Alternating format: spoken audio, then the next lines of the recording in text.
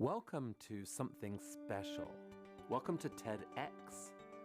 This TEDx event is part of a global conversation that takes place every day in every corner of the world. In schools, in theaters, in workplaces, even in prisons, people gather to hear the best ideas bubbling up in their communities. More than 3,000 TEDx events are held every year in 170 countries. It's a remarkable thing.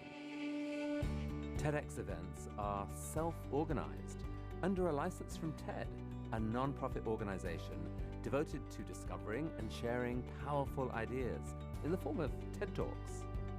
It's not TED itself, but your local TEDx team of volunteers that has done all the work to put on today's event, including booking all of the speakers. It's this team's ideas, dedication, and time that have made this possible. We really hope today's program sparks an exciting conversation. This is a day for curiosity and for skepticism, for inspiration and for action. The more you enter into it, the more you will take out. And now, on with the show.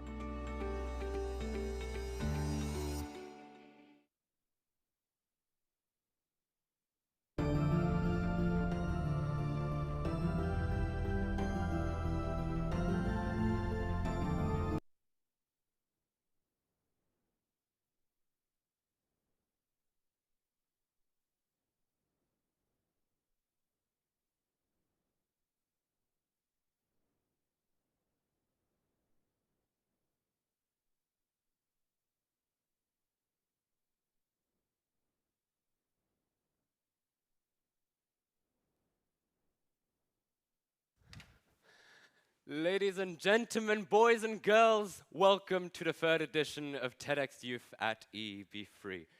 Who's excited? I would be excited after watching that video. It's a beautiful event, it's a beautiful project, and we're very proud to have done this 3 years in a row now. It's a really lovely project, it's a lot of work, but we're so happy that the day has finally arrived. We've got many interesting people coming from all over Europe, talking about some really interesting subjects. The theme today, every event has a theme. Our theme today is what makes us human. Would anyone like to have a go at answering that question? What makes us human? No? You have no idea what makes us human? Well, we're glad we got speakers for you then. Because these speakers are coming from all over Europe, and they're from, they're physicists, they're people who, I don't know, they're all sorts of crazy people. Some of them have 4 PhDs somehow. And they're coming to answer this question in their own specific way. Now, before I introduce these people, I'd like to just say a few things. First of all, while listening to all of these talks, first, appreciate the hard work that goes into this. It's a lot of work for these speakers, it's a lot of stress, and also it's a lot of work to organize it. If you want to get an idea of how stressful organizing a TEDx event is, 5 days ago I got a phone call from an organizer saying, "Gee, you look like the kind of guy that could wing a TEDx talk." Because some speakers cancel, it's unpredictable, it's a very stressful thing. So appreciate what you're about to see today. Second, please make sure that your phone is on silent. It's really stressful if you're up here on oh wow, that's all of you. Good job, everyone. So yes, please make sure your phone is on silent, you're not making noise throughout the day, because that is really stressful if you're up on stage. Third, please make sure that your feet are not on the stage if you're sitting at the front. Thank you, gentlemen. As long as you do that, we're all ready to go, and we're ready to introduce our first speaker. Our first speaker is coming from EEB4. It's a nice little gentleman. He's going to answer the question of what makes us human in a very interesting way. I won't reveal too much, because I think he'll be able to tell you. I'd like to keep the element of surprise. He's a fun guy. He's here from EEB4. Please welcome Lucas Hecht.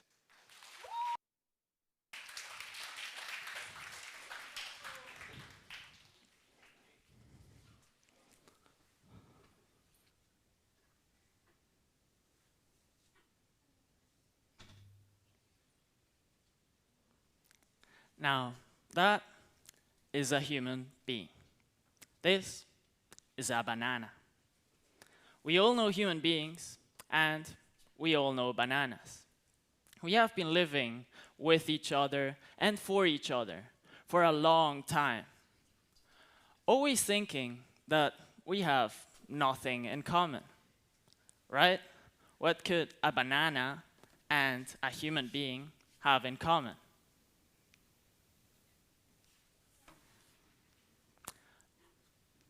Nothing. Nothing, right? Well, that's at least what I thought, until a few months ago, I realized actually humans and bananas are very similar. In fact, and this is scientifically proven, over 50% of a human DNA is the same as 50% of a banana's DNA. So that got me thinking, if 50% of our DNA is the same as 50% of a banana's, then half a banana should be just like a human being. Well, that's at least what I thought. But then I looked at both, and I realized, actually, we are very different. And then I asked myself, why are we so different? What is missing in this other banana half that we humans have? What makes us unique? Not just compared to a banana, but compared to any other living being. Well, first of all, compared to any other living being, be it an animal, a plant, or a banana indeed, we are not what you would say stupid, at least most of us. We're clever, right? Sure, that wasn't always the case. Millions of years ago, we used to be just as, if not more, foolish than any other animal. That was until, through sheer luck, one of our ancestors had some weird brain mutations that caused his brain capacity to increase massively. Now, thinking about that, poor guy, right? He must have been terribly depressed, sitting there, surrounded by idiots, having to listen to their incomprehensible sounds, while he, who was actually intelligent, was trying to write some poems or figuring out a new algebraic formula. Now, yes, that's probably not what an evolutionary biologist would tell you about how we came to be. But that's not the point. The point is that that one guy, millions of years ago, was the difference between a world that is dominated by chimpanzees or dolphins or goats, who are all apparently quite intelligent, and our world today. So that's the simple answer. We are different because we are intelligent. And I can go even further. We are different because of our ability to use reason. Now, I could walk off stage right now, having told you that humans are unique for their ability to be rational, and no one in this room would be any wiser. Because yes, it is a characterizing feature for human beings. But we've been talking about rationality for far too long. I mean, Plato talked about it. Many centuries later, Kant was still talking about it. And at some point, it just gets boring. Plus, what will we do when artificial intelligence, which solely relies on the use of reason and logic, comes around? Why not stop focusing on reason? What if we went beyond reason? Because, let's be honest, we aren't that rational after all. We always have voices in our heads. Voices that influence our choices. Voices that constantly advise us to take irrational decisions. In my eyes, there are two voices that stand out. Two that are rooted deep inside every one of us. Two that promise to lead us to the end goal of happiness. And both seem to work, at least to a certain extent. Number one, addictions. Now, don't get me wrong, we're surely not the only ones that get addicted to stuff. Animals surely do, plants probably as well.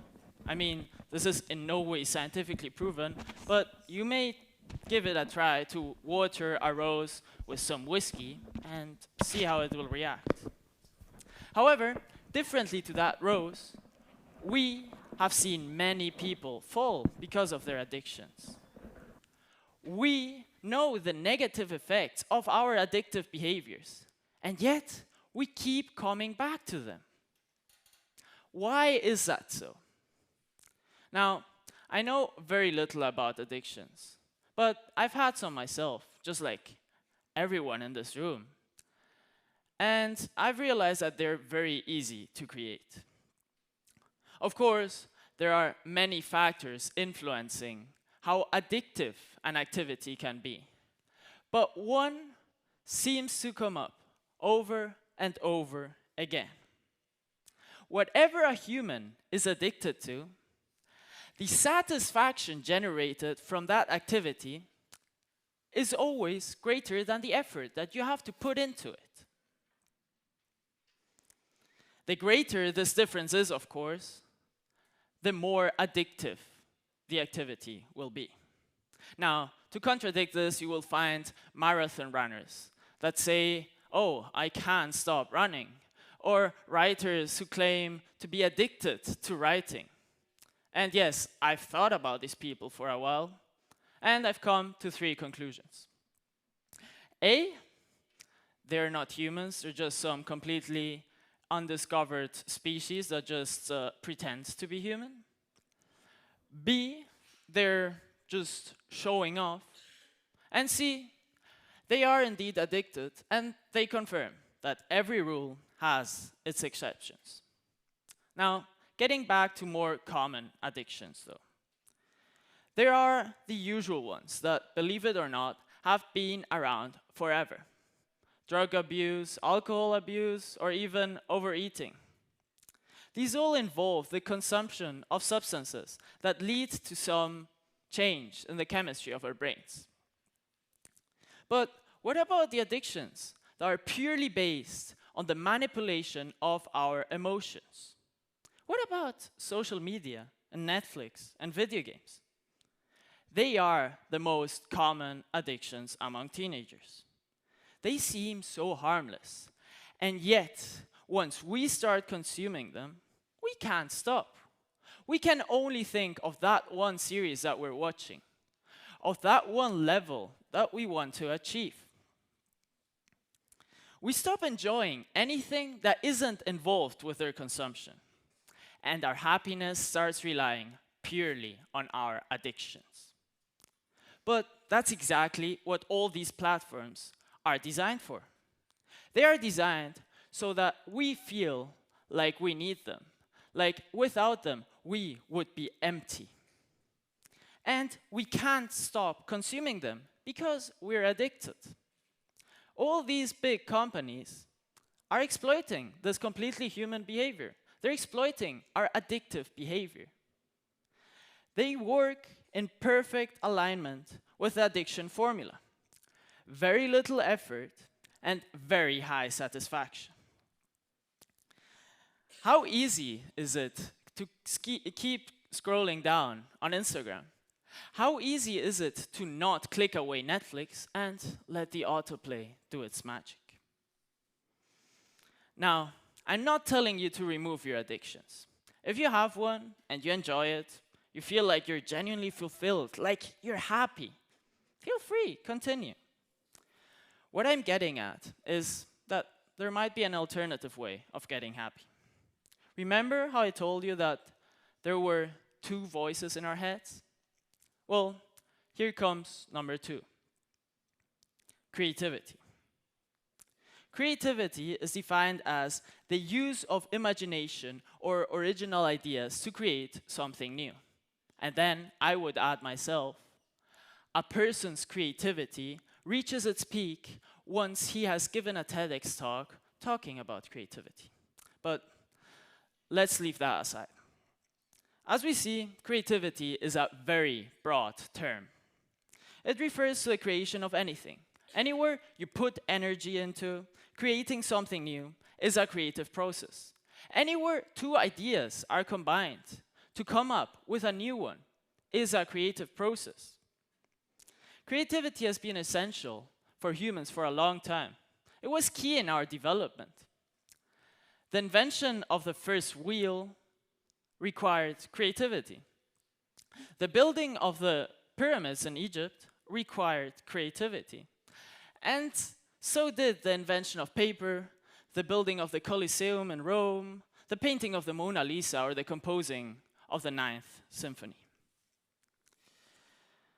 These are all the result of creative processes. Processes that require huge amounts of energy and that left their creators with huge amounts of satisfaction. And us with great pieces of work, of art. Okay, our creations might not be of the level of those mentioned before, but we can still create. Whether it's writing, painting, or indeed giving a TEDx talk. We all have it inside us, but sometimes we just don't get to be creative because we're too lazy. We don't like putting energy into stuff. We prefer the comfort of our bedroom whilst absorbing someone else's creation because that's exactly what's happening. All the addictions that I was talking of prior are addictions to someone else's behavior, creation. And especially since the internet came around, the world has been getting divided more and more into those who create and those who consume. People who express their originality through their creative ideas, and people who haven't found their own creative expression and therefore consume someone else's. Again, if you're addicted to something and you feel like it makes you happy, like you're genuinely fulfilled, continue, feel free. But maybe you can find another way of fulfillment, another way that doesn't lead to failure. Because all humans have these two voices in our heads, and most likely one will silence the other. Thank you.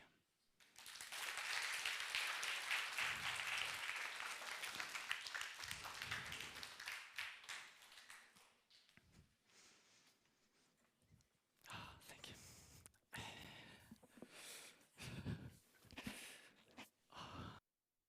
Isn't working. Okay, here you go. What a wonderful speaker. That was our speaker from EEB4. We were very happy to have him. We invited speakers from EEB4 so that, as well as getting people from all over Europe, we can get people from our schools and our neighboring schools. We were very happy to have him over. Now, our next speaker is a good friend of mine. Well, she became a good friend of mine. I didn't know her before, but in the process of preparing her talk, we had many, many phone calls at 2 o'clock in the morning where we were talking about what to do and how to do the talk and all that. And we became very well befriended, and so I'm very much looking forward to this talk. Please welcome on stage Emily Jansen.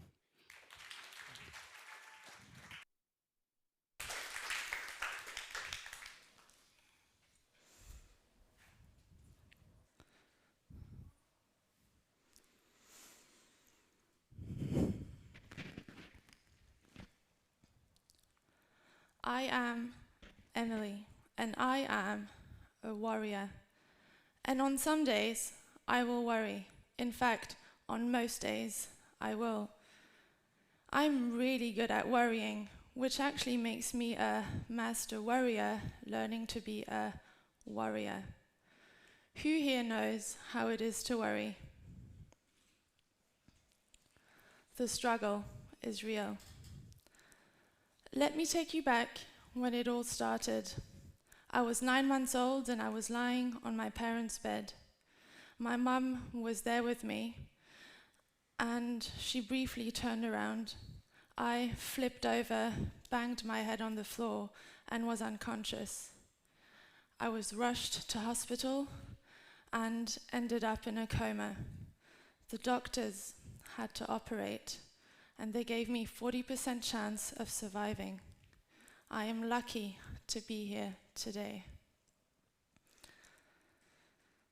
With this dramatic accident, my mum started to be a bit worried about me. She didn't really trust other people to take care of me.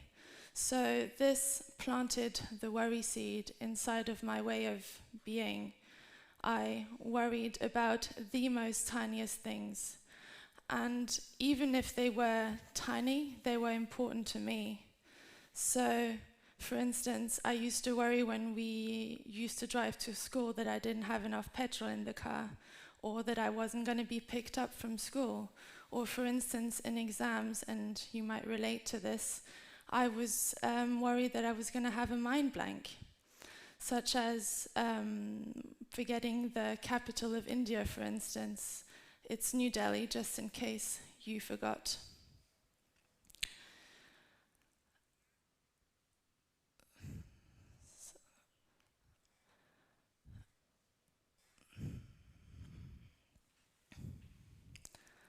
This constant worrying made me be in a constant worry loop.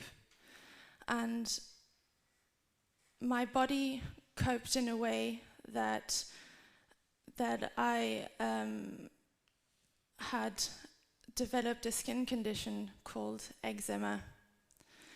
I was very self-aware of how I looked, and as you can see here, it was very visible, so I was very embarrassed as well, the way I looked. And so I decided that I have had enough. And at the age of 26, I decided to take coaching sessions. And they really helped me to connect with myself. And one day when I was stuck in a worry loop, my coach asked me, "How is that going for you, Emily, this constant worrying?" And I was kind of taken aback because I didn't realize until then that I had the choice. Until then, I was so identified with my worry, with my inner worrier, and it was such a huge relief, like I had such a sense of freedom all of a sudden. And so I got curious, and I became a coach myself. It's now very obvious for me, after having been in touch with my little Emily worrier, who actually just wanted to be loved, feel safe, and be held, that you have to really be in touch with your inner worrier if you want to heal from within. And so over the years, I realized that the mind and body connection are really, really important. There are numerous scientific studies, in fact, that show this, and I don't know if you know, but we have more than just one brain. We have obviously our head brain, our heart brain, and our gut brain as well. Grant Suselu and Marvin Oka, two international leading experts, have developed on these scientific studies a coaching modality called embraining. And with this modality come a bunch of techniques called multiple brain integration techniques. And one of these techniques is balanced breathing. Now, I don't know how you react when you worry, but when I worry, I'm very much in my head. I have a million thoughts going at 1,000,000 miles an hour, and I feel very detached from my body. And so multi-brain embraining balanced breathing helps you to really connect with yourself again and be grounded. It also helps you to no longer just breathe from up here, but breathe from your whole upper body. And so it accelerates the blood flow in your body, and your head will also feel clearer. You're therefore also giving a chance of your different brains to communicate with themselves again, because they all share a certain amount of wisdom. And so when you're stressed and worried, as I said, you tend to be up here, and with embraining balanced breathing, you can start to share the responsibility with the two other brains. So let me, if you're up for it, let me show you how embraining balanced breathing works. This is my Tibetan bowl, and I will be guiding you through this exercise. So basically, it's about sitting comfortably and your shoulders upright like this, your neck elongated, and your shoulders relaxed, your feet on the ground.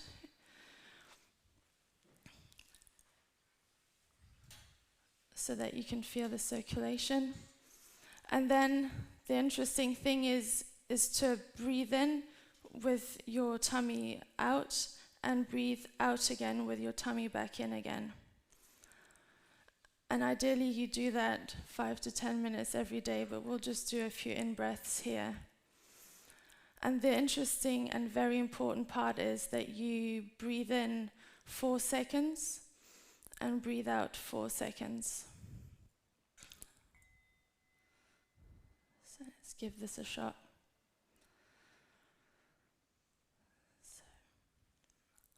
And I also forgot to say that it's very important that you feel a level of deep appreciation in your heart, so that your heart is connected with the people around you and that you connect with yourself. So inhale.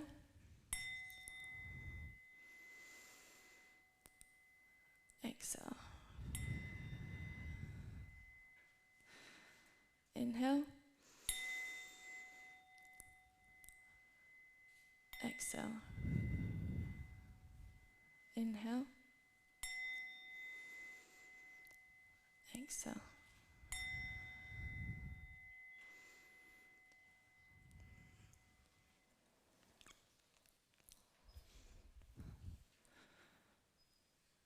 How good did that feel? And wasn't it easy? You see, this exercise you can do whenever you want and wherever you want. And actually, it's just like flexing a muscle. The more you do it, the better you will become at it, and the more it will help you to come out of your head and feel more connected to your body and stay grounded. It will also help you to connect with your warrior. Embraining balanced breathing helped me to connect with my warrior, and it also helped me to manage my warrior state. You see, we have both inside of us. It's not like you're either or. Without you knowing it, potentially, we are the warrior and the warrior. And they're part of the same team. And so, please, don't neglect the warrior inside of you. Don't push it away, and pay attention to it, because you can quote me on it if you want to. It has a lot of wisdom that it wants to share with you in order to step into your authentic self. So it's when they work together that you can step into your authentic self and actually become more creative, take better decisions, and be, for instance, more relaxed when you do exams. It's a bit like breathing, really. They work into the inhale and the exhale. So breathe in the warrior and breathe out the warrior. You also have the choice, because we're all in this human being business together. Thank you.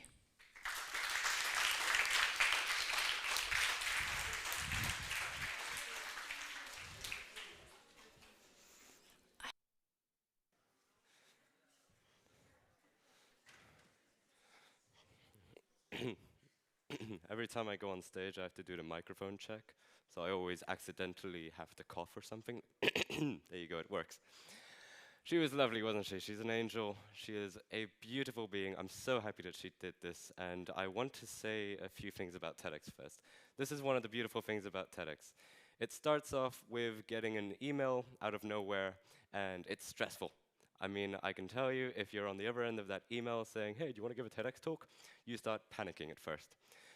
On the other hand, it takes months and months of calling and sending emails back and forth, and at the end of it, you do become friends with the organizers, and me personally, I consider her my bro now. She's a lovely angel, and I'm so happy that she did this. And so I want to say that if you yourself are interested in these things, you can contact us anytime. Everyone here has something to say. So next year, don't hesitate to call us or to email us. We want to hear from you as well. And if you don't think that you have it in you to give a TEDx talk, well, then you're wrong. Everyone has it within them. We'll just get it out of you. Now, we have reached the end of this block. We're so happy that you joined us. Now, don't worry, you don't need to get up straight away. You don't need to get up straight away, no. We still have a bit of time. So, for the exit, first of all, we'd like to thank all of the people that make this possible. Yes, the organizers, but also the school. Mr. Gary, who's in the back, our director. our Deputy Director, Mr. Gary, our Director, Ms. Chiveras, the APE, who support us financially but also morally, and then the entire school. They really are absolutely magnificent in all the work that they do, and we really do appreciate their work. Now, you may exit slowly. You'll be exiting through the back door over there. We'll be leading you out, don't worry. There's no panic, you've all got time. You've got about 5 minutes until your classes. We do ask that you don't have to go back to your classes, but please do remain silent, don't make noise throughout the corridors and all that, don't go panicking around. Thank you very much for joining us for this block.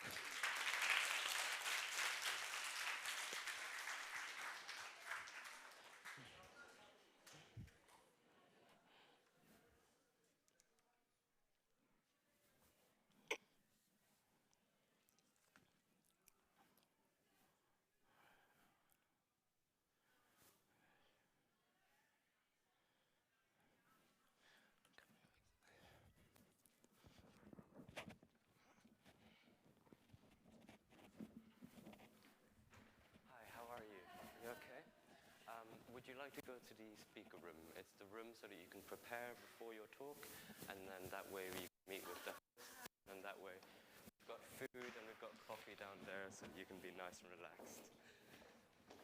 How are you feeling? A bit stressed. It's okay. Yeah, exactly. Plus it's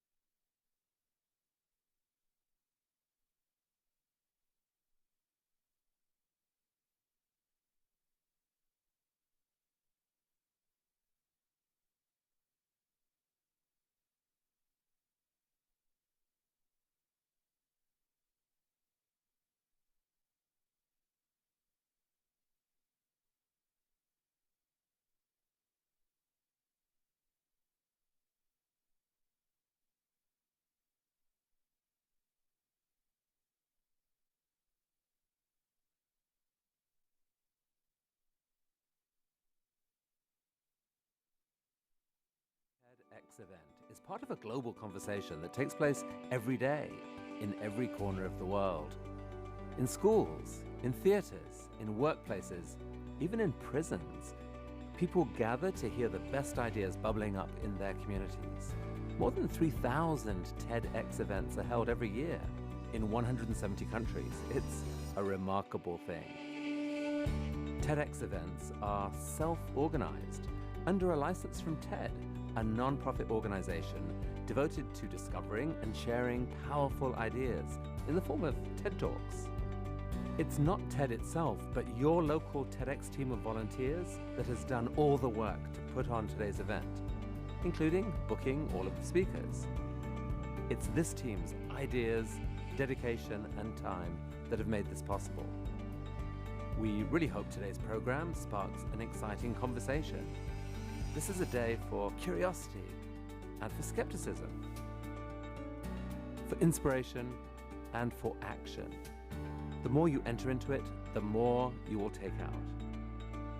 And now, on with the show.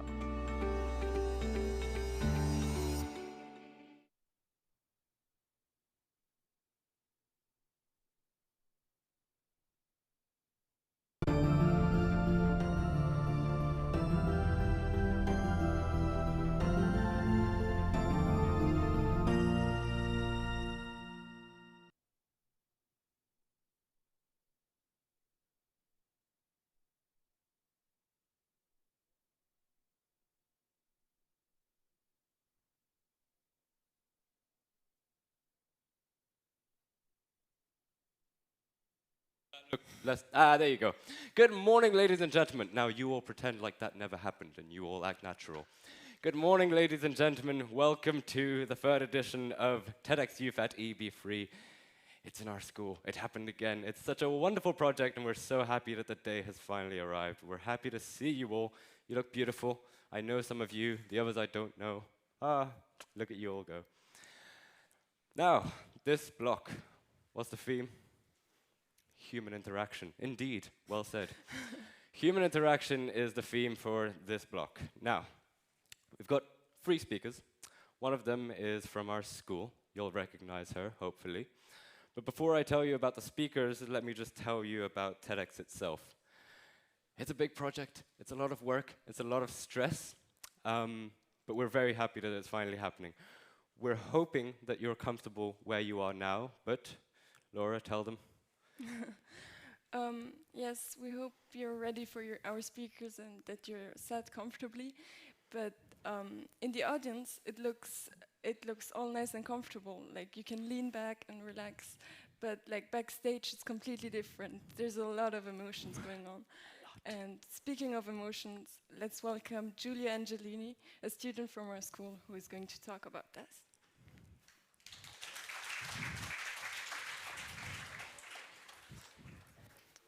Miles. Okay. Free.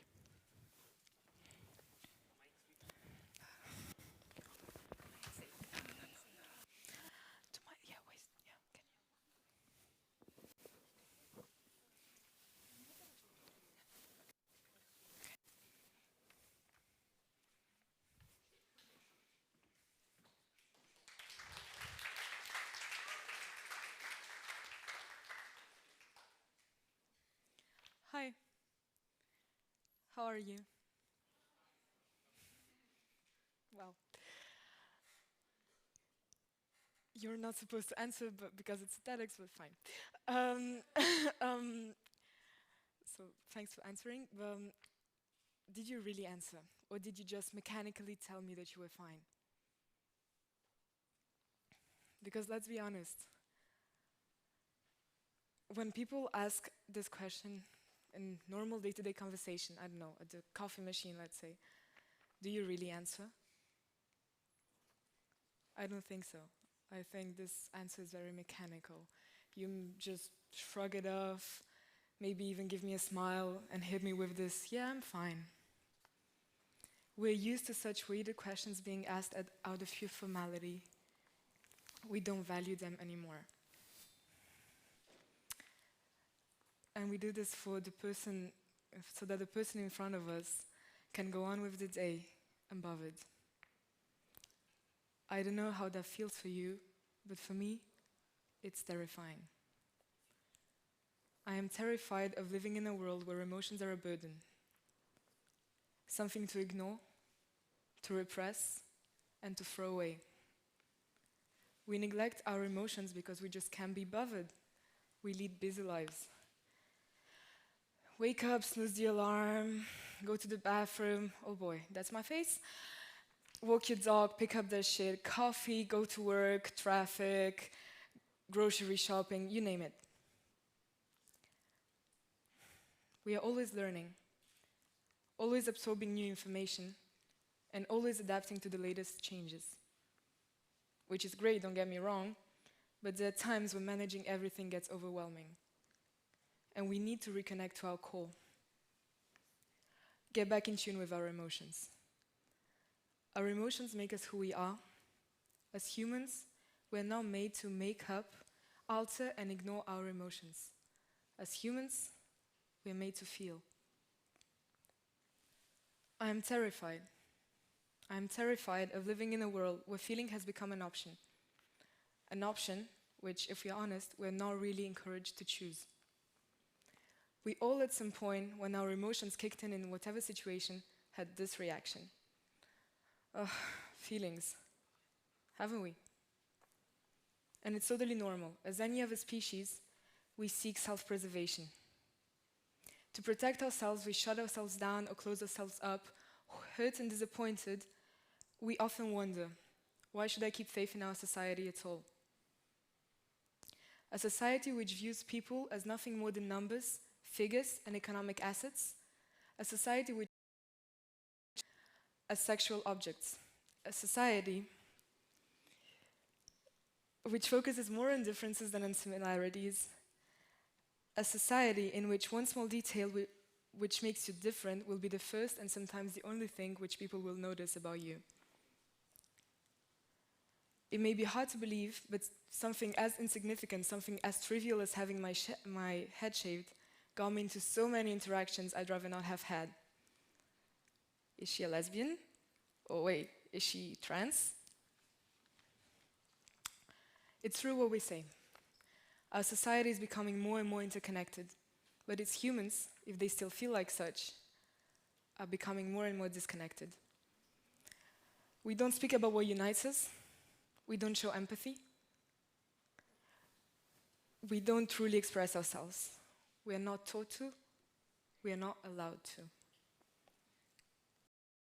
Accepting our emotions has become synonymous with optimism. And optimism is so easy, right? It's just flowers, rainbows, butterflies everywhere, soothing elevator music playing in the background for people who all love each other. It's not. I dare you to tell me that living with emotions is easy. I'm not going to lie. For me, it was definitely not. It takes so much courage. To cope with our feelings, or should I say with how society expects us to feel, we resort to the harshest mechanisms. You know what I'm talking about. We all know. Anything really, from caffeine, alcohol, binge-watching, sarcasm, self-harm. Some people can go on for days having eaten little to nothing and then empty their house in a matter of minutes and find themselves bending over the toilet minutes after. Numbing ourselves has become easy. Feeling is hard. Feeling is terrifying. I am terrified of living in a world where emotions, something so personal, so subjective, is something we label and define so easily. So much research has been done to establish our basic emotions. For some we have 6, over 8, over 10. Happiness, sadness, fear, anger, surprise, and disgust always figure. But really, is it all our soul has to offer? We focus so much on describing our emotions, on often putting them on a scale from 1 to 10. We invent words to put on them, desperately wanted to be understood, which is normal. But if we spend so much time doing so, when are we actually going to feel? We are a species which, to distinguish ourselves from others, seeks the rational. But emotions are not rational. The value of our experiences in life cannot be measured by how long we've felt them. Instead, it should be measured by how intensely they've made us feel. By always trying to quantify them, by always trying to classify them, good and bad, we're losing the value of our emotions. It's terrifying. I am terrified of living in a world in which our emotions are torn between two extremes. Our society values relentless positivity, yet tells you pessimism means being smarter. Fragility is appealing, yet it is constantly shoved down our throats that we must become strong, and by strong we mean emotionless. We strive for genuineness, yet have this huge cult of being grim and restrictive. We are praised for our compassion, yet told only through cynicism one can be realistic. We are told hope is the last to die, yet we're also told that only children believe in happy endings. We admire artists, writers and dreamers for having a universe of their own. But when it comes to your emotions, there is no room. People who allow themselves to feel are beautiful, yet so disgusting. We are lost. We don't know what to think. So as all species, we try and seek constancy. A totally normal behavior once again. But we like pushing things to an extreme, you see. So we've done it here too, obviously. We define ourselves by our emotions. And emotions are not meant to be defined, nor to define us. Emotions are meant to be in motion, to come and pass. And although you may argue that our ultimate goal is achieving happiness, doing so is impossible if we do not prior deal with all our emotions. We want to feel alive, yet have the needs of dead people. Only they are always and completely still. And can you imagine how boring it is?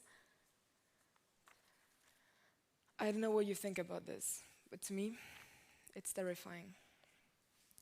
Humans are made to feel emotions.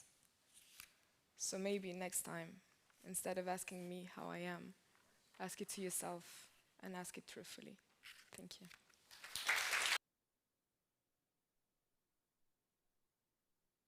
What did you say?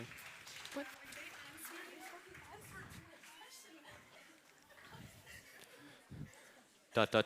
Oh, the microphone is working. Right. We have 2 more speakers for you, so I won't keep you too long. You won't have to listen to me, don't worry. But would you like to introduce the next speaker? Yes. Now we would like to welcome Radomira Hushkova. And she's a Czech teacher for math and physics, and she wants to talk about her experience with human beings. Please welcome her on stage. Thank you. Thank you.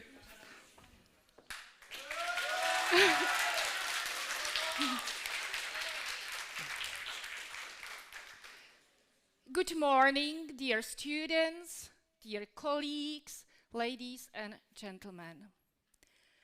What do we, as human beings, rejoice the pain of others?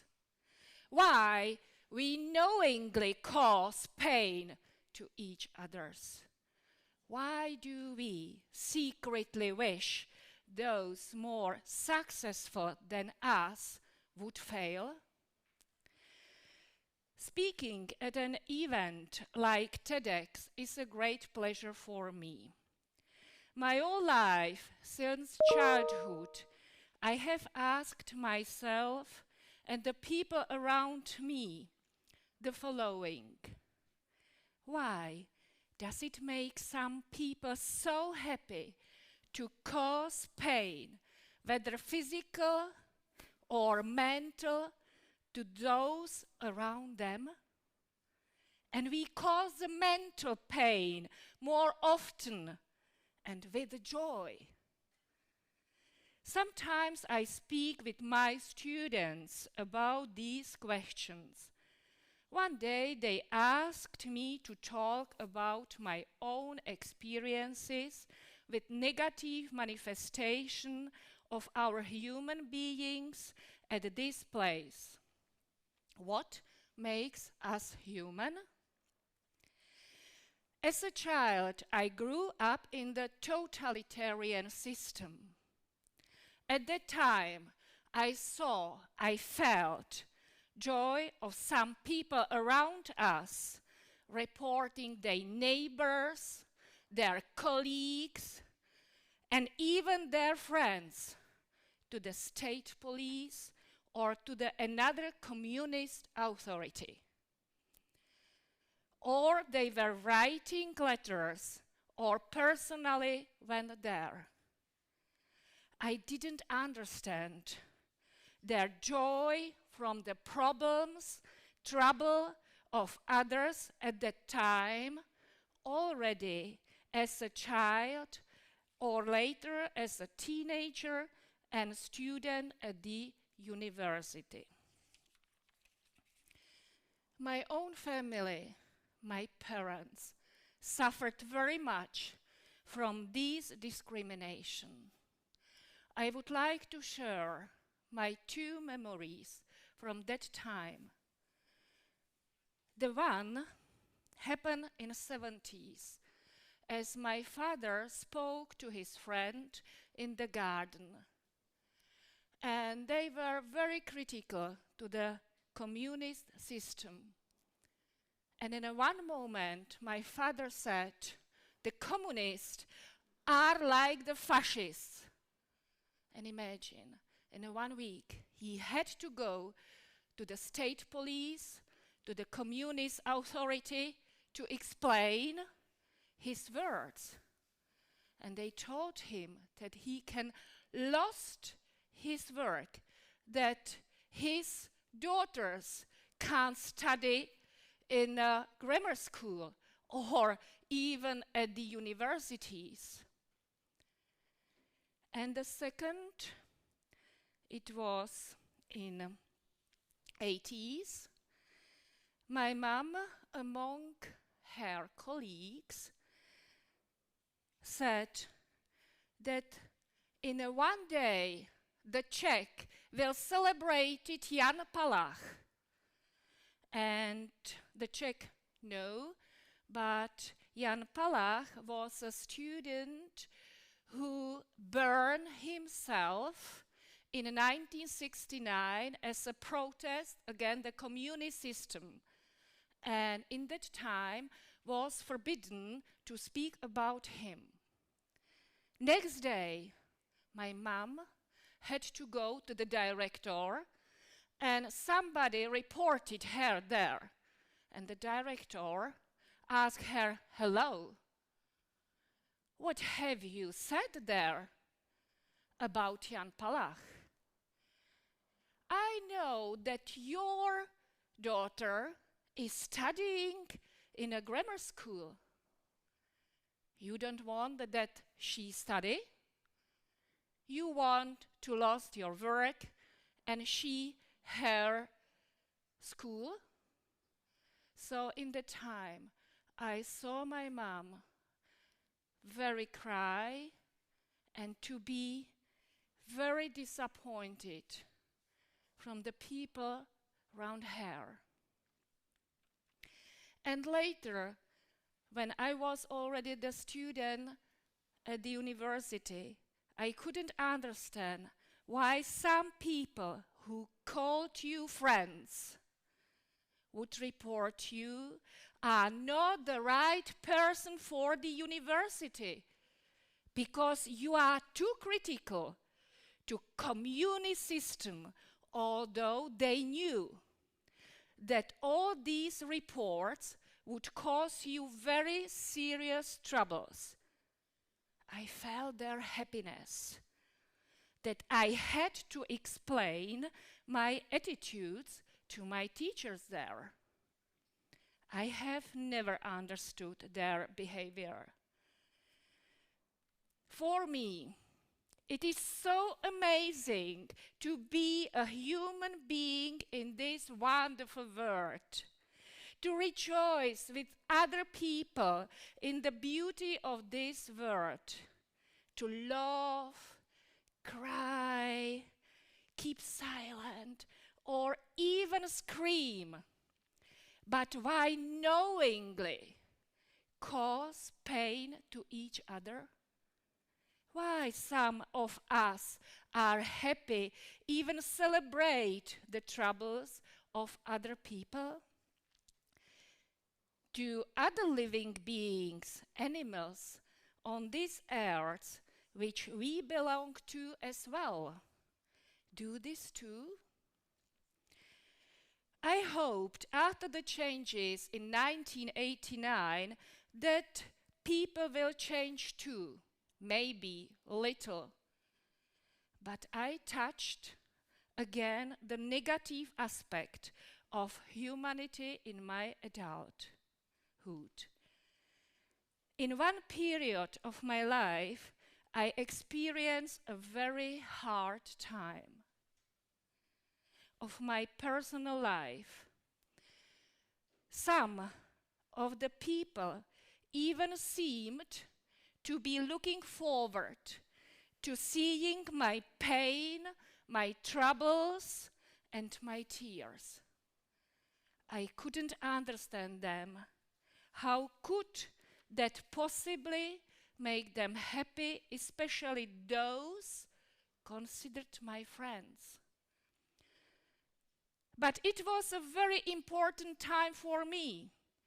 I realized who a real polite, nice person is, who knows to help you without lots of words, to keep your head above the water and not waiting for thanks. These both periods have taught me a lot about the people, about the empty words they say. More to see or to feel their eyes, their souls, what they are telling you without the words. But I haven't found the answer to my question. Why the people, human beings, hurt other human beings with joy, with the feeling happiness? Sometimes I feel helpless to fight this evil. How to understand that someone needs to hurt, see the tears of pain? Is it the problem of the frustration or unsatisfied, unfulfilled ambitions? Although I still haven't answered my childhood question, I am now very sorry for these people. They don't know to be really happy, to feel joy of small things, such as small happy smiles, or how to respect each other. Why don't we support each other to make us happy and successful? Thank you very much for your attention.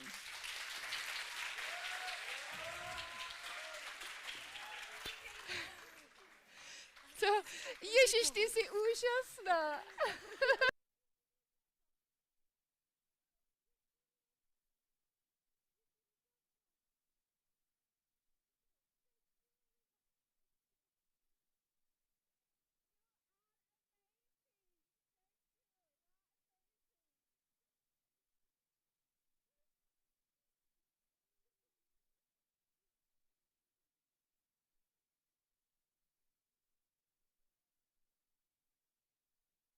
Ah, where?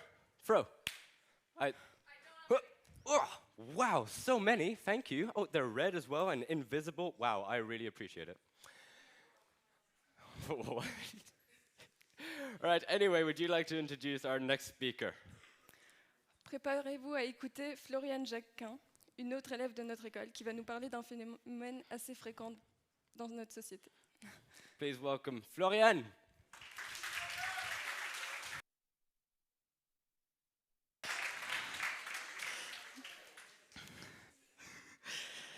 Certains d'entre vous me connaissent peut-être, et d'autres peut-être pas. Pourtant, je suis sûre que, en me voyant arriver sur scène, vous vous êtes déjà fait une petite idée de qui je suis, basée sur mon apparence. C'est tout à fait normal, c'est un automatisme. L'humain, étant un être social, il engage un processus de comparaison et puis de catégorisation pour mieux interpréter et comprendre les nouvelles choses qu'il rencontre. C'est le fait de prendre un nouvel élément, de le comparer à ce qu'on connaît déjà, de voir à quoi il correspond le plus et puis de le mettre dans la même catégorie. J'aimerais prendre quelqu'un dans l'audience et vous montrer ce processus. Devant, par exemple. Vous. Je ne vous connais absolument pas, et pourtant, basé sur ce que je vois de vous et les stéréotypes qui me montent en tête quand je vous regarde, je peux définir quelques faits à propos de vous. Donc, vous êtes une fille, vous êtes en secondaire, et je me dirais que dans vos passe-temps, vous faites, parce que vous êtes une fille, de la danse. Vous êtes intéressée par la danse de près ou de loin. Vous devez sûrement avoir un côté créatif, et vous devez sûrement écouter de la pop dans vos genres musicaux. Ce qui m'intéresse, c'est pas le fait que ce soit juste, c'est juste que ces catégorisations m'aident à mettre une étiquette dans ma tête sur vous en disant « fille, plus ou moins dans la norme ». Même s'il faut garder en tête que ces catégorisations ne s'appliquent pas à tout le monde dans une même communauté, il y a toujours une généralisation, et c'est ce qu'on utilise absolument tout le temps. Voilà pourquoi, parfois, ces stéréotypes sont vrais. Il y a, tout d'abord, le fait qu'on grandit dans un cercle familial et un cercle d'amis assez restreint. À l'école, par exemple, même s'il y a beaucoup de nationalités différentes, ces nationalités restent toutes européennes, et peu de personnes sont d'origine externe à l'Europe. Avec le temps, les ressemblances entre les personnes d'une même communauté se renforcent, ce qui fait que les fossés entre différentes communautés augmentent aussi. Si vous regardez votre voisin, vous ne vous rendrez pas compte directement que cette personne vous ressemble. Tout simplement parce que vous la connaissez ou bien vous la voyez régulièrement. Maintenant, si vous vous comparez avec quelqu'un habitant loin, dans un autre pays, vous vous rendrez compte que, dû aux lois et aux cultures qui changent, cette personne a des normes très différentes des nôtres. Un autre des facteurs, c'est que la société est construite autour de ça. Les passe-temps des enfants, les passe-temps sont souvent influencés par la société, que ce soit leur état d'esprit, leur sport qu'ils font, ou même peut-être le métier qu'ils feront plus tard. Quand on rentre dans un magasin de jouets, il y a toujours le rayon filles et le rayon garçons. Et les magasins se sentent obligés d'écrire filles et garçons, comme si on ne pouvait pas faire ce qu'on veut. Il y a un rayon rose et un rayon bleu. Un rayon où les jeux, c'est d'apprendre à être maman en s'exerçant sur les poupées, et un rayon où on apprend à être ambitieux et fort. Un rayon où il faut être belle et mielleuse, et un rayon où on fait travailler nos méninges, on s'intéresse aux sciences, et on prouve qu'on est courageux. Ne pensez-vous pas qu'il faudrait revoir le message qu'on envoie aux nouvelles générations? Car les arrangements de la société ont peut-être l'air banals, mais ils modélisent en réalité énormément nos états d'esprit. Faire comme maman et faire tout comme papa. Je ne crois pas que ce soit la meilleure des idées. Ça voudrait dire imiter la société actuelle, une société qui est patriarcale. Ça voudrait dire aussi que l'image qu'on a, c'est la femme et l'homme, sans intermédiaire, comme si c'était deux extrêmes. Les conséquences sont que la femme, ne cherchant qu'à être belle, va subir une baisse de confiance en soi, et l'homme ne va pas s'autoriser à être de temps à autre faible, parce qu'il va avoir peur de ne pas être inclus dans une communauté. On ne laisse pas le choix aux gens en général. On offre aux filles des bijoux et du maquillage sans se demander si elles veulent être à ce point féminines. Et aux garçons, on leur ordonne d'être forts physiquement et émotionnellement sans leur laisser le choix de leur personnalité. Les films, eux aussi, renforcent les stéréotypes. Ils se servent des stéréotypes pour qu'on s'identifie au personnage et pour créer une caricature. Les clichés qu'on peut souvent retrouver, c'est le cancre qui triche, et qui est bien évidemment un il, et la première de la classe, qui est bien évidemment un elle. De manière plus générale, les films américains, qui sont typiquement destinés aux adolescents, utilisent ces stéréotypes. Il y a toujours le groupe des cools et des pas cools. Dans les cools, les filles et les garçons, c'est les garçons qui sont dans l'équipe de sport de leur lycée, qui sont très sportifs, mais nuls à l'école. Et les filles qui ne font que se maquiller et potiner. Après, dans le groupe des pas cool, on leur a donné le packaging complet de l'intello. Les lunettes, l'appareil dentaire et les vêtements excentriques. Vu comme ça, ce type de film ne fait de mal à personne. Ce n'est pas si grave, vu qu'on ne relie pas directement l'histoire du film avec notre vie personnelle. Mais le problème, c'est qu'un jeune garçon qui ne ressemble pas à l'acteur principal parce qu'il n'est pas assez sportif, et une fille qui n'est pas assez studieuse, que pensez-vous qu'ils vont comprendre comme message? Voilà pourquoi, étant noyé de tous les côtés par ces idéaux préconçus, il est très dur, voire impossible de s'en défaire.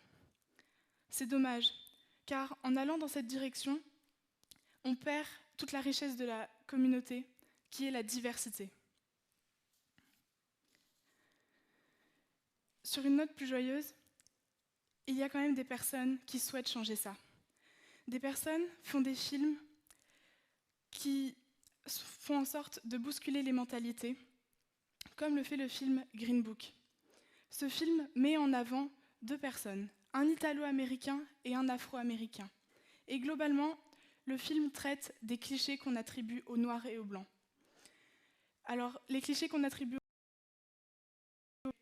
le snobisme, l'alcool, le raffinement, et les clichés qu'on attribue aux Noirs de manière plus générale, c'est le vol, le poulet, et qu'ils écoutent évidemment la musique de leur communauté. Sauf que le réalisateur ne s'est pas arrêté là. Ça aurait été trop banal de suivre ces stéréotypes. Il a donc interchangé les clichés qu'on attribue généralement aux Blancs en les donnant à l'Afro-américain et les clichés qu'on attribue généralement aux Noirs à l'Italo-américain. Je trouve que ça a été fait subtilement. Je dis subtilement parce qu'avant de l'avoir étudié en cours d'anglais, je ne m'étais pas rendu compte que ces clichés ne correspondaient pas à l'apparence de la personne. Ce qui m'a, à moi, prouvé que ces stéréotypes sont très clairement subjectifs et interchangeables. Donc, même si certaines séries dénoncent l'homophobie, le racisme, la xénophobie et bien plus de choses, il y a encore du chemin à faire. Il y a encore du chemin à faire pour que tout le monde comprenne réellement l'importance de ce combat. Ce qui va être très dur, car on a énormément intériorisé ces caractéristiques et ces stéréotypes. Je vais vous raconter comment je m'en suis aperçue. Vous avez sûrement tous entendu parler de la série Netflix Sex Education. C'est une série qui raconte la vie d'adolescents, et je me suis intéressée aux acteurs de cette série. Donc j'ai regardé une vidéo qui racontait les acteurs et puis les personnages de la série. Le moment où le personnage Eric a été présenté, donc le personnage est d'origine nigérienne, qui est homosexuel et qui a une famille croyante. Le présentateur a dit à quel point la série était positive parce qu'elle demandait aux gens d'accepter l'homosexualité et voulait rendre ça tout à fait banal. Je suis tout à fait d'accord. La série prend des gens et montre que même s'ils sont décalés par rapport aux normes de la société, ils ne sont pas moins épanouis. Dans la suite de la vidéo, le présentateur parle de l'acteur en lui-même en décrivant sa carrière et ses passions. Il dit qu'il est très charismatique et ajoute que l'audience féminine gardera un œil sur les relations amoureuses de l'acteur. L'audience féminine. Alors, oui, peut-être que l'audience féminine sera intéressée, mais pourquoi pas l'audience masculine? Ce qui m'a choqué dans cette vidéo, c'est que le présentateur vient de dire à quel point l'homosexualité devrait être acceptée, et lui-même, par ses choix de mots, ne l'accepte pas. C'est pour ça que, par la manière dont on agit et dont on parle, on peut exclure ou inclure des millions de gens. Pourquoi ça pose problème? Est-ce que j'aurais vraiment besoin de répondre à cette question? Premièrement, ça empêche les gens de librement évoluer à travers les idées préconçues de la société. Et ces idées se transmettent de génération en génération. C'est trop rigide. Ensuite, ceci m'a fait penser à la phrase qu'on dit souvent pour arranger les choses. Fous-toi du regard des autres. Cette phrase, j'en suis sûre, est remplie de bonnes convictions, mais ça n'arrange rien du tout. Je pense que ça ne suffit pas. Je pense que ce ne soit pas aux gens exclus de faire un effort pour être inclus. Je pense que c'est à la société entière de faire un effort pour inclure les gens. Ce que j'aimerais que vous reteniez de mon speech, c'est qu'il existe un grand spectre de possibilités. Et que, avant de rencontrer une personne, vous ne pouvez pas déterminer où se place la personne par rapport à ce spectre. Même les gens que vous connaissez, il ne faut pas se dire qu'elle ne peut pas évoluer par rapport à ce spectre. Ne vous arrêtez donc pas à la première impression d'une personne. Laissez les gens changer votre opinion. Laissez-les vous surprendre. Merci.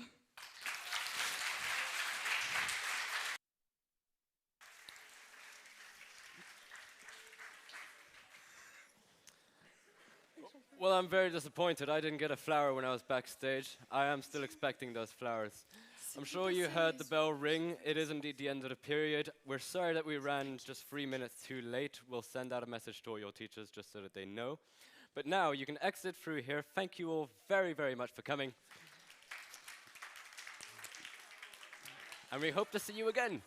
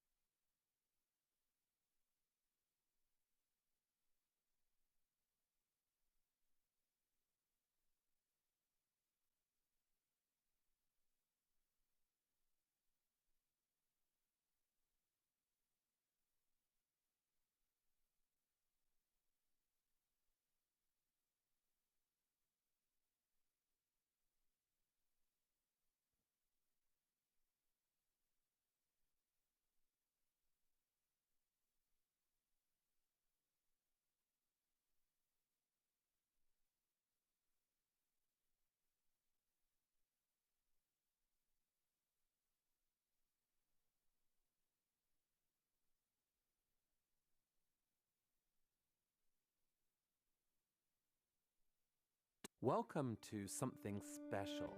Welcome to TEDx. This TEDx event is part of a global conversation that takes place every day in every corner of the world. In schools, in theaters, in workplaces, even in prisons. People gather to hear the best ideas bubbling up in their communities. More than 3,000 TEDx events are held every year in 170 countries. It's a remarkable thing. TEDx events are self-organized under a license from TED, a non-profit organization devoted to discovering and sharing powerful ideas in the form of TED Talks. It's not TED itself, but your local TEDx team of volunteers that has done all the work to put on today's event, including booking all of the speakers. It's this team's ideas, dedication, and time that have made this possible. We really hope today's program sparks an exciting conversation. This is a day for curiosity and for skepticism, for inspiration and for action. The more you enter into it, the more you will take out. And now, on with the show.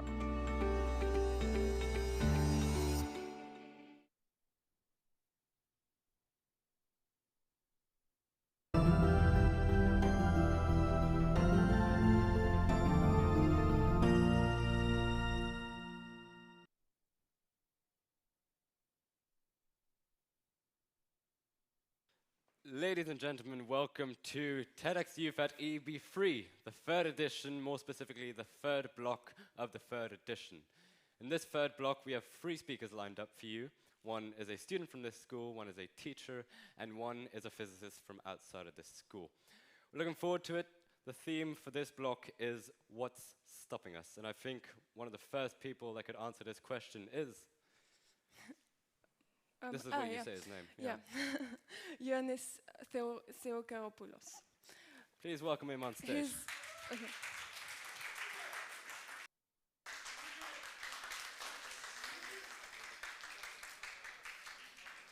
As I promised, we will continue the class in another context. So what I brought here is the machines. And the question, the thing about machines. So machines always amaze me, especially the fact that they change constantly in form, they evolve, as you can see, and actually they're getting more and more integrated and interlaced with me. So I find myself being more and more dependent on machines, and I also find the machines to get some of my attributes. For example, they start thinking or sensing about the world. So I end up saying, what's the thing about machines? Why are we making the machines? Now, the thing about machines is actually an episode from one of the most epic TV series, The Twilight Zone, nothing to do with werewolves, by the way. So in this series, actually, which was broadcasting between 1959 and 1964, 156 episodes in total, there were many questions rising on the technology of the time. And the technology at the time was overwhelming, and it caused a lot of expectations, but it also caused a lot of fear and reservations. So we had our first space flights, we had mass communications, the start of the information age, we had the atomic realm, and the promise, the atomium actually is a monument of that promise that atomic energy will be used for peace and for cheap energy. We also had electricity and electric devices entering and pouring in our homes, changing the way we did things. It even changed the way we brushed our teeth, for example. And of course, we had the cybernetics and the beginning of the robotic era and the start of globalization by the use of mass transportation. So there were a lot of question marks, and when I was at your age, I was watching this series. I wasn't born then, but it was actually reworked and replayed again and again, rebroadcasted. I gathered all these questions and start taking part in debates, mainly political, philosophical, ethical, religion debates, but I didn't find any answers. So I turned to physics, and guess what? I stayed there. So, if we're going to bring physics in our discussion, we have to start with the second thermodynamic law. I don't know if it's in your syllabus. I think you might not have heard of it before. But it happens to be the most important law of physics. And actually, the law that is most likely to be demolished. Even if all the laws of physics are proven wrong, the second thermodynamic law will be the last to fall. And that is because this law gives us the logistics of energy conversion, the most important activity of our civilization. We're an energy consuming and an energy transforming society and civilization. So mastering this law actually gave us the Industrial Revolution, which started the mechanization of our civilization. Okay, you might think that this is bad, but your standard of living is actually due to this revolution. So if we're going to bring the second law of thermodynamics into discussion, to understand why we make machines. Why are we making machines? Is it because we just can't do it? Or is it because there is some kind of drive, some kind of creative drive to make machines? Why are we making them? Or there's a deeper necessity driven by physics. So first of all, everything starts with our demand to have specific types of energy at specific times, at specific places, and at specific quantities. And guess what? Nature does not give it to us. We cannot demand it. We have to create it. And how do we create these types of energy? If we get into a car, we need specific energy for specific time, for specific reason. And energy does not give that. So we need another type of energy, which is abundant. That means plentiful. And do we have such a type of energy? Yes, we have heat. Why? Because the gas is very cooperative as an agent, and because we have fossil fuels, plenty of them. Actually, we have the energy of our star conserved inside the fossil fuels. So we have plenty of heat. And then we need to make the machine, because this machine will be used to do the energy conversion. So that's the end of the story. We can all go home. So now you know why we have machines. But unfortunately, that's not the end of the story. Because as you see, there is an imbalance here. The energy we put in the machine is more than the energy we take out of the machine. So what happens is that we have excess thermal energy we have to get rid of. Because if we don't get rid of this energy, the machine will stop working. And then there is another type of quantity we have to get rid of, and it's called entropy. I'm pretty sure you haven't heard about this, but we will go to entropy in a while.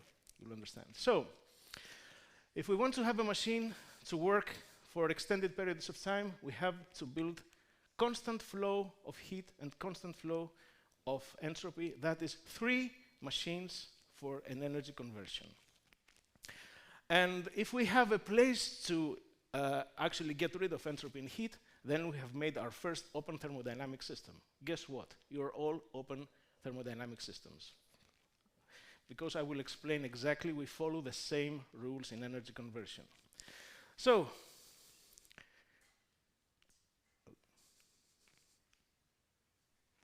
this has stopped. That's the, let's say, Murphy's rule. Can we advance the slide?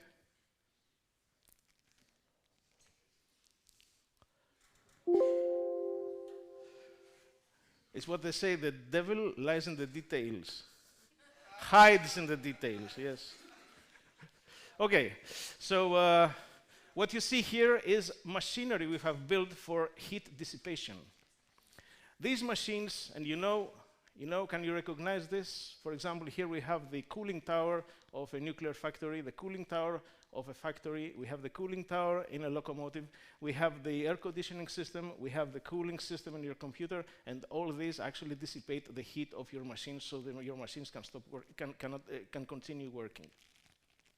And what about you? Well, you convert energy, you transform energy, so you actually must follow the same rule, the same law. And yes, you do. You follow the same rule and you dissipate heat. You know, you dissipate heat as much as a bulb of 100 watts. 100 joules per second. That means that today in this school we have emission of 300 kilowatts of energy, useless energy, because this thermal energy cannot be used. It's just to heat the environment. So you know how things will actually evolve in this talk. Now let's see about entropy. Have you heard about entropy before? Yes. Okay. So you must know the other name of entropy. Entropy has two names. One is used by physicists, and the other name is, wow, information. Information is such a powerful notion that it has given the name to our era. We're in the information age.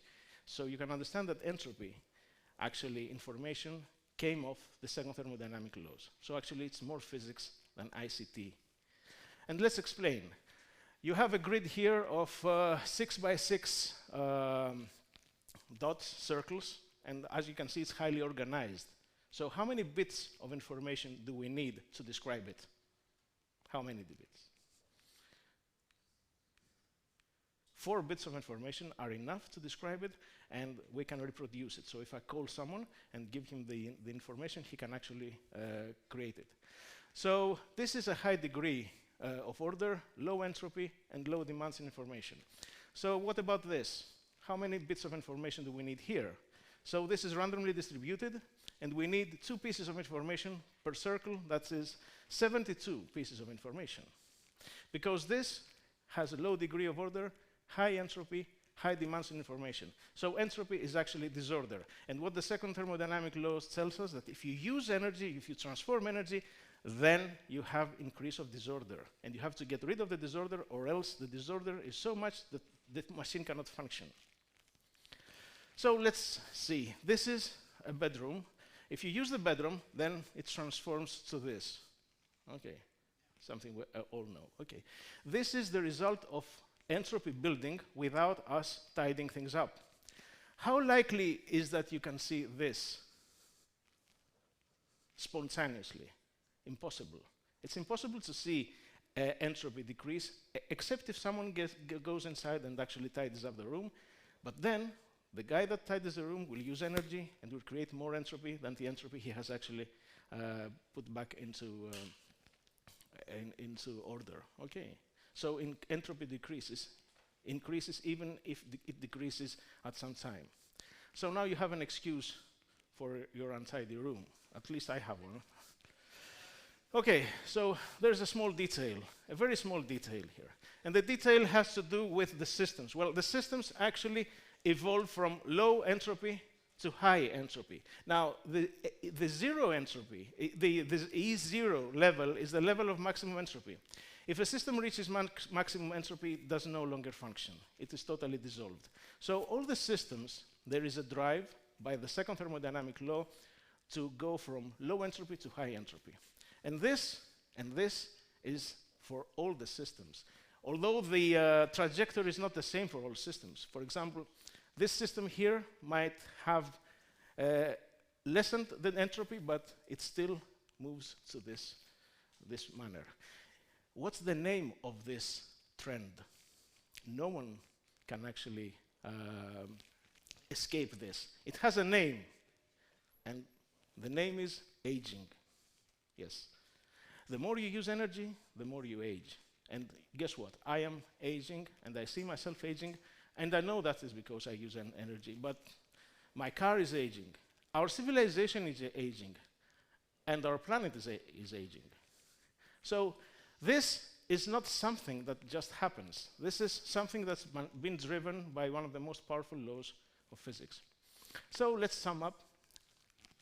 This is the model of a car and how it actually works. So you see, we have to dissipate heat and entropy. We have to dissipate heat and entropy. How is entropy dissipated in a car? First of all, it has emissions, CO2. You know, CO2 is an entropy agent. Then you have to service the car. Okay, each time you service the car, you throw away the motor oil, you throw away the filters, and you change the parts that you have to change. And this is actually taking entropy out of the car in order for the car to survive. What will happen if a car doesn't go to service?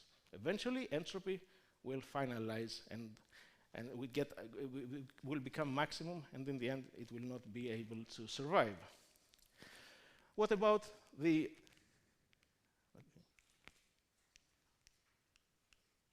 Can we advance this?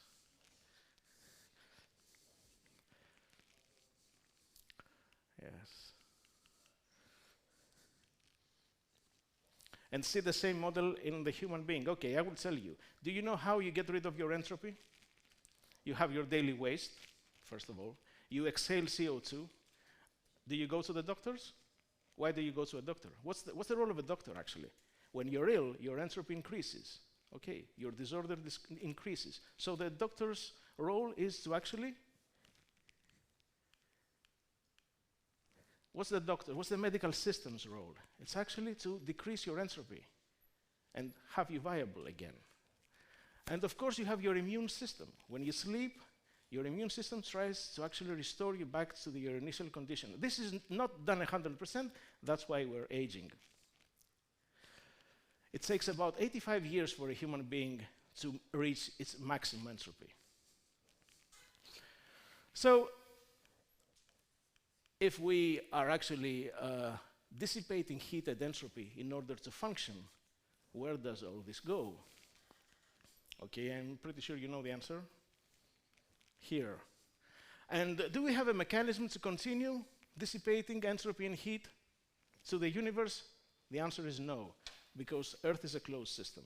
So we're bound to increase the thermal energy we store in Earth and increase the entropy of Earth. And that's the aging of Earth. And that's actually the big problem we're facing now. We have an aging planet, and there's totally no way we can dissipate further. Because you dissipate your heat and entropy in your house. Your house dissipates heat and entropy to the community. The community dissipates to the country. The country dissipates to Earth, but Earth dissipates nowhere. So the troubles we're having right now is due to this fact. And we didn't notice it at the beginning. You know why? Because these are adding up. There's no way you can cancel what's already done.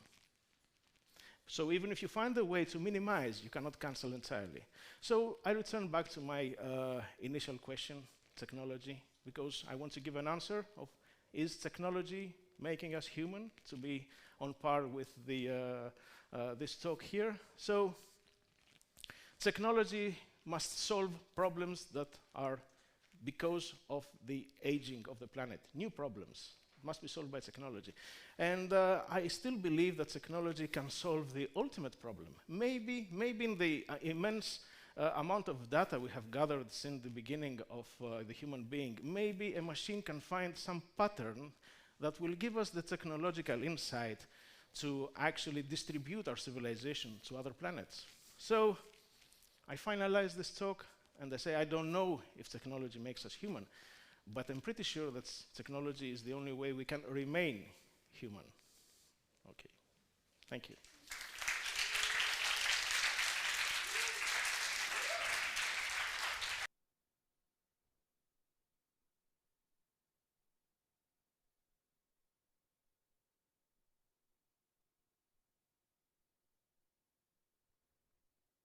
Indeed. Merci beaucoup. Maintenant, vous allez pouvoir écouter Iker Lopez-Sarria, qui est également un élève de l'école européenne et qui va vous parler des racines de l'existence de l'homme. Merci. Please welcome Iker. I don't know why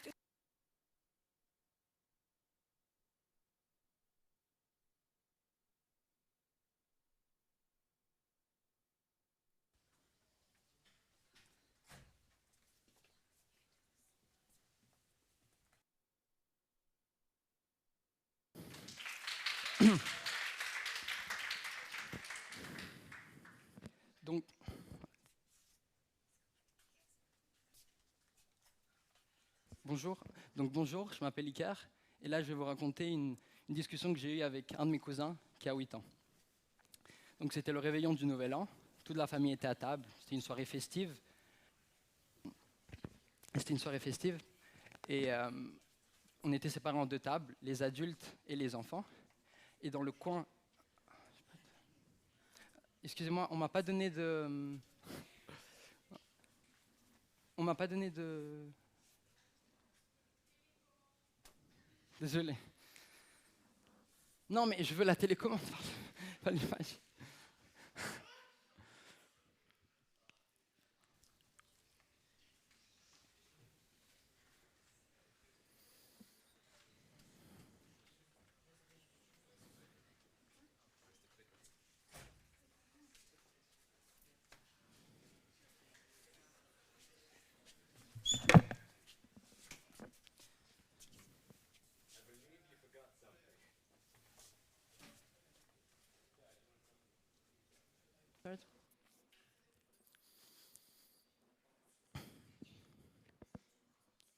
Oui.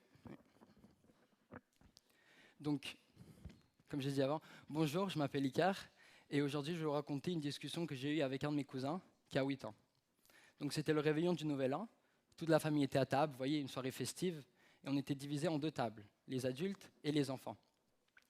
Et dans le coin des enfants, on parlait du film Le Roi Lion.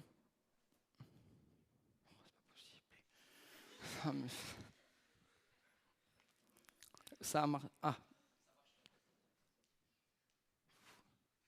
Voilà. Et donc, on parlait du film Le Roi Lion qu'on avait vu l'après-midi. Et tout à coup, mon cousin, je vous ai dit, il a 8 ans, et il me demande pourquoi est-ce qu'à la télévision, les animaux, ils parlent comme nous, et puis dans la vraie vie, ils ne parlent pas. Et donc moi, je regardais déjà ma grand-mère qui était en train d'apporter un gâteau au chocolat. Du coup, je ne pensais pas à ça et je lui réponds bêtement, écoute, c'est comme ça, dans la vraie vie, nous, on parle, les humains, et les animaux, ils ne parlent pas. Voilà. Mais il n'est pas resté comme ça. Il me dit, mais à la fin, on est tous des animaux, non? Pourquoi est-ce qu'on ne parle pas tous? Et il va même jusqu'au point de me supplier de lui répondre avec son petit visage d'enfant innocent, envoyé comme ça. Et donc, je me dis, comment lui dire non?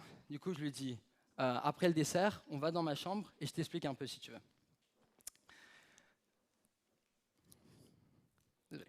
Et je t'explique un peu si tu veux. Donc, on mange le délicieux gâteau au chocolat. Et puis, on va dans ma chambre, je l'emmène, voilà. Je reprends mon cours de biologie et je lui donne la réponse scientifique à sa question. Je lui dis que les humains, tout comme les autres animaux, ont un ancêtre commun, qui est la bactérie. Et donc cette bactérie, elle est apparue il y a 3,6 milliards d'années, et qu'à partir de celle-ci, on a donc des nouvelles espèces sont apparues, et donc ont évolué au fil du temps pour retrouver les diverses espèces actuelles qu'on a maintenant. Et donc, aujourd'hui, maintenant, nous, les Homo sapiens, sommes les élus, certains disent, c'est-à-dire qu'on est l'espèce qui s'est le plus développée. Donc, c'est-à-dire que c'est l'espèce qui domine le monde actuel. Et pour répondre à sa question, je lui dis, on est les seuls à avoir pu développer un langage articulé et élaboré, notamment grâce à notre cerveau et à notre larynx. Il n'était pas trop convaincu avec ma réponse scientifique, et donc il me pose plus de questions. Il me dit, ok, on s'est parlé, mais est-ce qu'on est si différents que les autres animaux de la planète? À la fin, comme je te dis, on est tous des animaux. Pourquoi est-ce que c'est nous qui dominons? Pourquoi est-ce que c'est nous qui dominons? Et je lui dis, est-ce que je continue à lui répondre? Enfin, c'est quand même la soirée du Nouvel An, j'ai envie de revenir, genre il est un peu... j'en peux plus, quoi. Mais bon, je me dis, on va quand même continuer à lui répondre, parce qu'après j'ai envie qu'il dise que je suis son cousin préféré, mais ça, c'est un secret. Donc je lui dis, écoute, comme je t'ai dit avant, on a des caractéristiques beaucoup plus développées que les autres animaux. Par exemple, on est bipède, c'est-à-dire qu'on peut marcher à 2 pieds. Et on a aussi un cerveau très développé. Et là, il s'étonne et me dit, mais en quoi est-ce que cela est un si grand avantage d'avoir un cerveau si développé? Et là, vraiment, j'avais l'exemple parfait. Je lui ai dit qu'à l'école, j'avais dû faire une enquête en posant la question, qu'est-ce qui nous rend humains aux gens? Et donc, je montre, et je lui dis que quelques réponses sont similaires, mais qu'il y a une chose que toutes ces réponses ont en commun, la réflexion. En effet, avant de me répondre à la question de l'enquête, les gens ont dû donc penser, réfléchir à ce qu'ils allaient me répondre. Et donc, cette réflexion et le fait de pouvoir parler, communiquer, comme j'ai dit avant, nous est propre aux humains, et nous a permis d'accumuler des informations sur plusieurs générations. Et donc, cette transmission d'idées est à la base du monde actuel.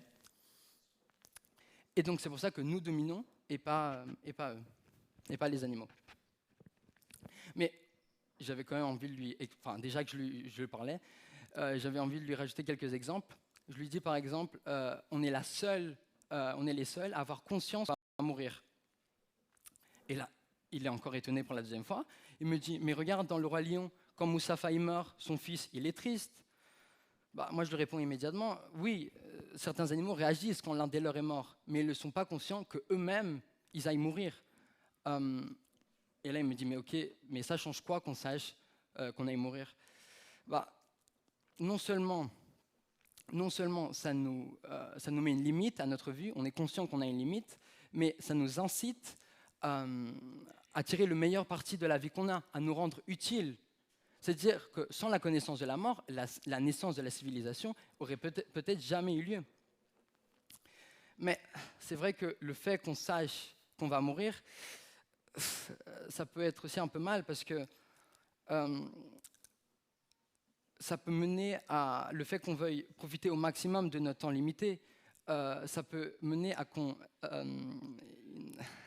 une exploitation excessive de nos ressources naturelles et que donc celles-ci s'épuisent pour les prochaines générations qui est plus.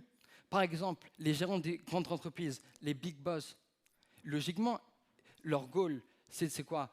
Ils veulent, leur but, c'est quoi? C'est de tirer le maximum de profit. Donc, ils vont opter pour les options rentables, pas les options durables, pas les trucs bons. Donc, ne tiennent pas en considération les effets que ça pourra avoir au long terme, pour le long terme de la planète, pour le bien de la planète. Et donc voilà, quant aux animaux, eux, comme j'ai dit, ils sont inconscients de la mort, ils n'ont donc pas ce type de considération. Et donc, eux ne détruisent pas leur environnement, alors que nous, oui. Tiens, si tu veux, je peux te montrer quelques images sur Internet. Ça, c'est les dégâts de l'homme par rapport à son environnement, totalement détruit. On peut le voir avec la pollution du plastique et la déforestation. Alors que les animaux, eux, ne sont pas conscients de la mort, donc eux, ils sont totalement organisés. Ils ont rien. On voit avec un barrage de castors et la ruche d'abeilles, eux, ils ne détruisent pas leur environnement. Donc, c'est vrai que sur le coup, on doit vraiment apprendre des animaux on doit penser au long terme, pas qu'à notre temps de vie limité. Pas qu'à notre temps de vie limité.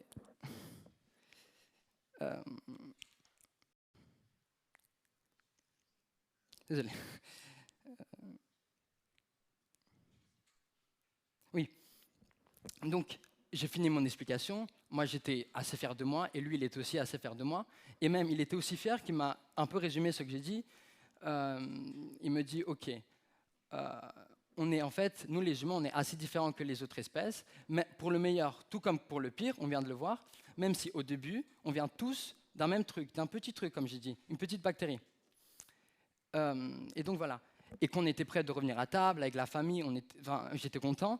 Il me dit, attends, j'ai trouvé la solution. Pourquoi est-ce qu'on ne remplacerait pas tous les hommes de la planète par des robots? Eux, ils savent parler, eux sont intelligents, eux, ils savent tout faire, et on devrait même les configurer à la perfection pour qu'ils n'aient pas conscience de la mort, et donc qu'ils ne détruisent pas leur environnement. Donc, moi, immédiatement, je lui dis, t'as raison. Nous, les robots, ils ont été créés par les humains pour qu'ils soient la parfaite représentation de l'homme, pour qu'ils puissent nous remplacer pour tout faire, pour qu'ils puissent nous remplacer partout. En plus, si par chance les robots se cassent, on peut les remplacer, alors que nous, les humains, une fois qu'on est mort, voilà. Mais là, du coup, il était content, il me dit, ouais, j'ai trouvé l'idée du siècle. Mais il ne m'avait pas laissé finir. Et je lui dis, il y a une différence entre les robots et les humains. Je lui dis, quand toi, tu étais petit, par exemple, il y avait une tasse chaude, et donc tu as touché la tasse chaude, tu t'es brûlé, logiquement. Et donc, le jour d'après, quand tu as revu cette tasse chaude, est-ce que tu vas la toucher? Non. Tu vas penser, tu vas donc apprendre de tes erreurs. Tu vas apprendre de tes erreurs, tu ne vas pas persévérer dans l'erreur. Donc, pour ça, je lui dis qu'il y a une locution latine qui le dit parfaitement. C'est « errarem humanum est, perseverare diabolicum ». Donc, tandis que les robots, eux, ils n'ont pas de réflexion propre, enfin, ils n'ont pas de cerveau humain. Donc, dans un monde rempli de robots, ils feraient peut-être tout sans défaut, ok, mais au moment de résoudre un problème, ils ne savent pas quoi faire, parce que comme je viens de te dire, ils n'ont pas de réflexion propre. Donc, ils persévéreront dans l'erreur. Diabolicum. Ça serait un peu comme rouler avec une voiture, mais avec 4 roues en forme de carré. Dans un monde de robots, on serait incapable d'évoluer, on serait incapable d'avancer. Le monde resterait pareil, avec les mêmes problèmes non résolus. Et donc là, je me dis c'est la fin, j'ai tout expliqué, je suis content, allez, on retourne. Et qu'est-ce qu'il m'a fait? Il m'a encore posé une question, mais il a dit que c'était la dernière cette fois. Il m'a dit, et toi, Icar, qu'est-ce que tu aurais répondu à la question sur ce qui nous rendait humains? Et donc, je lui ai dit, enfin, je crois que c'est assez clair, je lui ai un peu expliqué tout et tout. Enfin, j'ai toujours parlé de la même chose, mais bon, je vais quand même te répondre. Toi, tu es un enfant curieux, tu es un enfant qui se pose des questions. Mais les gens de l'Antiquité, les gens au Moyen-Âge, les gens au fil des siècles ont fait la même chose. L'être humain aime réfléchir. J'aurais donc dit que c'est notre réflexion, c'est notre faculté à réfléchir et à donc trouver des solutions, aux erreurs qu'on a commises.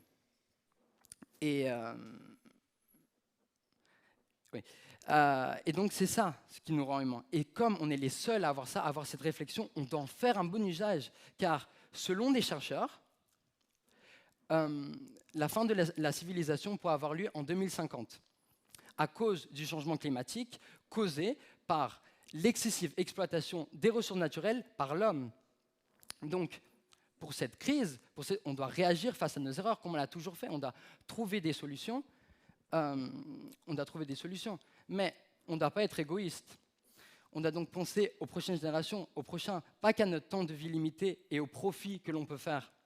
Parce que, je lui dis à la fin, nous sommes les responsables du futur des animaux, du futur de la planète, mais aussi de notre futur, le futur des humains. Et car si l'on continue à perseverare diabolicum, qu'est-ce qui se passe? Ben voilà, on risque de détruire la seule planète que nous n'avons jamais habitée. On risque donc de s'extinguer comme les dinosaures. Donc voilà, après mon discours un peu mélancolique, il était un peu triste, mais bon, il n'est pas resté comme ça longtemps. Et il me dit, bon, moi j'ai espoir en l'homme, moi j'ai vraiment espoir. Parce que, premièrement, on est unique et spéciaux parmi la planète. On va avoir un futur heureux, c'est d'office ça, il n'y a pas d'autre option. Et je sais donc qu'on va résoudre cette situation chaotique. Et après, ironiquement, il me dit, bon allez, car tu as trop parlé, on devrait retourner à la famille, enfin avec la famille pour fêter le début du nouvel an, parce qu'on a vraiment besoin de ça. Et donc, après cette discussion entre cousins, nous célébrons le début de l'année 2020. Voilà, merci.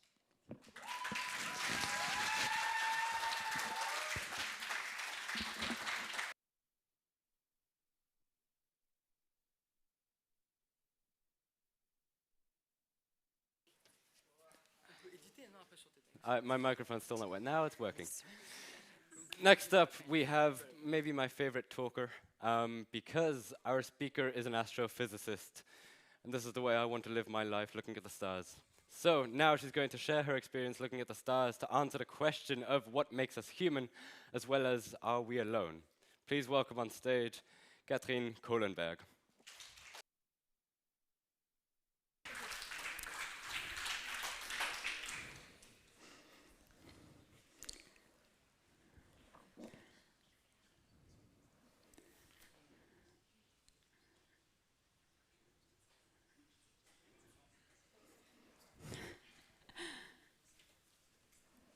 This is a video.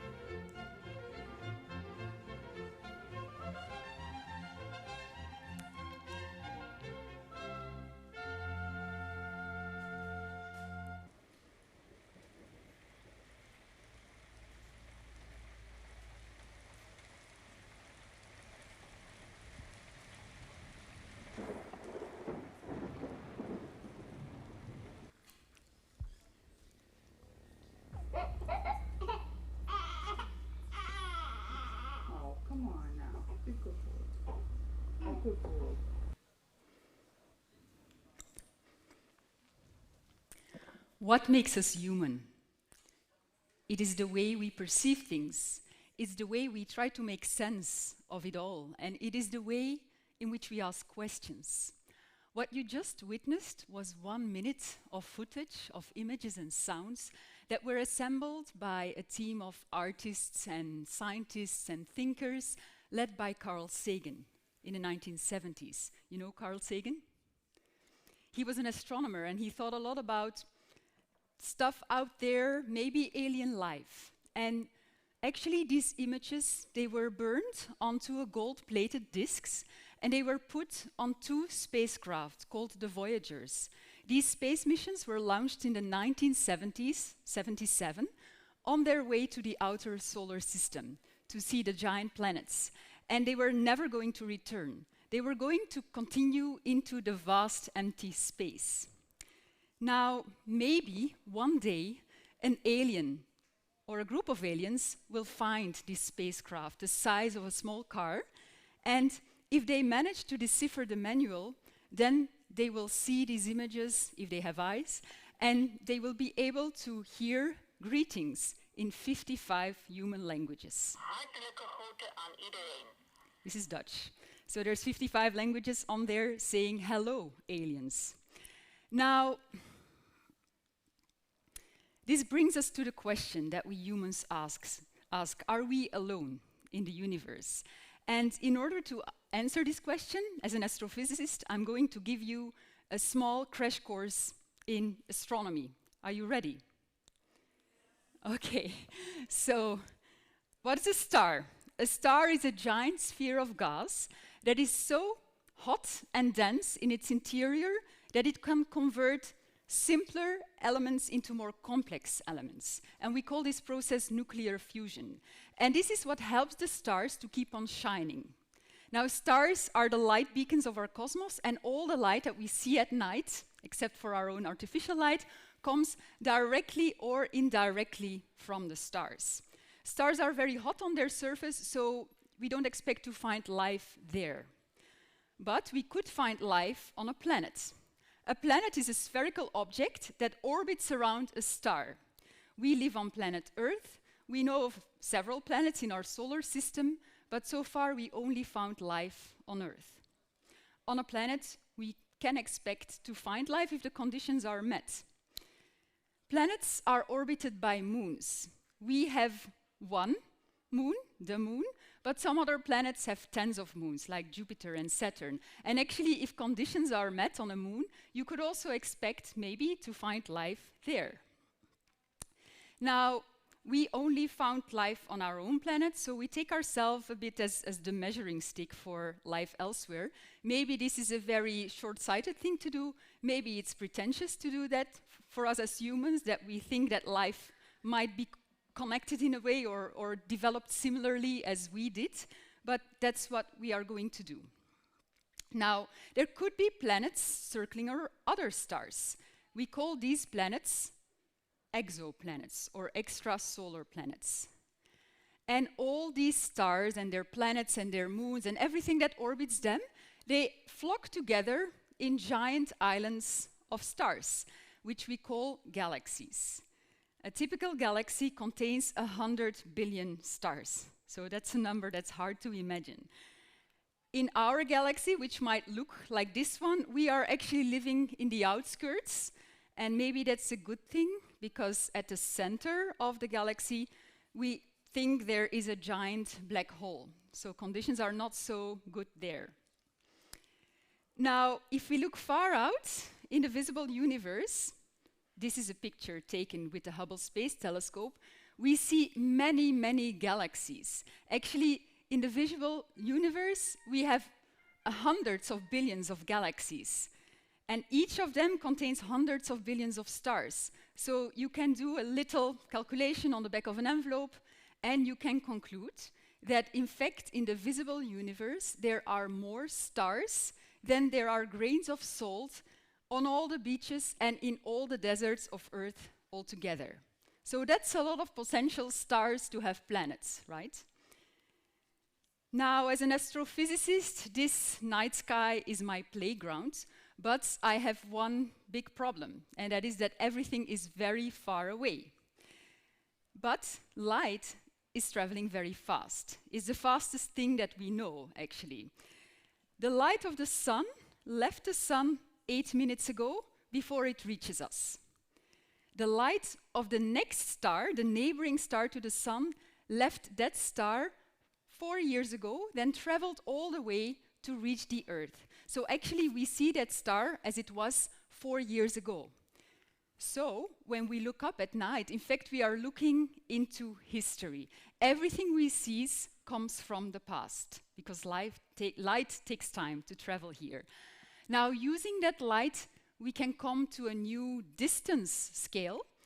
For example, we can say that our sun is located at a distance of 8 light minutes, and the neighboring star is located at a distance of 4 light years.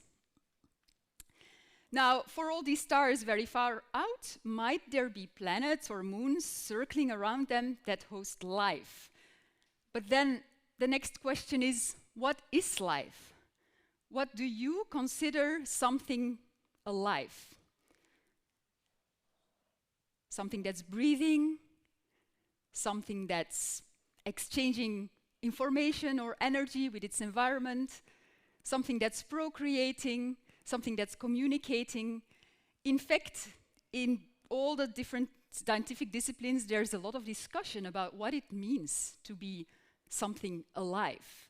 But you see things, certain properties coming again, like evolving, exchanging energy with the environment. And if we look just on our own planet, on Earth, we see that there's a huge variety of life. You have monocellular organisms, very basic life that is even hard to see with a microscope. And then you have civilizations that are even capable of launching rockets into space. And somewhere in between, on this planet, we had the dinosaurs. And if they would still be around, we might not be here. So there's a variety of life. And on the tree of life, we, humans, are just a small branch. A branch that is definitely going to evolve and that maybe will fall off. But if we use ourselves and planet Earth as a measuring stick, then we have to see how did life start here. And this is an image, artist's impression, how it might have started. About 4.6 billion years ago, there was a gigantic revolving pancake that was actually matter, dust, and gas that remained after some previous stars had died. And from this rotating disk, actually at the center, our sun condensed, and it started shining. From the rest of the disk, the planets formed, among which our own planets. And actually on our own planet, very early, there was water, liquid water. And we think that this liquid water played a key role in the development of life here. Now, if we take this liquid water as a measuring stick or as a reference, then we can say, okay, if a planet, to host life, it needs liquid water, then we can actually see in a solar system, in a system of planets around a star, where can we have liquid water? Now, if the planet is too close to the star, then if there's water, maybe it will evaporate because it's too hot. If it's too far out, the liquid water will freeze, so it's not liquid anymore. So there is a zone around any star in which water, if it's there, it could be liquid. And this zone is what we call the habitable zone. When you look up at the sky, you see many stars, and then you could start wondering which of these stars have planets, and are any of these planets, if they're there in the habitable zone, could they have liquid water? Actually, so far, we have found many planets, and to date, we have thousands of them. But the problem in finding these exoplanets is that they don't shine light themselves. They just reflect light from the stars. And at these enormous distances, this reflected light is barely visible. So we actually need to think of clever techniques to decipher or to unravel the presence of a planet from the light of the star. We see the light of the star. And there's two main ways in which we do this. This is the first one. What you see here is gravity in action. You see the star, that's the only object we actually can see in the visible light, and then you see the planet revolving it. By gravity, actually, the planet pulls the star as well as the star pulls the planet. So this makes the star wobble a bit. We call this technique the wobble technique. And with specific kinds of observations, we can figure out whether a star is wobbling. And in this way, we found the first planet circling another star, the first exoplanet, 25 years ago. Now today, there's another technique that's used a lot. And what we do is what you see here. So you see that a planet sometimes might cross the surface of the star. We can only witness this, of course, if the orientation of the planetary system is right, if we look along the line of the planets crossing the star. Now, if this happens, when the planet crosses, we actually see for a brief moment less light of the star. So we see a small dip in the light emitted by the star, and we call this a transit. And this is what we call the transit technique. And with this technique, we have found thousands of planets in the past years. Actually, to date, I checked this morning, we have 4,187 exoplanets that have been found. And of these exoplanets, a few tens of them are located in the habitable zone. So they might host liquid water. But the fact that they're in the habitable zone doesn't mean that they're inhabited. To know if there's really life there, we have to go a step further. They're far away, so we cannot really find them directly. We can't see the life directly, but we can again look at what is it on Earth. On Earth, in our atmosphere, you have some gases that are typical for life. We have water, we have oxygen, we have ozone. These are what we call biomarkers. Now, we can think of clever ways to unravel the composition of the atmosphere of the planet from the light of the star. And that's the way in which we are going to see if there might be these gases on the other planets. We are starting to do this and expect to hear a lot more about this in the coming, say, 10 years. So that is how we astrophysicists are now looking for places where there might be life. But on the other hand, you might say maybe this is even intelligent life, and maybe they communicate. And then again, if we look at ourselves, for the past century, we have been communicating, and we have been using radio waves for communication. We are sending actually our soaps and our songs into space, and they're leaving our Earth at the speed of light. Now maybe an alien civilization is doing the same, and maybe we can detect it. And that is what the project SETI is all about. SETI stands for the Search for Extraterrestrial Intelligence, and what they're trying to do is to find signs of intelligent communication coming from elsewhere. We use radio dishes for that, and so far we have found some interesting signals, but nothing to be certainly a proof of alien intelligent life. Now, of course, we started only 50 years ago, so this is really at the start. But you might wonder why this radio silence? Why don't we find it immediately? Well, one thing to consider is that we started doing this 100 years ago. This means that we are detectable up to 100 light years. Things are very far away. Our sun is at 8 light minutes, the neighboring star at 4 light years, the edge of our own galaxy at 75,000 light years, and the neighboring galaxy at 2.5 million light years. Now, by the time our signals, our soap operas, our music reaches that distance, we will probably not be around anymore. And that is also something that a quote on the Voyager golden discs refers to. President Jimmy Carter wrote a letter to possible alien civilizations that might find our discs. And in this letter, he wrote, "We are trying to survive our times so we can live into yours." what we have to consider is the finite lifetime of a civilization, an intelligent or a so-called intelligent civilization, because it may be capable of destroying itself. So let's come back to the question, are we alone? From an astrophysics point of view, if you consider all these grains of sand that we compare to stars on all the desert and all the beaches of the Earth altogether, from all this wealth of possible places, we have only picked up a small children's hand. And in this hand, we have found thousands of planets. If you consider the variety of life out there, I think it would be really amazing if there would be no life out there. The Voyager is continuing its voyage into space. It's now 23 years that it's on the way, and it's left our solar system a few years ago. It will take 40,000 years until it reaches the next star. And maybe it will be found, but probably not. It will continue its journey. Everything is very far away. So on the question, are we alone? I today would answer, I think they are there, but they're also alone. Thank you.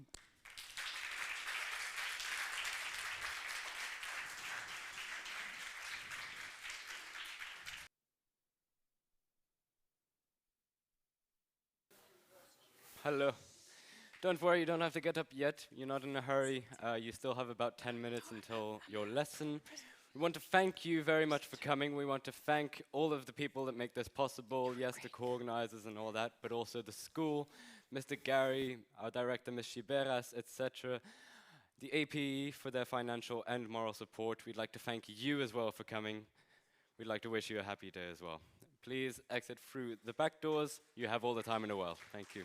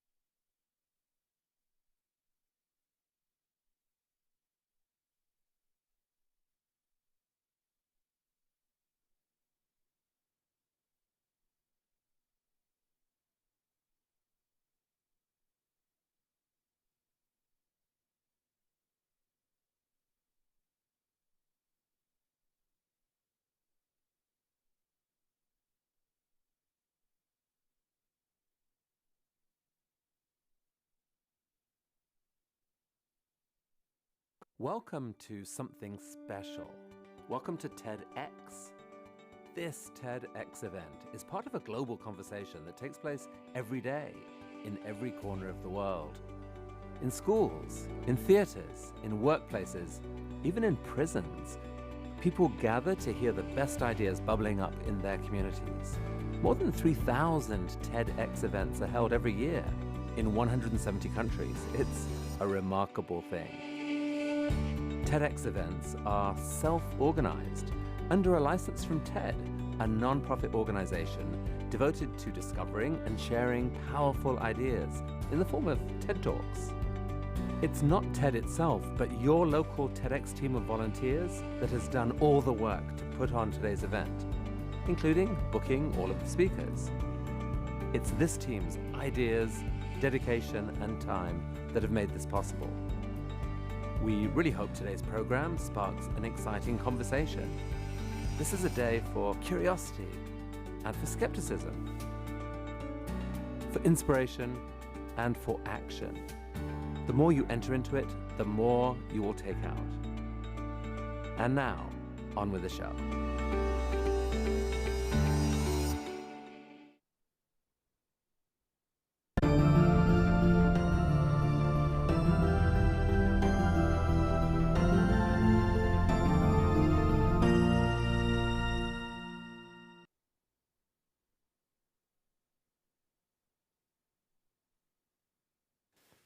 Ladies and gentlemen, welcome to the third edition of our school's TEDx event.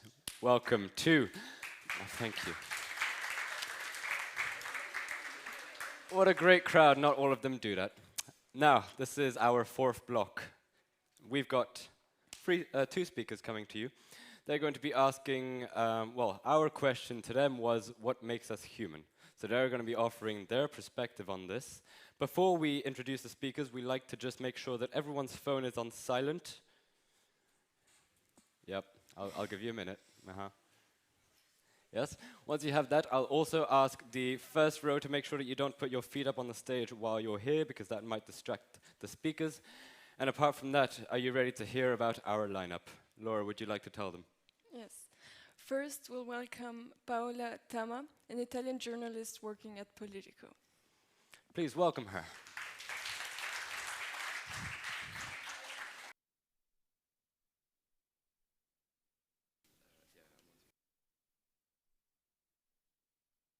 Hello, good morning, everyone.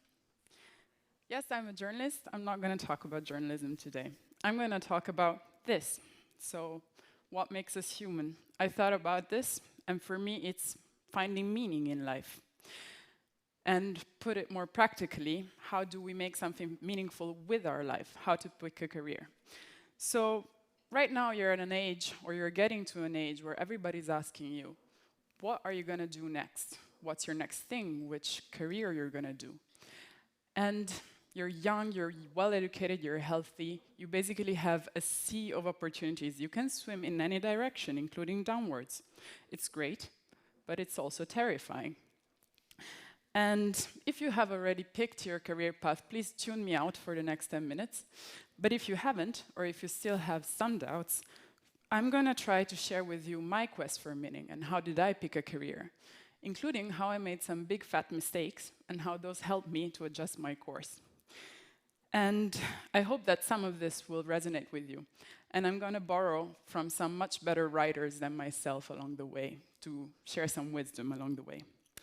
My request to you is that you take all of this with a pinch of salt, because although I'm 27, that might seem like ancient to you. I'm still quite young, so I don't have a career to look back on and say, here's all of what I've done.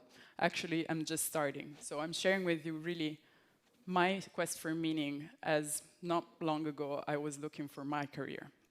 Here we go. Let's start with this guy. Hunter J. S. Thompson, an American writer, and you might know him from Fear and Loathing in Las Vegas. He was the writer and the main character. He invented a style of journalism called bonzo journalism. It basically involved him living the story. He hung out with some pretty shady characters, took a lot of drugs, put himself in life-threatening situations, so do not do that at home. But he was pretty helpful to me. for a letter that he wrote to a friend of his in his 20s when his friend was asking him for life advice. So let me read you a little bit. The tragedy of life is that we seek to understand the goal and not the man. We set up a goal which demands of us certain things, and we do these things. But we do not strive to be firemen, to be bankers, policemen, doctors. We strive to be ourselves. In every man, heredity and environment have combined to produce a creature of certain abilities and desires, including a deeply ingrained need to function in such a way that his life will be meaningful. A man has to be something. He has to matter. Okay, that's a lot of words. What does it mean, really? Well, two things. You have to understand what's your abilities, what you're good at, what are your talents, and what do you desire, what do you want from life. Combine those two, and that, according to him and me, will make for a pretty meaningful life. Right, so for me, he was useful because even though I knew I was wanting to be a journalist from pretty mature age, 13, 14, a bit older, it wasn't a planned out path at all. It took me 10 years to get there, actually. So yes, I set up my school paper, I volunteered for student media, I enrolled in political science because that kind of made sense for somebody wanting to be a journalist.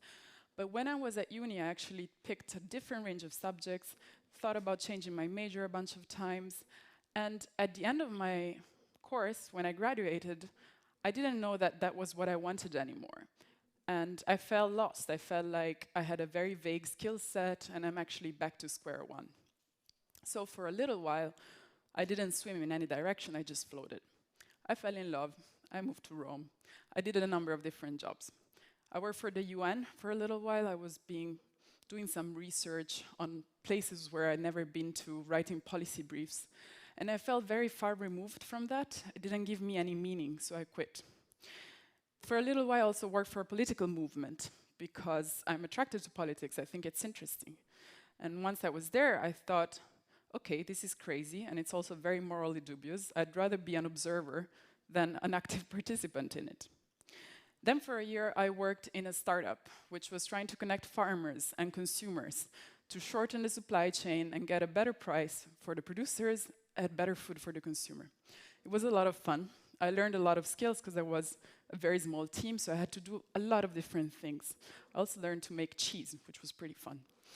But in the end, like any other business, the bottom line is that you have to make profits. And I understood that I wasn't a salesman either. Okay, so a lot of fails, right? I understood I wasn't a civil servant, I wasn't a politician, and I wasn't an entrepreneur. But one thing did stuck with me, and it was writing.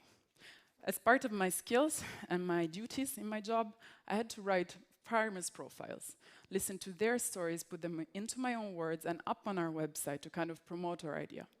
And I absolutely loved that. I understood that that's what gave me a thrill. I was actually really in my little bubble when I was doing this, and I certainly wasn't going to let this go. It was a bit of an epiphany moment for me. Which brings me to this guy, Sir Ken Robinson. He's a writer, a public speaker, and actually this quote is from one of his TED Talks. And what he says is, talents are often buried, you have to go looking for it and create the conditions for it. He wrote a book called The Element, in which basically he says, your best chance at a meaningful life is to find your element. And he defines it as the thing which you're naturally good at, effortlessly, you do well in this thing, you have a lot of fun doing it, that's very important, and you could spend a lot of time and not even realize that hours are passing. You have this laser focus and you're kind of in a hyped tension, but positive one when you're doing this thing. This is your element. Now, your element could be different things. Could be doing maths, learning about history, but it really doesn't need to be academic at all. It can be cooking, it can be the sport that you're doing, it can be your hobby, it can be hanging out with young kids, helping older ones, kind of anything really. For me, it was writing, as I said, and a kind of some weird people skills. So many people will tell you, what do you need to be a journalist? And give you different answers. It can be a knack for a story, or some connections to people in power. For me, it actually boils down to two things. You have to be nosy and you have to be pushy. And I'm both. So I am curious about all sorts of things. I'm curious about what people think and say. I'm particularly curious about things I'm not supposed to know, and that happens behind closed doors. And I'm also a bit pushy. Basically, my job is getting into people's face and asking questions when you don't know them. And again, and again, and again, especially when you don't get the answer that you think is the full truth. So, you know, odd people skills. Some people may call them character flaws, but actually in journalism, they're quite useful. So with this skill set, I thought, why not? Kind of made sense. Right, so we got the skills part of the first equation. But is that enough? No. Because you can be good at writing, but what is it good if you're writing policy briefs, as I was doing, or PR material, and you don't really feel the sense, any sense into what you're doing? You have to find your goal. And for this, I'm turning to this guy, my favorite blogger. Tim Urban has a blog called Wait But Why, and in it he has a post called Picking a Career That's Actually Right for You. And in this post, which I really recommend you read, he compares a career path to a game board. And he says, with enough time, could you get good enough at this game to potentially reach whatever your definition of success is in that career? So actually, unless you want to be Einstein or Usain Bolt, you can pick a career, and with enough effort and enough persistence, which is the things he says you need to succeed, you can reach success. But what's really important, though, is how you define success. You have to search really deeply for meaning, for what you want, what are your desires, and what's your definition of success. Sounds obvious, but not really. I mean, it could be things like, okay, I want power, I want status, I want to be down in history books. Or it could be, I just want to make a lot of money in my life.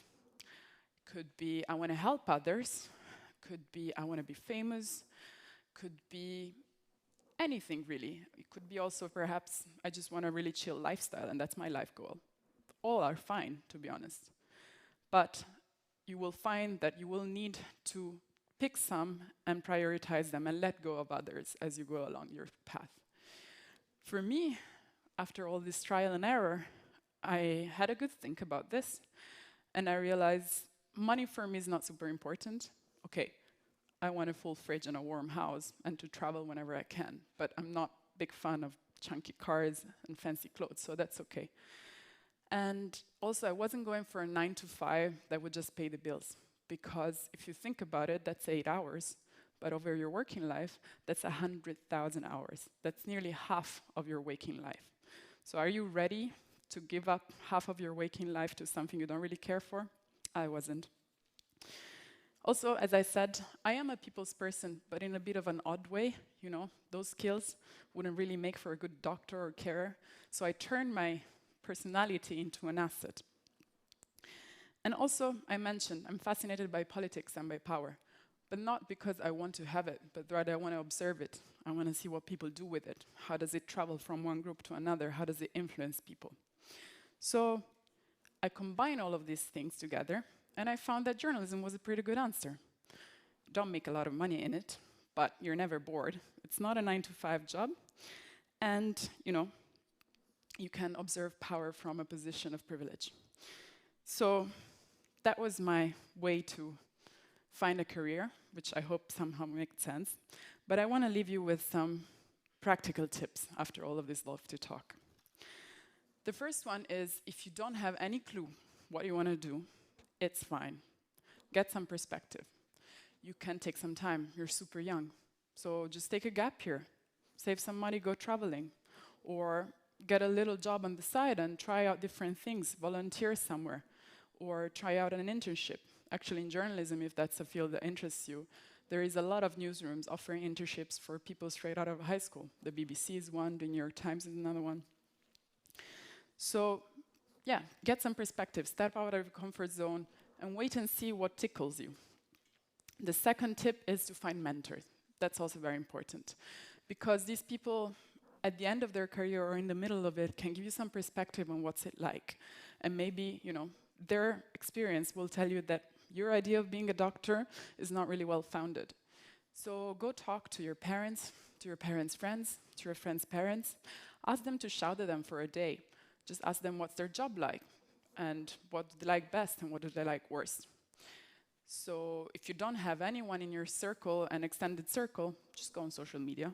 Contact people on LinkedIn or Twitter, and if you ask nicely, most people will get back to you and happy to chat.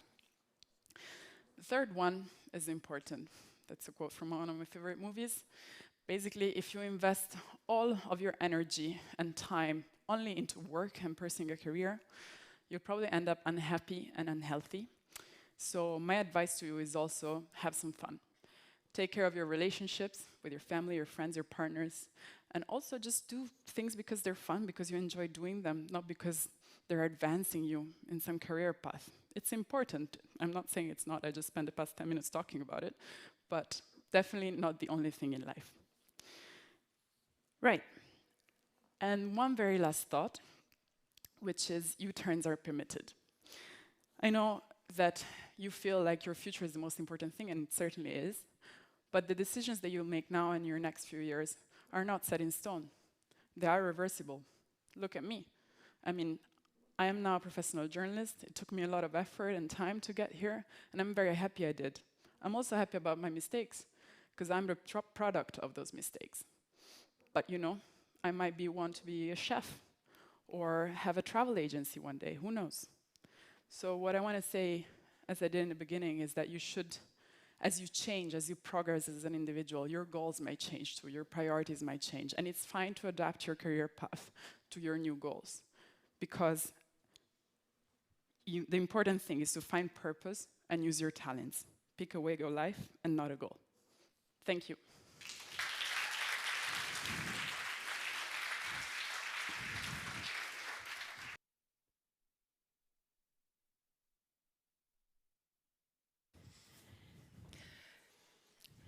And now prepare yourself for the next speaker, Eline Erlar-Massina. She's a student from the European School of Laeken, and she describes herself as a feminist and as an ecologist. Yes, now before we welcome her, I want to just add, organizing an event like this is stressful. You can't predict what's going to happen, and in fact, in this case, we had a speaker who is ill, and 5 days ago we found out that they wouldn't be able to make it. It's stressful. It's the worst phone call you want to hear, you want to get as a co-organizer. In fact, I got a phone call 5 days ago saying, "Hey, Alex, you seem like the kind of guy that can improvise a TEDx talk." I said no. But this girl, she said yes. She's from EEB3. She's an absolute angel, and she prepared this TED talk in 2 days. So please welcome her.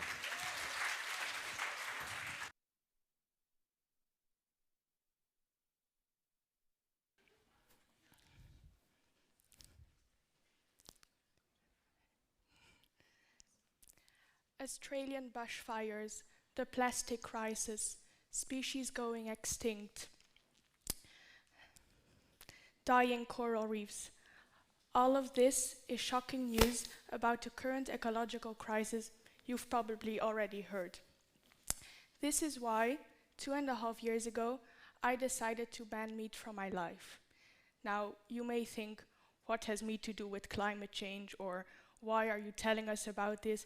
There are literally 1,000 other subjects you could have chosen. Well, the reason why is because I think a part of what makes us human is our ability to have compassion. Compassion for ourselves, for the people around us, for people in general, but also compassion for nature. And we tend to forget this affinity with nature we have, especially if, like me, you grow up in a big city. And before I go to explain what meat has to do with our environment, I would like to ask you, please just raise your hand, who of you eats meat daily? On a weekly basis? Sometimes? Are there any vegetarians or vegans? Thank you. Now, there are 3 main consequences of our meat consumption. 1, the huge amount of greenhouse gases it emits. 2, the crazy amount of water it requires, and 3, the huge loss of land it causes. Now, let's look at these with more depth. So, the first negative impact of the meat industry is the many greenhouse gases it emits. Ruminants, such as cows, goats, and sheep, produce methane when they digest food. And methane is a much stronger greenhouse gas than carbon dioxide, but it lives for a shorter time in our atmosphere. And stored manure from these animals also emit methane and other gases. The transportation of food for these animals, of the livestock itself, and of the finished animal products also cause a lot of emissions. And deforestation, to make place for agricultural land, release many gases such as CO2, methane, and nitrous oxide from the soil. The second negative impact of the meat industry is the huge amount of water it requires. Agriculture is the largest user of water worldwide, and you can see behind me all the water we have available on Earth. And about 65% of our fresh water, which as you can see isn't a lot of our total amount of water, is used in agriculture. For example, to grow feed for the animals, but also as drinking water and to clean and process the meat. The production of 1 kilogram of animal protein requires approximately 100 times more water than vegetable protein. But as you can see, it differs greatly depending on the type of animal. For 1 kilogram of soybeans, 2,000 liters of water are used. And if you compare that to the 15,000 liters of water a kilogram of beef requires, you can see the enormous difference. But instead of eating this ourselves, the vegetables we feed to the animals, we feed it to them that we then eat again. Why waste so much food and so much water on these animals if we could just directly eat the vegetables ourselves? For example, 40% of all grain and 80% of all soy in the world is fed to livestock. Meat production is therefore not efficient. We could eat more and have more water as humans if we would eat less meat. Sadly enough, a big part of this relatively small amount of food is wasted. Annually, we throw away 1.3 billion tons of food worldwide. 1.3 billion tons of food. And this, while a big part of the world still lives in hunger. So please be aware of your food and which resources it needs for you to be able to consume it. The second negative impact of the meat industry is the huge amount, that's what I just said, sorry. The third negative impact of the meat industry is the great loss of land and loss of tree it causes. All this land is used to let the animals graze on or to grow feed for these animals. About 50 billion farm animals are slaughtered every year.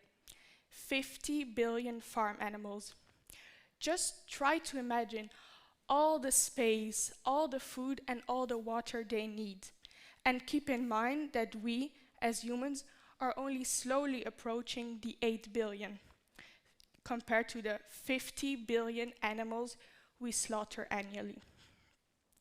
This was also part of the reason for the 2019 Amazon fires, to make more space for agricultural land.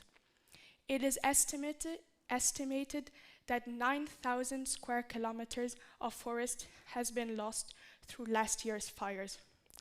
This is very serious because the Amazon is our largest terrestrial carbon sink.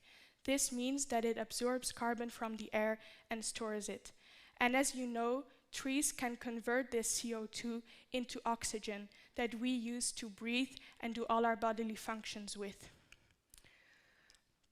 And another very grave consequence of this deforestation is that many animals lose their habitat, causing many deaths and making certain animal species more vulnerable to extinction. All of this has negative consequences. The ecological balance and biodiversity is in danger, and therefore the livelihoods of everyone on Earth are in danger. So these are the main reasons I decided to quit meat. As I've already said, this was 2.5 years ago. But my vegetarianism journey began quite a long time before that, when my mom became vegetarian. And my parents are divorced, as probably some other parents of you here are also. So I live 1 week with my dad and 1 week with my mom. And at my mom's place, no meat was and is served. And even at my dad's place, meat wasn't a part of every meal. So I could say I was eating vegetarian for about 3/4 of the time. And because of my mom, I got well informed about this topic. It became the summer of 2017. I spent the month of July with my dad and the month of August with my mom. And when I came back from that month of vegetarian fed holiday, I thought, why would I go back to eating meat? Especially with everything I know about it and the possibility I have to easily take this out of my diet. So I didn't go back to eating it. Although I must confess, I've went on holiday to Africa last year and I tried 1 bite of alligator because I was curious. So you see, everyone is human. You don't need to be super strict on yourself, but you can choose the rules for yourself. And then school started again in September. And in ethics class, we watched the documentary Cowspiracy, which probably most of you have heard of or even watched yourselves. And if you did, you will probably remember the scene where the protagonist kills a duck to know what it feels like to kill an animal and eat it afterwards. And when I saw the reactions of my classmates on that scene, who were mostly meat eaters, our teacher asked us before we started watching it, the more activist side of me became alive because, you know, who am I to judge or blame people for choosing to eat meat? But I think that if you do have the choice and decide to eat it, you should be able to face the way it gets to your plate. That is when I started writing texts about the consequences of the meat industry, just like I explained to you before.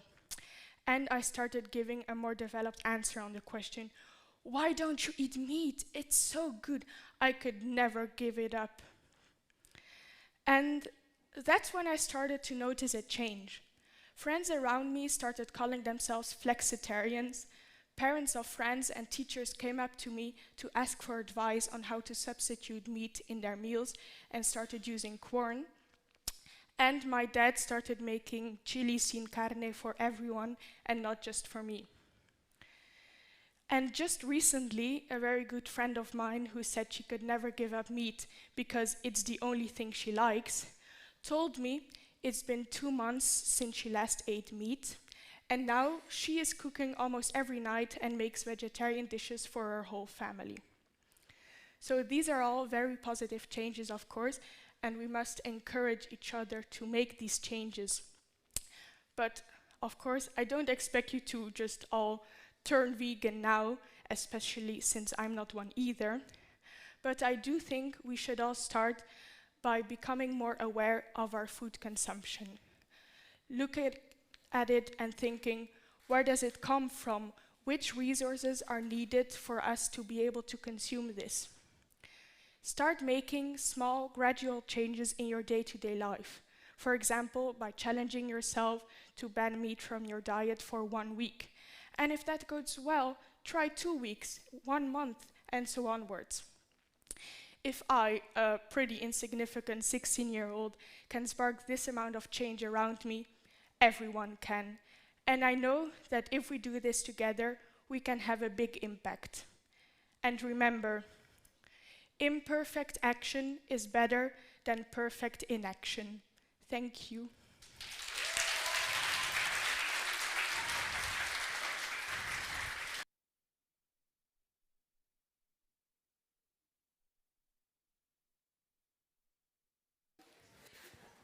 Before you all start running out the doors, it's fine, you still have time, so you can slowly walk out. Before we do that, we'd like to thank some people. First of all, the organizers, they're lovely people, but then also our photographer, indeed. Then on top of that, our deputy director, Mr. Gary, he's wonderful throughout the whole year. And then the school's director, Ms. Chiberas, she's always an angel. Yes, we can clap as well. And on top of that, the Parents Association, they're very helpful, not only with financial support, but moral support. They really are angels. Then we'd like to thank you especially for coming, because you are the reason why we do this. And now, you still have plenty of time, but you can slowly make your way to the exits. We'll be going out through that door over there. Don't worry, you don't need to trample each other. We've got 10 minutes until your next class. So if you want, you can also go back to your classes as well with your teachers. Thank you very much for coming.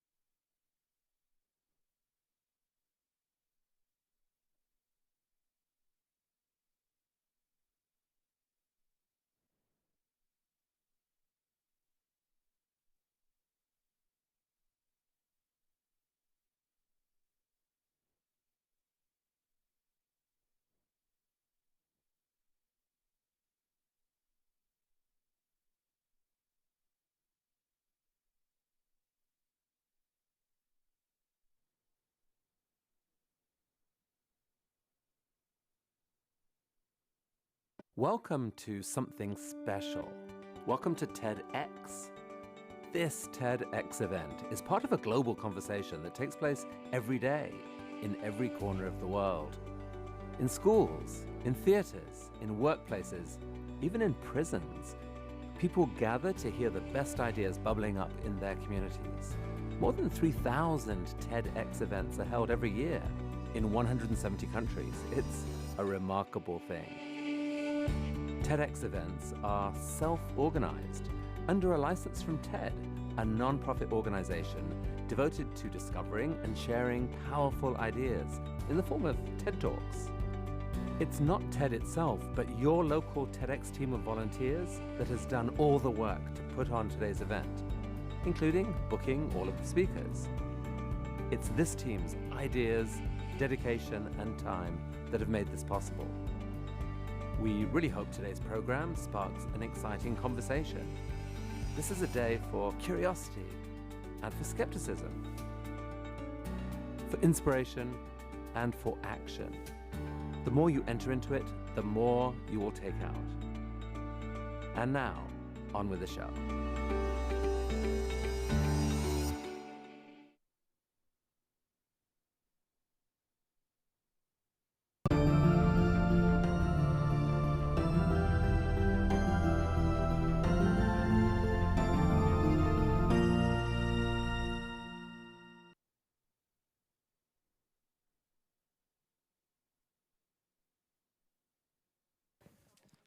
Can you guys...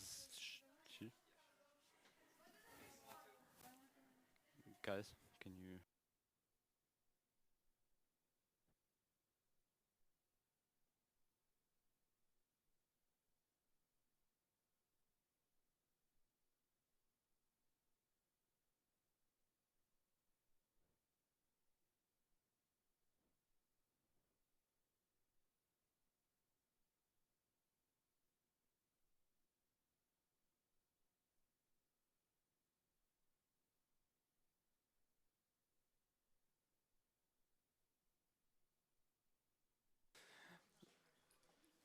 Yes, you may clap.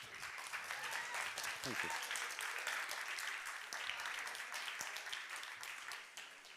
you. Ladies and gentlemen, welcome to the 5th period of this year's TEDx event. It's the 3rd time we've had a TEDx event in our school, and we're very happy about that. We're very excited for our lineup, especially this period.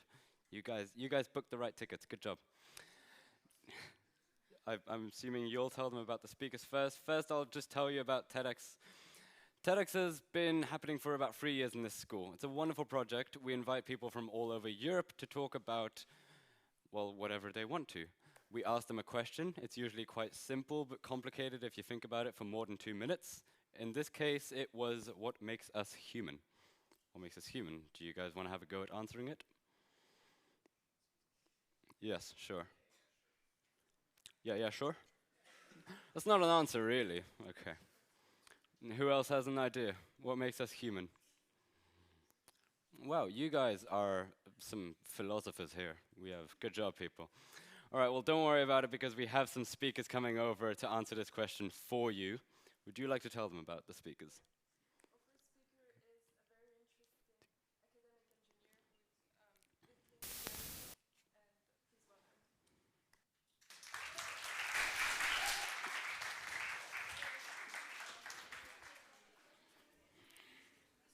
Yeah, I know. It was also...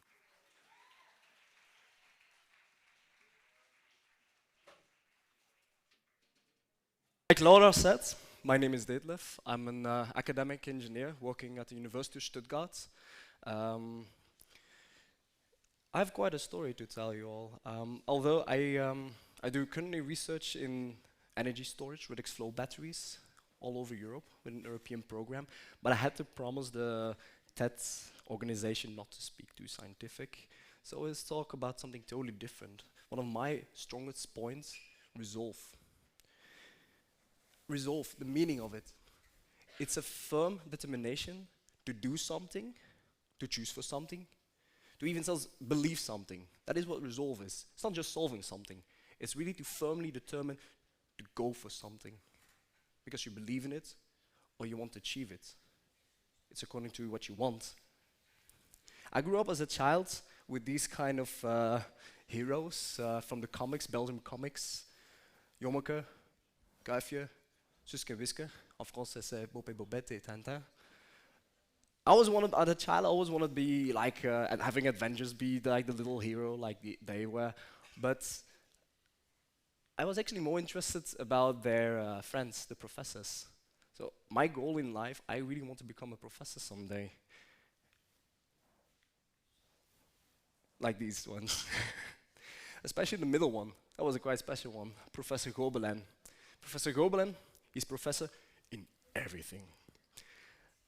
That's not very realistic. It's also what I talk about. You can't do everything in life. You have to make choices in life. It's just not. You have to control yourself, make choices, and I think that is what makes us human: the ability to make decisions and to control. So when I started at university, was in Belgium, University of Leuven, KU Leuven. I started with the first week like, oh yes, I want to be a professor someday. I have to get a bachelor, I get a master, I get a PhD, and then we'll see afterwards what will happen. That's where I am right now. But when I started at the university there, I was a little bit shocked. I mean, the first semester, I was like, oh my God, this is so boring. It will be. I mean, it's not, most of the classes will be a lack of motivation. And that's the thing, you have to find the motivation yourself. I was almost a dropout because I had to take care of myself. I didn't have parents to support me or anything. I had to pay my own studies, had to pay my own room, had to pay my own food. And there was totally no motivation at such a university. In my opinion, it's totally different from high school. And same one of my best friends, Kevin, he did drop out within the first semester. And I said to him, why do you do that? No, don't do that. He was not a stupid guy, not at all. He was quite smart, I assure you that. But he was firm. He was like, I want to do something with my hands. I want to become a gardener. I was like, gardener, come on, man. He's a pretty smart guy, but he became a gardener. 10 years later, today of today, he still is a gardener and he loves his job. For me, something changed. Let me start with how we became human. What that ability to control is not that easy. That's a chimp, that's a baby. I think you can see the difference quite well. Whether or not you want to agree with this, they're very alike. The difference in DNA is only a little bit more than 1%. This is a little bit scientific part, sorry. So the difference is in the gen of the DNA, which enables us to control the FOXP2 gen. They both have it, most mammals have it.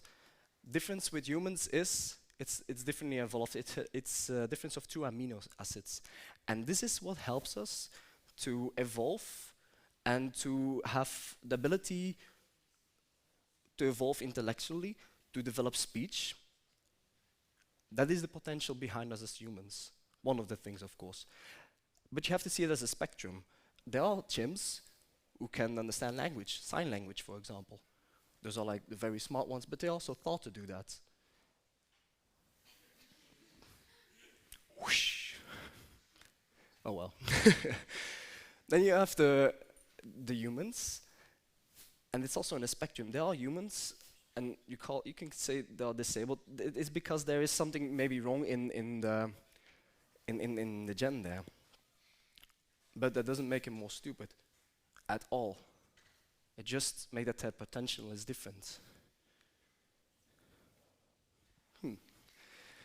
Like a great philosopher said, Aristotle, you have the potential as a human to develop as a human being, but that doesn't mean that's actually like this. I have to say nowadays schools are doing a quite good job, and your parents and all, because it's because of them teaching you language, teaching you how to behave in society, things like that, that we have very, very little feral childs. Feral child, that is a child like Tarzan, Mowgli in Jungle Book, or Romulus, Remus, the founders of Rome. Those were wild children raised by animals, not capable of speech. And they are humans, of course, but they were never developed like that. because it was taken out of the actuality. It's because I think that schools is really doing a great job in this. But I do think that there needs to be a big change, a revolution in how they evaluate people.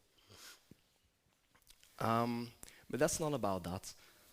Once you are educated well enough as a child in society, you can control yourself and you have to determine to do things self in your life. You can teach yourself anything, basically anything.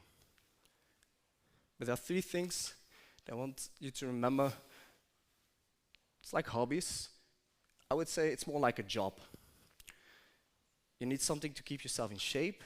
You need to do something to stay creative, like studying, and something to make money in the future. That's the thing that you have to focus on.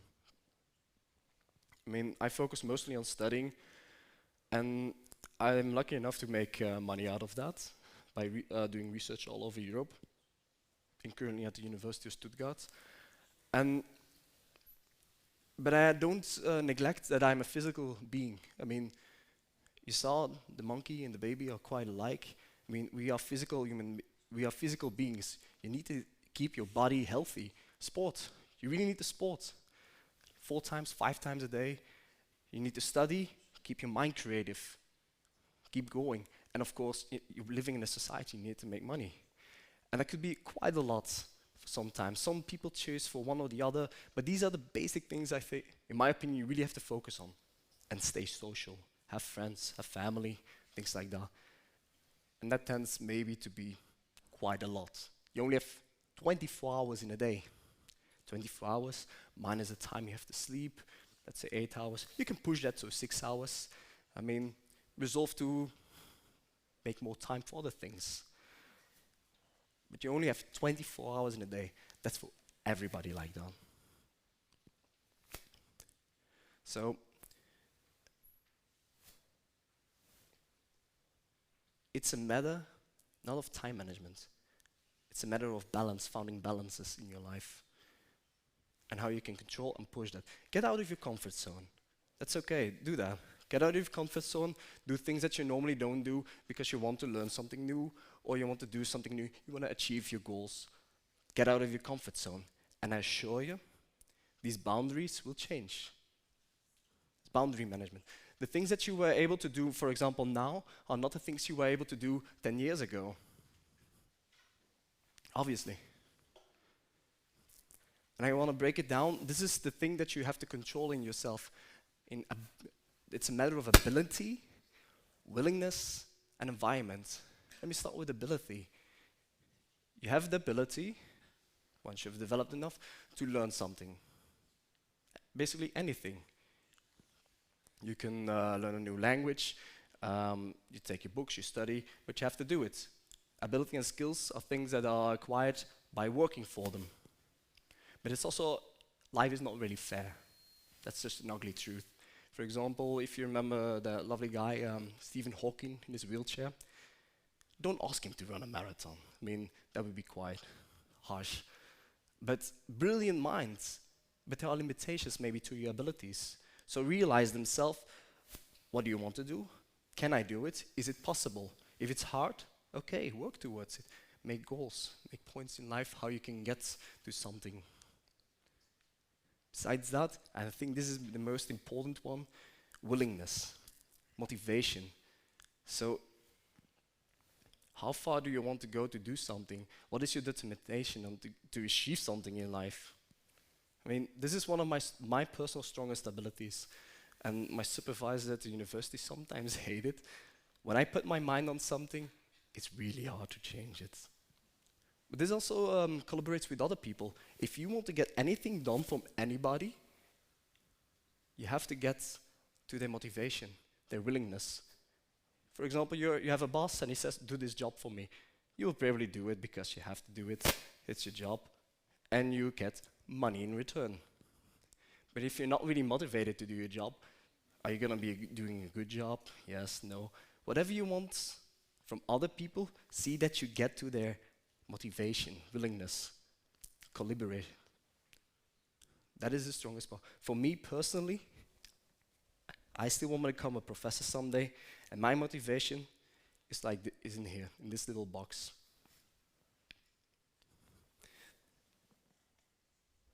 Now that can anybody else, that could be something different.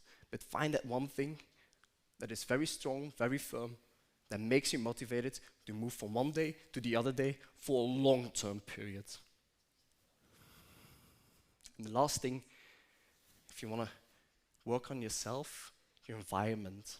Let's say you've got an exam. Right? The exam periods are coming up for students. Get rid of your phone, get rid of your television, don't use it, don't think about it, and that's the hardest thing. You think about it. Like that phone is right there in the corner, you put it away, but it's still there in your mind. Try to avoid all these things. Get yourself in a comfortable environment or a discomfortable environment if you want to change your boundaries, depending on what your goals are. But it also means a mental state, not only the physical things around you. It's also a mental state. How can you be relaxed? How can you go from one day to the other day without stressing or going into a burnout? Because that's a thing maybe someday you have problems with. You can change this by changing your environment where you're working around it. Now, for me, I wanted to become an engineer, so I started university, engineering. I was surrounded by engineers, and that's also an environment. You're not going to become an engineer because of being within them, but it helps you. Your discussions are about topics like that, or you are surrounded by people with ideas, and you can discuss these kind of ideas. That's also an environment where you can put yourself in.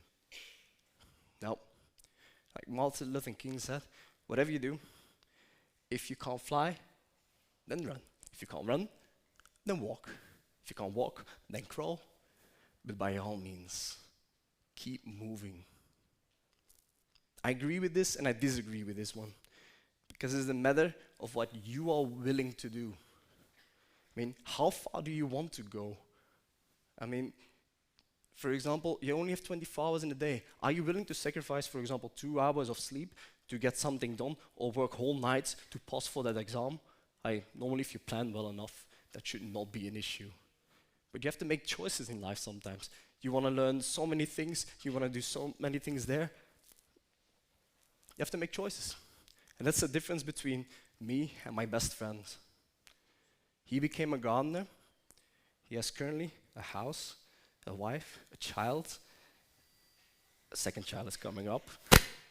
And he's very happy. And actually, that's one of the best choices he ever made in his life. For me, we were at the same time, but for me, I started to work for the University of Stuttgart. I'm a mechanical engineer, electrical engineer.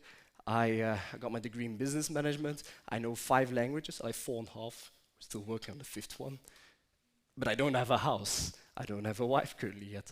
These are decisions you have to make. How far do you want to go in your life?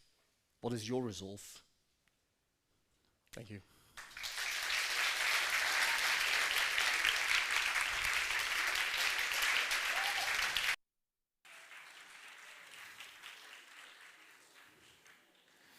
Can you pass on the clicker?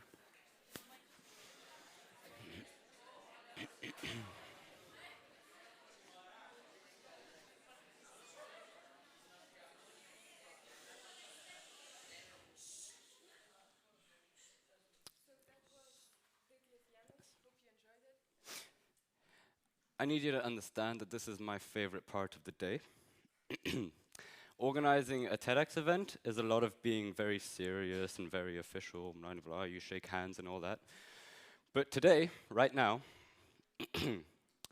I get to introduce a talk to you. And today, we are talking about poop. We're going to talk about poop and how it connects us all. Please welcome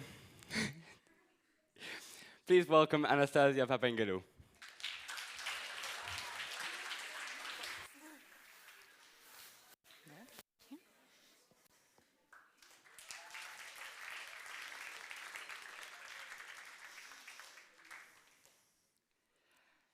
So imagine it's Friday morning and it's your birthday. So you wake up a few minutes before the alarm clock, you put on your favorite sweater, look in the mirror, you can see already the wisdom of this extra year reflected in your eyes. You really want to go to school, meet your friends, it's gonna be a good day. And then, does that work? Yes. And then you see on the kitchen table the box. It's a present. You rush to it, you're tearing apart the wrapping paper, you open the box, and there it is. The first present of your birthday, a big, beautiful piece of poo. Now that's a nice story with a happy ending, isn't it? Right? Exactly. Okay, yeah, maybe not so much. See, in our society, we don't really are used to see poo as a present. It's actually dirt, right? It's something we do behind closed doors. We don't talk about it. We flush it away, and we want it quickly out of sight and out of mind. In my village in Greece, we say that there is one place that even the queen goes alone. The toilet. Yes. And still I will argue that there in the toilet, behind closed doors, what the queen produces is actually solid evidence that we are not alone, but that we are all interconnected in the big. See, to me, this is ultimately what being human is about. Connection to one another, to our places, to the ecosystems that our society is embedded in, to the whole earth, to the universe. And I will argue that nothing shows better this interconnectedness than poo. First of all, because we all poo, right? Poo making is a vegetarian process. Humans do, cats and dogs do, cows, wolves, hares, elephant, whales, birds, insects. We all poo. What about plants? Do you think plants poo? Not per se, but they do have their own ways of eliminating substances and parts that they don't need anymore. The most beautiful poo of all, autumn leaves. So through poo, we get rid of these things that we don't need in our body anymore. Excess nutrients included. Now, nutrients are necessary for all living organisms, right? Plants take them from the soil, they pass them on to the animals, and then we, humans and animals, take them from them. Now, we also need nutrients, but not so much of it, and only or mainly when we grow up. So most of it leaves our body with poo, it returns to the soil. No nutrients, no plants, no food, no life. So it is not a surprise that there are so many extraordinary ways in nature to ensure that the nutrients keep cycling and the web of life keep going on. Take goats, for example. Were you ever on holidays and you leave your car under a tree so that it doesn't heat up, and then you come back and you find a goat sitting on it? Anyone? Is it only a Greek phenomenon? Could be. So anyway, what the goats are doing right there is that unlike sheep, that they are grazing close to the earth, they are eating the wood parts of shrubs and trees up there. And what they do when they defecate is that they are actually transporting the nutrients up from the treetops down to the soil. The same do giraffes, and without even needing to climb on a car. Or take trees, for example. Some trees are producing these big, nice, sweet fruits. And the only reason they do it is to ensure their daily dose of poo. See, these fruits are mainly water and carbohydrates, so they are not very energetically intensive for the trees to make. But when the birds are coming, or the fruit bats, and they're sitting on the branch, and they're eating these fruits, with the juices running on their chins, then their droppings go directly on the tree root and they are fertilizing it. But the champions of nutrient cycling are whales. See, most mammals or most animals in the sea, they are eating on the surface and they are pooing down in the bottom, but the whales are doing the opposite. They go deep down in the ocean in depths that other animals cannot reach, and they eat. And then when they come up to the surface to take a breath, and before they dive back in, they take a huge dump, and so they are spreading all the nutrients like nitrogen and iron on the surface. And then it's available for all the other species that are living in the surface, like the fish. And then the birds, they eat these fish and they fly inland and they carry these nutrients back to the land. So the whales are basically, let's say, the means or the reasons that nutrients that are buried down in the sea, they can transfer back to the land.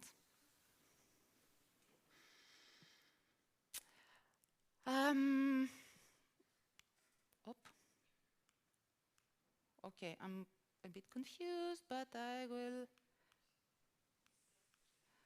Oh no, okay. Were we here?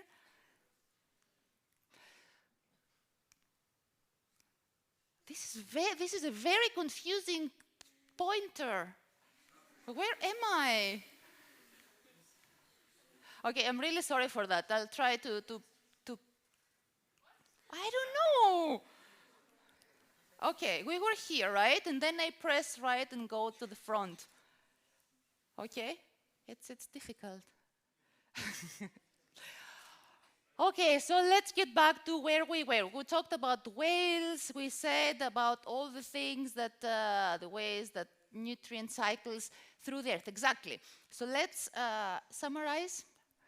So nutrients and the cycle of poo is what keeps the web of life moving, is this invisible thread that connects the one species to the other and then the other, and the glue that keeps us all connected to the ecosystem. But do you think that nutrients and fertilizing is the only use of poo? Who said no? Good. Okay, so let's see some of the other stuff. You see, the hippos, for example, they don't see very well. So on their way to the lake, they are leaving their droppings behind so that then they can find them and trace their way back. Some carnivores, they are eating the scuds of the herbivores to disguise their own smell when they are hunting. And some other times, they are leaving secretions on their feces that can communicate information like location and species and geographical movements to other individuals. It's like sending your WhatsApp location to your friends, but for wolves. And then there's dung beetles. So what these creatures do is that they are laying their eggs on the dung, and then they make these balls bigger than themselves. And then they roll these balls and either bury them on the ground or leave them there and wait. So these balls, they are protecting their eggs, and once the eggs hatch, then they are nourishing the baby dung beetles. And it must be pretty good food, because these creatures are quite extraordinary. Not only they can roll these balls that sometimes they weigh more than 1,000 times their own weight, but they are also super clever. They can navigate in the dark by looking in the sky and taking signals like polarized light and color gradient and find their way in the dark. So let's leave all this magic happening there in the animal world for a while, and let's come back to us. So the queen now is done with her job, okay? She has flushed her toilet, put her smartphone back in her purse, it's done. What happens to the poo? Yeah, see, we humans, we have a complicated relationship with what comes out of our body. Once we started living, too many of us, too close to each other, poo became from a force of good, a fertilizer, a source of problem, of disease, or even death. Have you ever heard of the great stink of London? Ah, you have, cool. Well, I hadn't until I was at the university, so maybe I will skip the story and I will just say that back there in London, when too many people were living too close to each other, and they had no infrastructure, no sewers, nothing to do with their excrements. They were just throwing them in Thames, right? The same river that then they used to draw drinking water from. So then disease came and cholera, and back then they didn't know about bacteria and microorganisms and the germs theory and the fecal-oral route that the cholera was transmitted. They thought that what makes people sick is bad air, like foul-smelling gases. So actually what led eventually to the design and the implementation of a sewer network was the Great Stink, when it was so hot.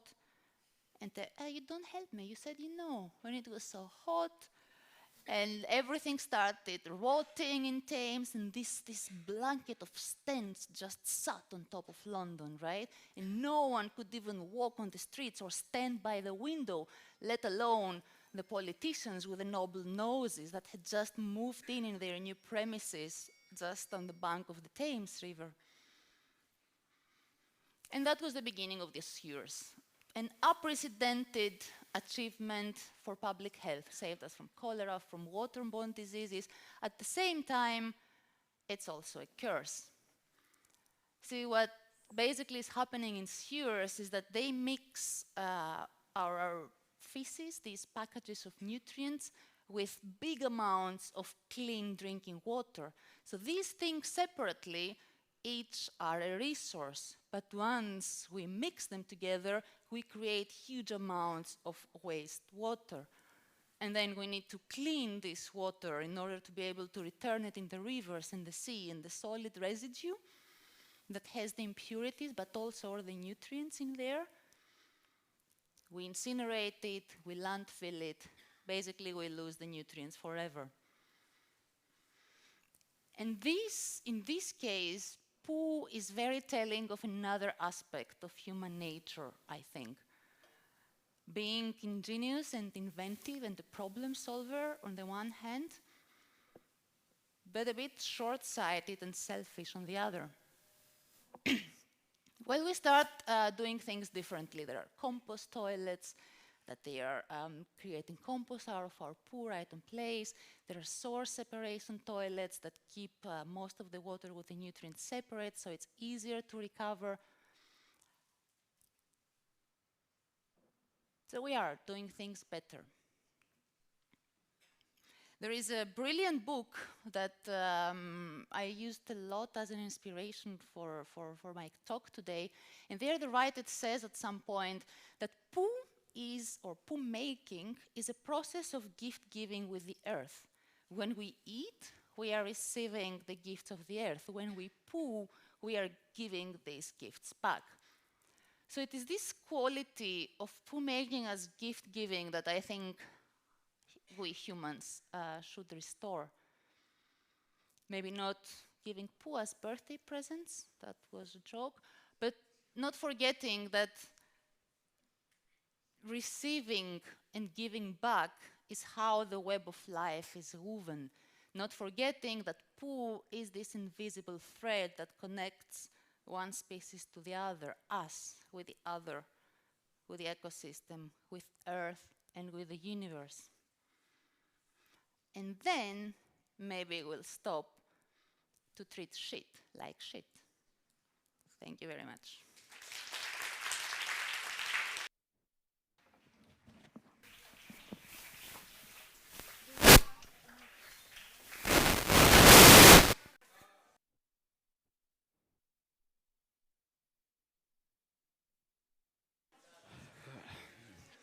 Dum dum.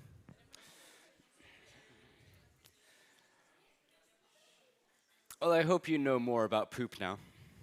I'm not gonna lie, it may not help your grades, but it's still nice to know, because why not? Anyway, we have reached the end of this block. We do thank you for coming. Before you leave, don't worry, you still have time to get out nice and comfortably. We'd like to thank some people. We'd like to thank the organizers, as well as, yes, sure, go ahead. Yay us, yay us. We'd like to thank our Deputy Director, Mr. Gary.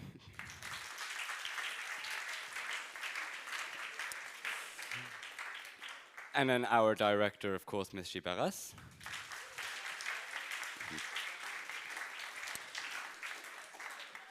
We'd like to thank the most attractive presenters. No? Thank you. And then afterwards, we'd really like to thank the APE for all of their support throughout the year, not only financial, but also moral support.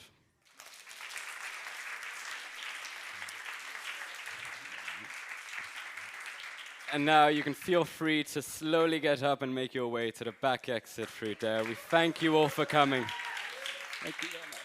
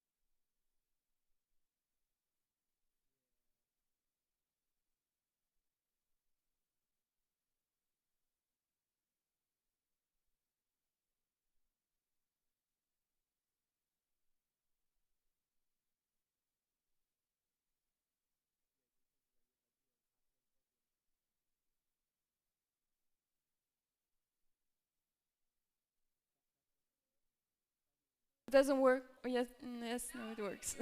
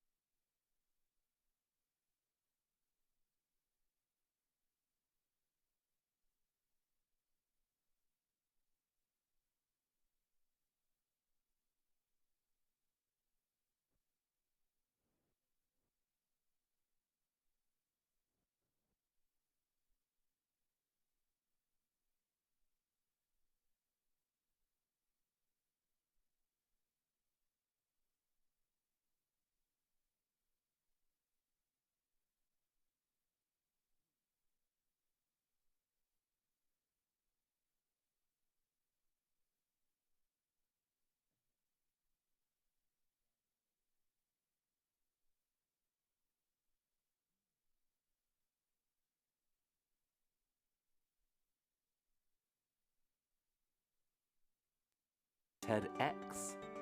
This TEDx event is part of a global conversation that takes place every day in every corner of the world. In schools, in theaters, in workplaces, even in prisons, people gather to hear the best ideas bubbling up in their communities.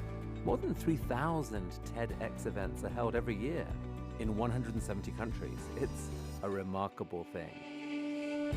TEDx events are self-organized under a license from TED, a non-profit organization devoted to discovering and sharing powerful ideas in the form of TED Talks. It's not TED itself, but your local TEDx team of volunteers that has done all the work to put on today's event, including booking all of the speakers. It's this team's ideas, dedication, and time that have made this possible. We really hope today's program sparks an exciting conversation. This is a day for curiosity and for skepticism, for inspiration and for action. The more you enter into it, the more you will take out. And now, on with the show.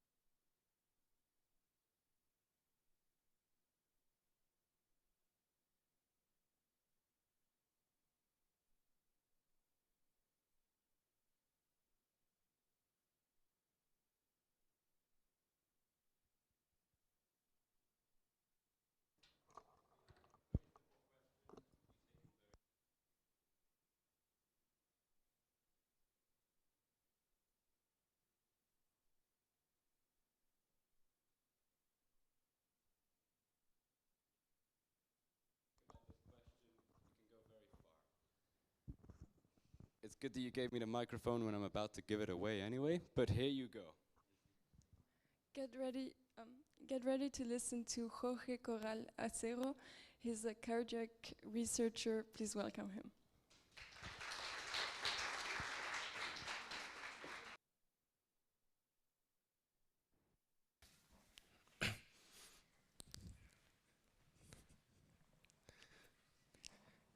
Welcome everybody to the Grey Zone.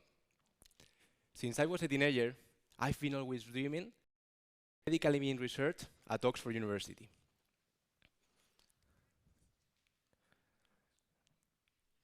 I think it's not working. Okay. A bioengineering degree was not an option at my hometown university, so I went for the most similar one, chemical engineering. I knew that the international experience was a plus, so as it was learning on optimization methods and so on. So I completed my master's thesis on energy optimization at Imperial College of London. This granted me the opportunity to do some neuroengineering research at UC Berkeley, where I got my hands onto the wall of bio and medicine. Once in the USA, I was able to jump to Harvard Medical School to do some research on chest imaging, which eventually gave me the direct connection and my dream career. And of course, I decided all this, and I knew about all the internal university agreements, research groups, research funding opportunities, and I designed and planned all this career when I was only 17 years old. No, of course not. There is a huge tendency to idealize career and to apply an increasing amount of pressure on students to decide on the future. And once achieved, any career can sound well organized, well planned ahead, well structured and perfect. But the truth is actually far from this. Do you want to succeed in life? Do you specialize? Stand out of the crowd. To maximize your success, you need to know what you want to do since you're a child. So start deciding, they say. While there is a huge pressure when it comes to life and career decisions, only a tiny percent of you will have it crystal clear. Another small percentage of you may think that they know it, but really have no clue about it. And the rest of us, we have a more or less of an approximate idea about what we want to do.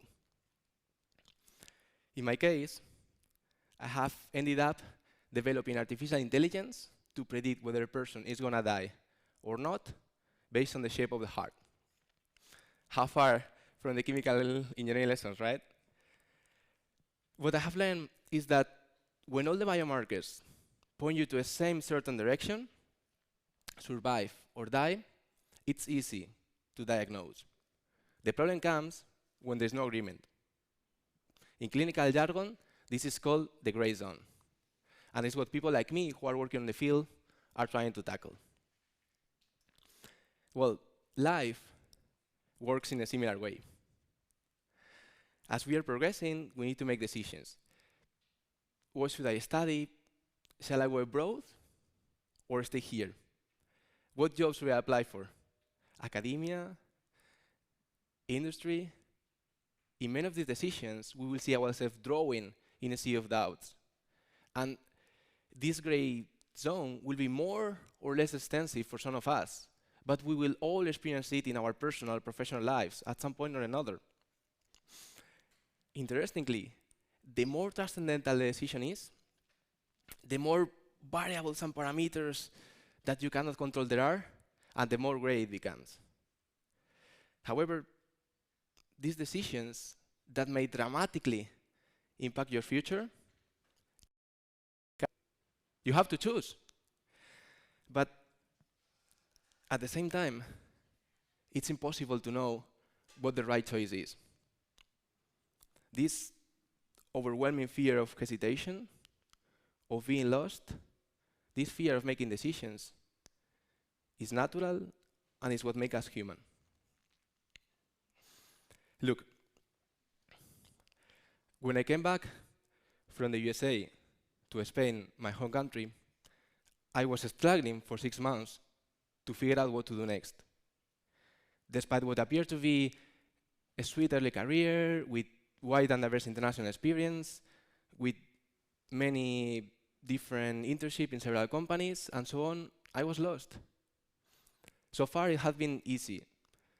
After high school, you go to college, you complete your degree, your master's degree, you got international experience. What next? What do I do? There were so many options, from engineering to banking and consulting, from academia to industry, from the European Union to any other part in the world. And I was totally lost. At that time, I wanted to make the perfect decision rather than just choosing a good one. And there is no perfect decision. For me, it was so frustrating after having studied that much and after having done what I was supposed to do. I could not understand why I was not able to make a simple decision about future life. This has been one of the most critical challenges of my life. That, dear friends, that is the gray zone. The solution, you may ask? Well, spoiler alert, there is no such thing of a solution. To be honest, I'm about to finish my PhD, and I still wonder what to do next. Like most of my colleagues at Oxford. This is it. This is it.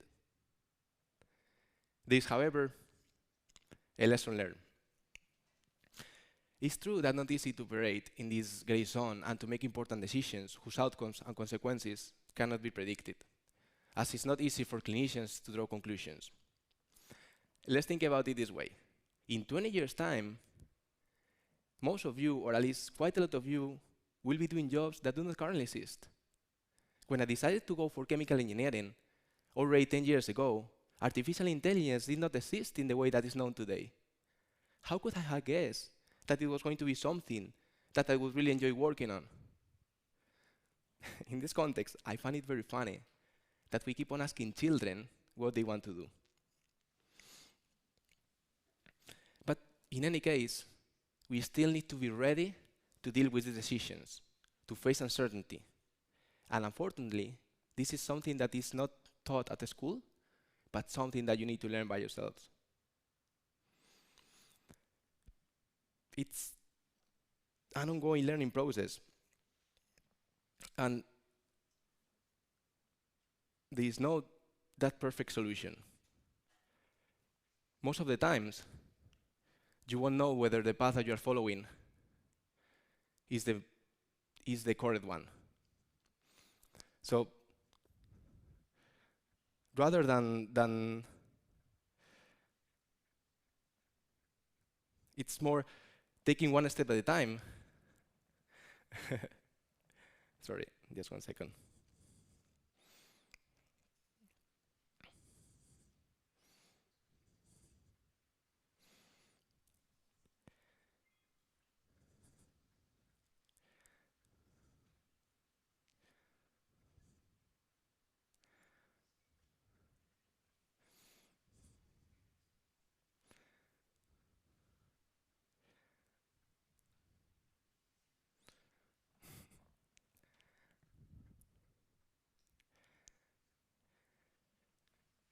Listen, from my experience, the best way forward is an empirical approach. That is, try and error. This doesn't mean that you should not think or not worry about decisions just because you cannot fully control them. It's not about flipping a coin and taking random decisions. Rather, it's taking little steps in the direction that you find the most convenient at that time. There is no perfect solution. And the more long-term you plan, the blurrier it becomes. And as I said before, most of the times, you won't know whether the path that you are following is the optimal one. We can't know it, and we will never know it. There is no such thing as an alternative reality where you can check the hypothetical success of the different choices. But somehow, those little steps will become part of you, will enrich you, and will bring you to scenarios that you have never imagined. And precisely, it's been these little steps what have brought me here today to share my story with you. You will make good, bad, and Brexit-style decisions. It's part of the life. But in the end, it's all about enjoying the journey. It's an ongoing learning process where you will deal with uncertainty, wrong decisions, and fear of being lost. And the problem is not making wrong decisions. The problem is letting those wrong decisions to prevent us from seeking for alternatives. For this reason, don't be afraid of making mistakes. Take it easy, let it flow, and you will achieve wonderful things that you have never dreamed about. And if it turns out that you are wrong, then take advantage of the mistake. Capitalize on them. Believe it or not, sometimes mistakes led to enormous success. Dr. Spencer Silver and Mr. Arthur Fly were attempting to develop a super strong adhesive for the aerospace industry when instead, by accident, they came with the Post-it notes. And in the worst case, if you fail, then change. Explore new direction. Go back and repeat it. There is no irreversible solution, and it's never too late.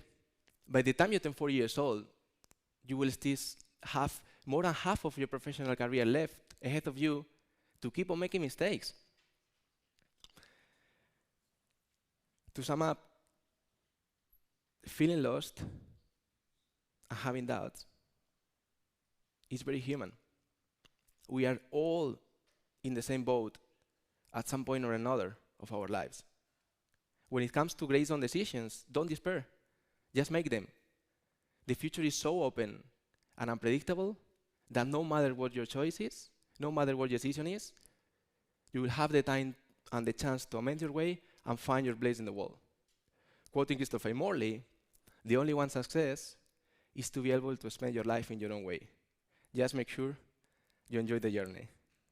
Merci beaucoup. Thank you. Thank you.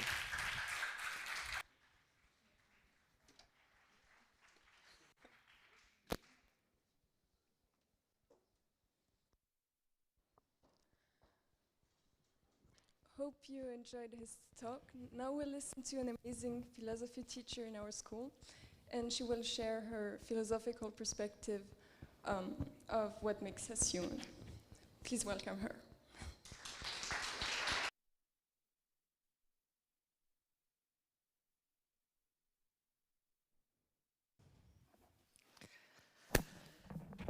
Ladies and gentlemen, dear colleagues, dear students, dear friends, please permit me first to thank the organizers of this event for their kind invitation, and then all of you for being present here at the European School Brussels 3 or on your screens somewhere else.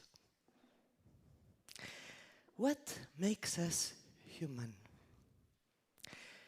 The question of a better understanding of the human beings and the world had been the initial motivation for the beginning of my philosophy studies many years ago, and remained at the heart of the research I've led since. But may I say that I arrived today at a satisfactory answer? I'm not certain. The subject is too complex. Although many important philosophers expressed various theories, they remain still under discussion, and more aspects have yet to be examined. At the dawn of Western philosophy, the 7 sages gave the advice, know thyself. But Thales, to whom this Delphic precept was attributed, added that this was the most difficult task among all. Since then, that major existential question attracted the attention of many philosophers, and I will just cite as a simple example the Renaissance humanism, Immanuel Kant, or Friedrich Nietzsche. Even if I agree more with certain ideas expressed by some thinkers, less with others, and I try to construct my own, I continue to seek my way through all this, as there are always new elements that can be eventually taken under consideration. So, I shall just try to share with you briefly here some selective main points that I think are crucial for the subject. I shall examine the question essentially from 2 aspects, depending on the meaning that we can attribute to the keyword human. First, the term human can be understood ontologically. Then the question should be reformed: which are the characteristics that are particular to human beings? Secondly, the notion human may take an ethical sense, referring to the acquisition of some virtues or values, or the realization of actions that we consider proper to morally excellent people. And then the question should be reformed: what makes us outstandingly human? First, the ontological aspect. The characteristics composing the human nature or essence may be defined in various manners.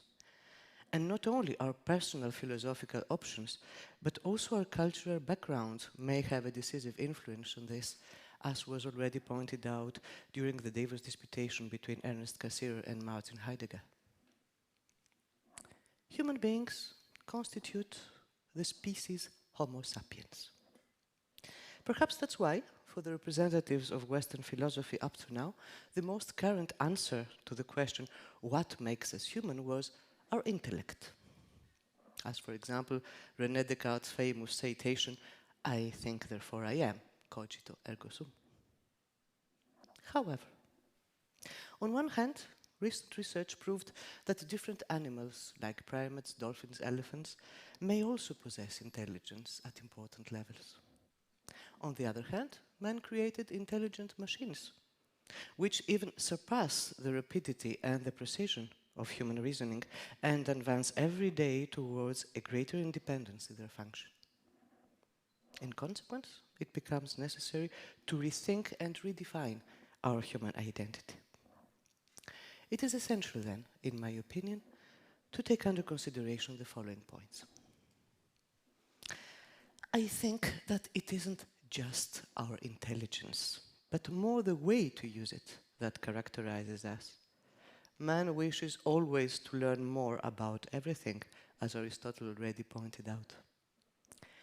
The notion of philosophy, philosophia, is significant. It is the love of wisdom which constitutes an unending and constant strife. We are open to imagination and creativity, for original achievements of all kinds, as we can see always new inventions in arts, science, technology. We are a homo faber. Henri Bergson constituted there the main difference between man, created of multiple artifacts, and human animals. Whereas Arnold Gehlen thought that man produces an artificial environment because of his deficit to adapt to the natural one, so he saw it negatively. As far as we know, we are the only species on Earth that presents an aesthetic sensibility, enjoying the pleasure procured by beauty and the various artistic creations. We are a homo aestheticus, which recently looked very analyzed by putting the aesthetic taste in relation to ethics and politics. Also, as far as we know, we are the only species presenting spirituality. This is a very difficult notion to define, but let us say very generally that many humans from the prehistoric times till now, according to archaeological data, believe in the coexistence of a supernatural world in parallel to the natural one, and of superhuman entities in connection with man, who become then homo religiosus. The various religions and spiritualities give different definitions of the nature of these or these entities and of our communication with them. The dualist vision of human nature shares with many religious beliefs the idea of the existence of a human immaterial soul, different from the body, and attached to it during one or more terrestrial lives. Many among the persons who adopt religious beliefs consider the human nature defined by one or more divine entities. Some of them accept also a certain form of determinism concerning our actions. They would be guided by a divine will to which we are submitted. Curiously enough, the adepts of a materialist monism, who believe that human nature is essentially corporeal, join them in a different sort of determinism. They consider that humans are absolutely defined by their physiology, their psychological constitution, or the social and historical conditions in which they live. At their antipodes, we find the existentialism of Jean-Paul Sartre. For him, man is thrown into existence by chance, and therefore is condemned to be free, to define himself, and to assume alone the choice and the responsibility of his actions. In spite of all the evident limits and variable influences resulting from the temporal and material parameters of our life related to our body or to our environment, I think that we are also characterized by the liberty to act in different degrees, that we are a homo liber. Eventually, we can go towards the best or the worst possible way, even if the total liberty of auto-definition of each human being might be too exaggerated. In our free will resides our moral responsibility, our being a homo ethicus, which we don't expect from other species. And every one of us is an unpredictable and unique person. We usually pursue what we believe is the best. We strive for excellence. Sometimes this we consider is material goods or power, being a homo economicus. Sometimes we try to become a better person, as the ancient Greek philosophers incited us to do, considering that wisdom and the other virtues are constitutive of felicity, eudaimonia, or good life, sin, which for them is our greatest good and man's natural finality. Thomas Hobbes believed that man is a wolf to man, homo homini lupus, and that the perpetual war among us is our natural state. Quite the contrary, Baruch Spinoza said, no, man is a god to man, homo homini deus, but when he uses his rationality as a guide for his behavior. In fact, in my sense, both can be right. As up to now, humans proved to be open to a double attitude. We combine at different levels individuality on one hand and cooperation with members of our community on the other.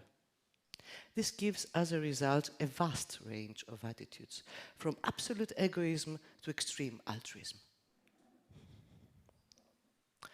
We also present a vision of universality concerning the groups we consider we belong in, like cosmopolis, humanity, all sentient beings on earth.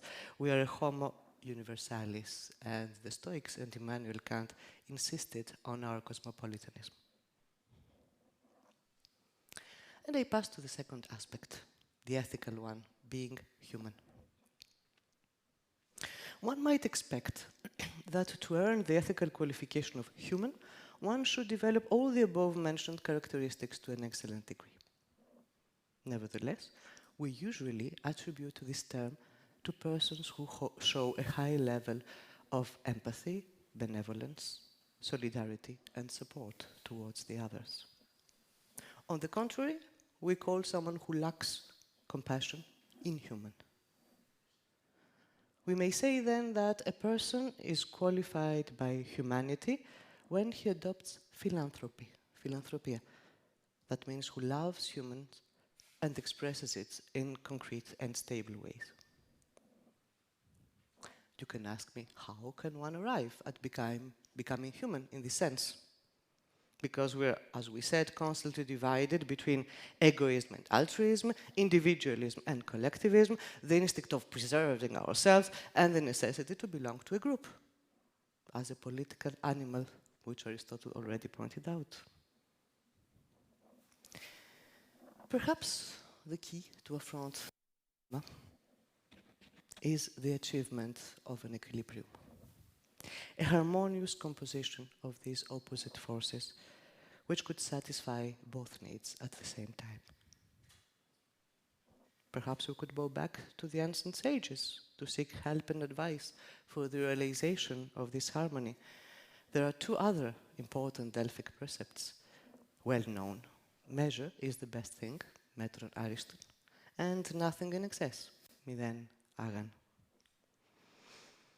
Perhaps we may try to put the necessary limits to our selfishness, our greed, our aggressivity, in view of developing not only a cooperative attitude towards the persons who surround us, our family, our neighbors, our colleagues, our fellow citizens, but also a sense of being part of the humankind as a whole.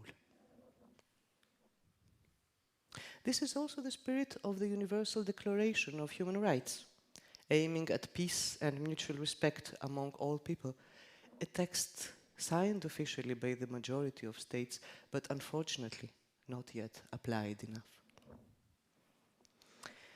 Anyway, in our era of globalization, it is impossible to imagine that we may remain isolated. We all receive, at a greater or lesser degree, the consequences of what is happening to others, even if they live in the most distant parts of the world. This may include, for example, disasters created by men, like wars, which is an extreme expression of some people's inhuman, egocentric avidity for gain and power, deprived of any respect due to other persons, or by natural causes, which sometimes are caused also by human interventions. Therefore, to show in concrete actions our goodwill towards the others, we should be able to put ourselves in the place of everyone else and try to help for the amelioration of his life.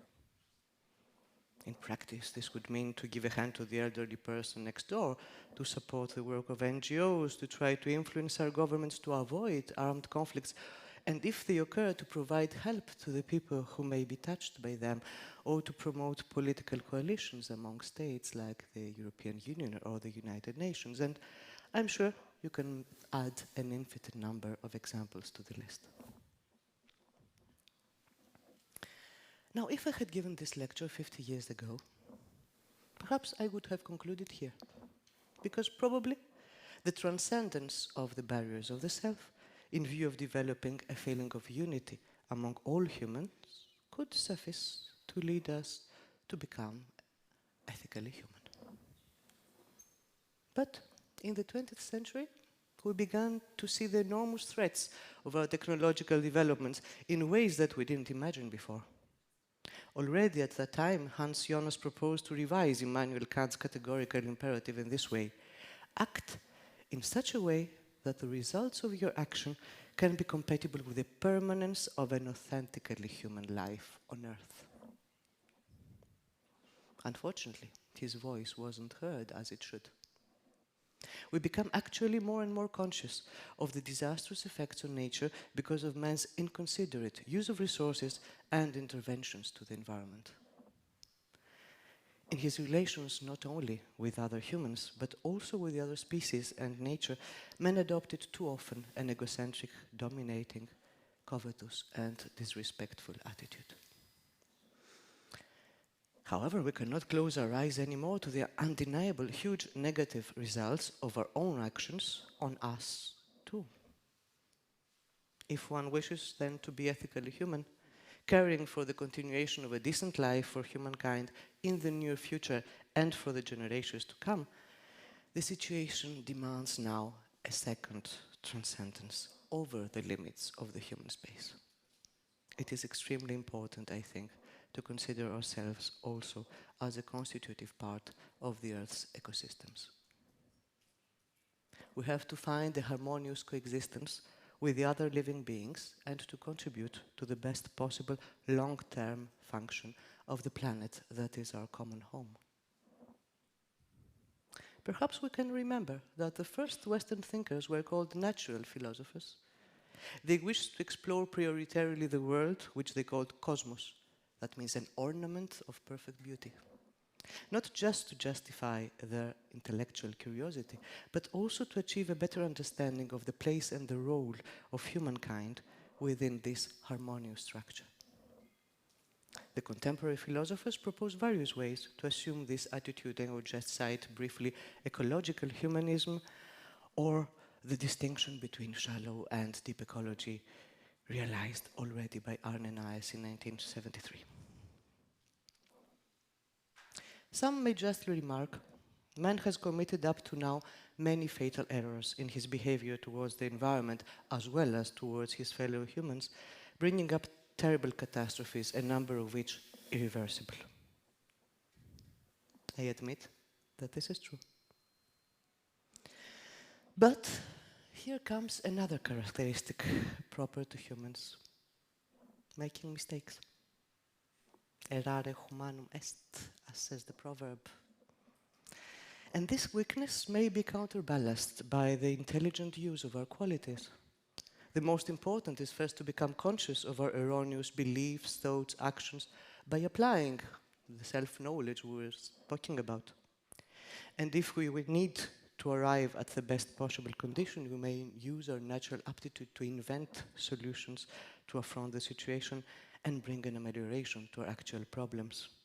It is also useful to develop exchanges and cooperations in view of more successful achievement of our common goals.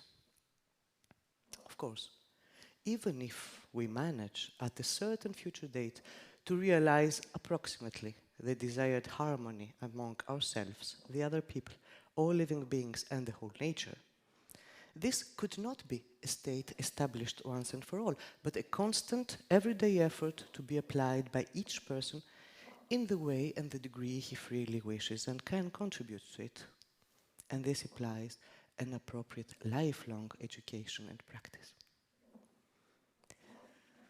Can this be possible? You may ask, or you are just presenting utopias in front of our eyes. Well, it certainly cannot be easy. But I think that it's worth at least to start trying, as not only our ethical qualification of being human, but also the quality of our lives and even our existence as human beings cohabiting with the other species on Earth depend on it. But from now on, the most important is what you think and what you will do. Thank you very much for your attention.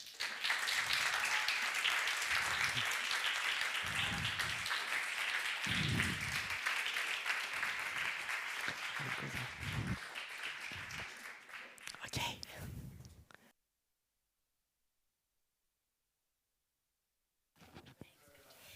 Next speaker, pardon me. Our next speaker is the Senior Vice President of the program Search for Common Grounds. I'd like you to welcome Ms. Lena Slagmelder.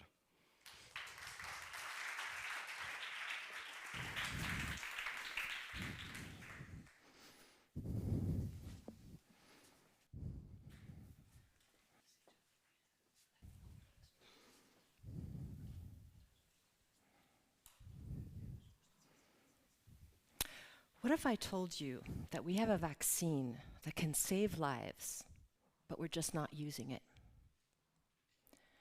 A vaccine that can prevent this and this.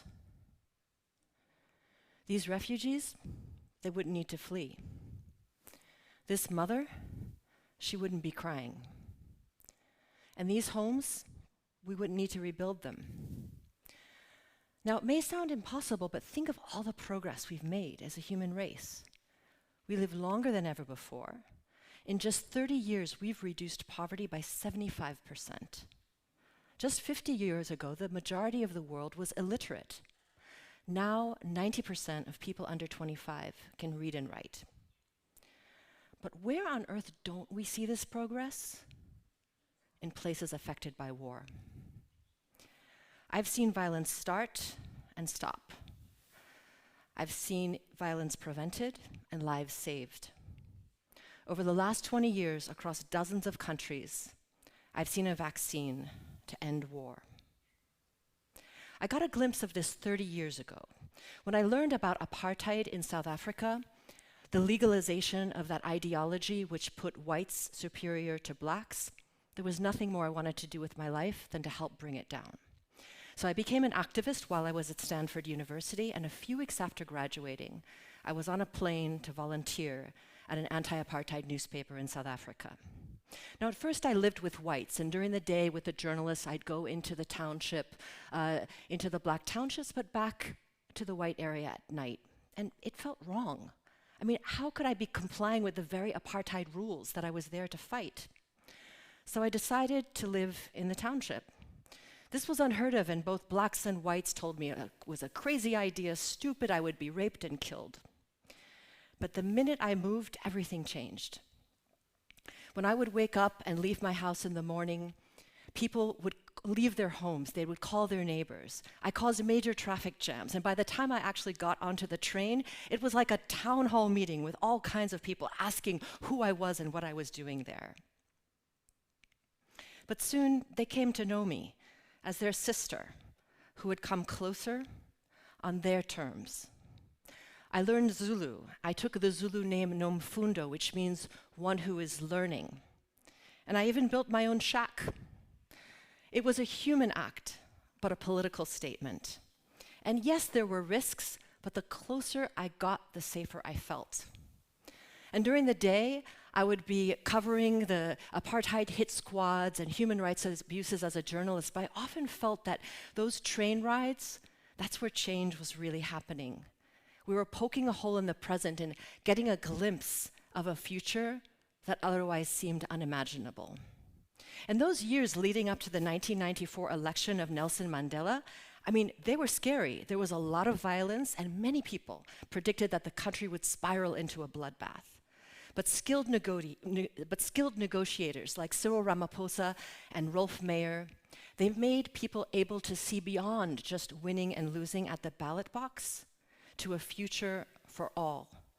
They built a path of trust and they said, come, walk with us. This is the path for heroes. So this experience in South Africa taught me three things about ending war. Firstly, about courage. Not the courage to fight, but the courage to connect. That's where it all starts. Secondly, to ask why. You know, when I was in South Africa, I met many people who had done horrible things. And when I asked them why, they said, I thought it was the right thing to do, or I was scared, or I thought I had no choice. Having the empathy to ask why and understand, that's the second step. And thirdly, if we want to end war, people will need to change, but they won't when they feel afraid or humiliated. So we need to make it okay for people to change. With these three lessons in mind, I felt called to go to the Great Lakes region of Central Africa. For in that very same month of April 1994, when we were electing Nelson Mandela in South Africa, 1 million Rwandans were being slaughtered in the genocide. Hundreds of thousands more were being killed in Burundi, and a few years later, the deadliest war since World War II would unfold in the neighboring Democratic Republic of Congo. I joined Search for Common Ground, the world's largest peacebuilding organization, and everyone that I worked with and came to know had been affected by this violence. They were orphans, they'd seen their friends killed, they'd had to flee and leave everything, and yet every day they showed up with courage to stand and try and reweave back the fabric of these societies. So I want to tell you about two of them from the Congo, Innocent and Rigobert. Rigobert was a fiery student activist who was leading violent demonstrations against Rwanda's involvement in Congo's war. He walked in long strides, had a stoic gaze, and had this way of speaking in complete sentences as though he'd practiced for our conversation ahead of time. Innocent was Munyamulenge, the people whose tribe had come from Rwanda. And just like the Japanese Americans during World War II, his very identity made him accused of being a traitor. Now, Innocent was tall and lanky with a grin he couldn't really hide, and he'd grown up herding cows. But when the war came, his younger brother was snatched from their home and never seen again. And Innocent's father was heartbroken and wanted someone to blame. Blaming was easy. People who called for revenge were heroes. What was harder was to talk. You could be seen as being a collaborator. So we managed to find a way for Innocent and Rigobert to have a discreet conversation, and what happened there was a breakthrough. They started to shout accusations at each other. They asked why they and all of their group had done those horrible things. And like the skin of an onion, they began to peel back the prejudice and the stereotype that they'd been taught to believe about the other. Underneath, they found passion. Passion to fight, but not as enemies, as allies for peace. So we needed this idea to spread. We rented a bus, and off they went to the most polarized parts of Eastern Congo. We soon learned that one of the best trust-building activities was pushing a bus out of the notorious Congolese muddy roads. But when they arrived in the villages, people either wanted to kill Innocent or Rigobert. They saved each other's lives many times and said, no, that's not what we're doing here. Here, we dialogue. This is a place for heroes. Come and join us.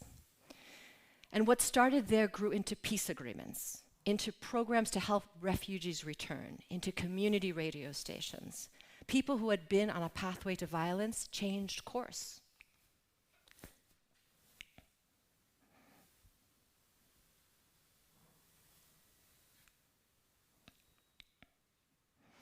So I've stayed with Search for Common Ground for 19 years because I see this change happen all the time.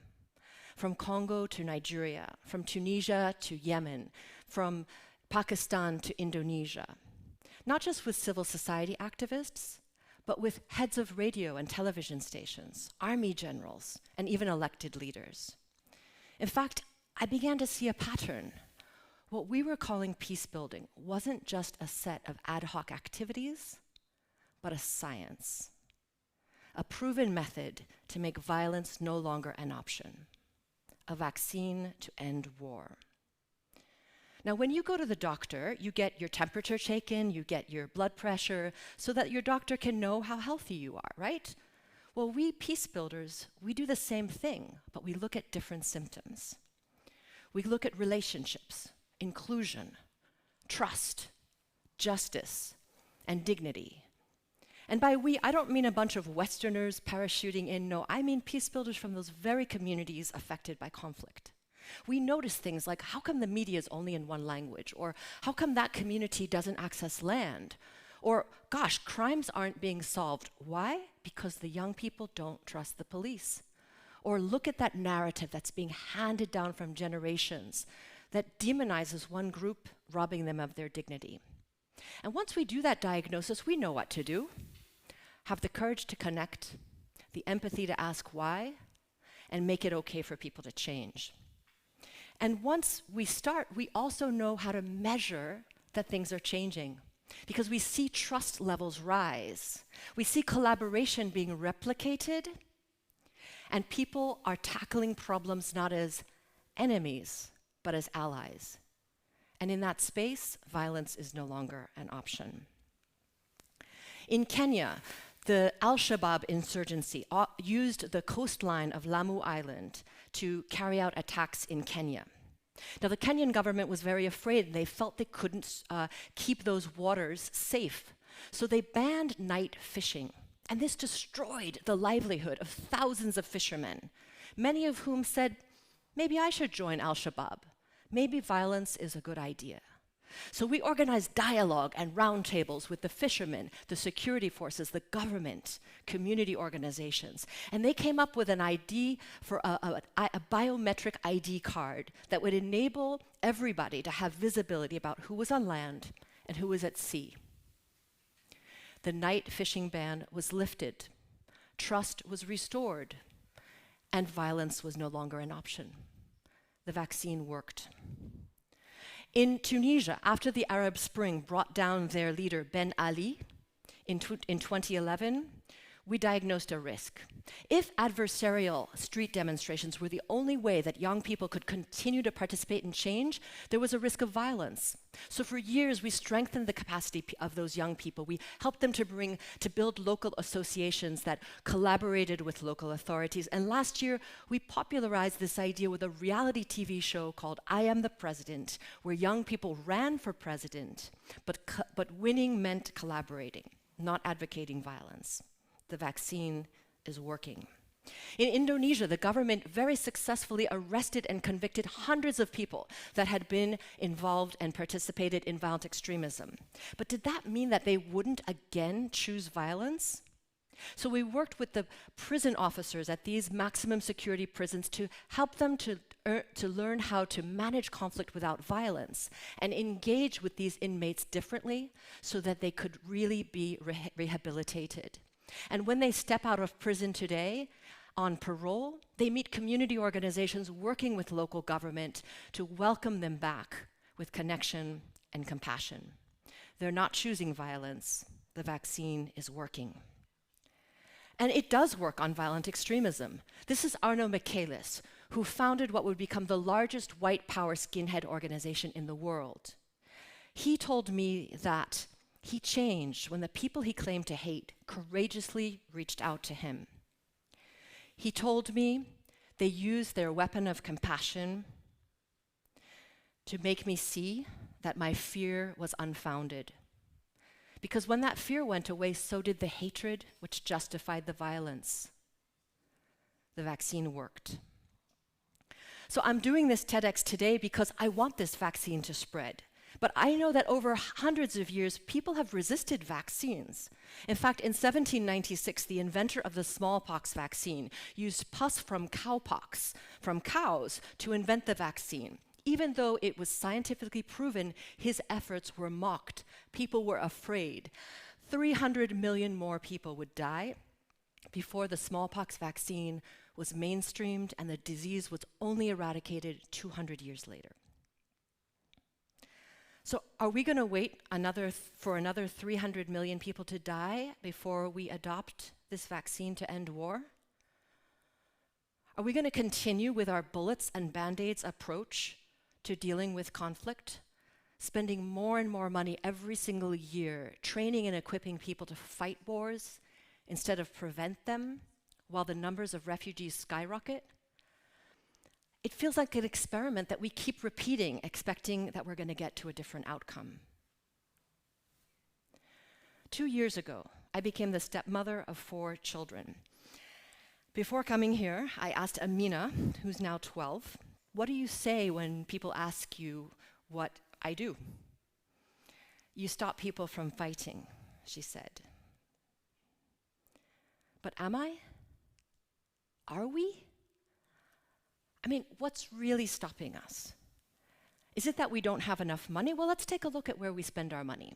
The US spent $6.3 trillion so far on the wars in Iraq and Afghanistan. In the US discretionary budget, 7 out of 10 cents are spent on fighting wars.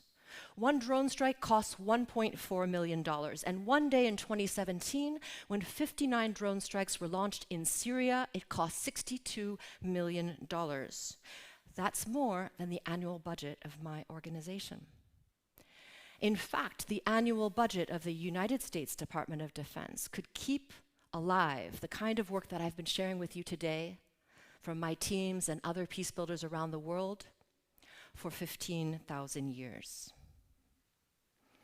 Do we think it's worth it to invest in peace building and preventing wars? Well, the World Bank recently came up with a report that said if we invest in prevention, we can save $70 billion a year, because every dollar that we spend on prevention leads to a savings of $16. And some people will tell us that war is natural, but we know that's not true, because so many of the people that we send out to fight wars come back broken, with suicide rates amongst veterans twice as high as ordinary people.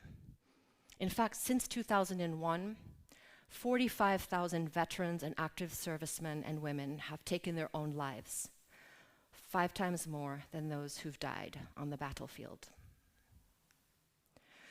So what do I want to ask of you today? Try the vaccine in your own life. Find the courage to connect, the empathy to ask why, and make it okay for people to change without humiliation. But I'll warn you, it's not easy. It's scary. It might hurt. And if you change, you'll probably lose something. But think of what you'll gain, because there's nothing more rewarding than turning an enemy into an ally. But if you and I are the only ones who take this vaccine, it's not going to be enough. We need to invest in this, and we need to tell our leaders and elected officials that war isn't working. I don't want to have to look at Amina and tell her that we knew how to prevent war and we didn't do it. It'd be like her asking me, wait, there was a vaccine for this disease and you didn't give it to me? I don't ever want to be asked that question. Do you? Thank you.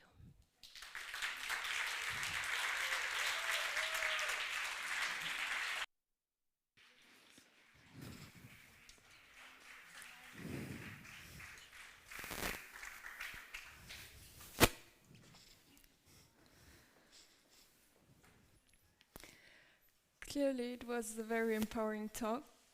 Sadly, we will now have the last talk of the day, held by a student of the European School of Laeken, who will talk about restrictions. Please give a big round of applause for Emmanuel.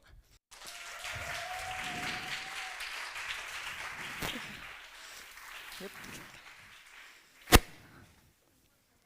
So I wanted to start my talk by rolling onto the stage, and I always wanted to do this.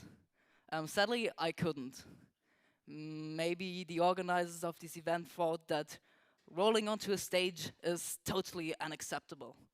Maybe they thought it was childish, embarrassing, or just strange. If they believed so, and I imagine you believe so too, I must confess that I have the exact same opinion about this totally weird action to roll onto a stage.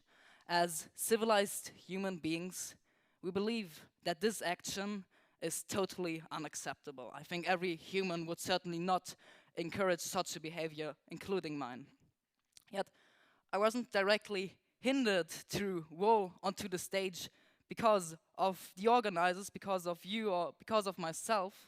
I was hindered because of our and my belief of what one should and what one shouldn't do at the beginning of a TED Talk in order to not be perceived as an incompetent fool who has absolutely no qualifications to be here. So, even though I am this incompetent speaker, I wasn't restricted from holding a talk which will introduce you to my own biased perception about the way we humans connect to restrictions. So,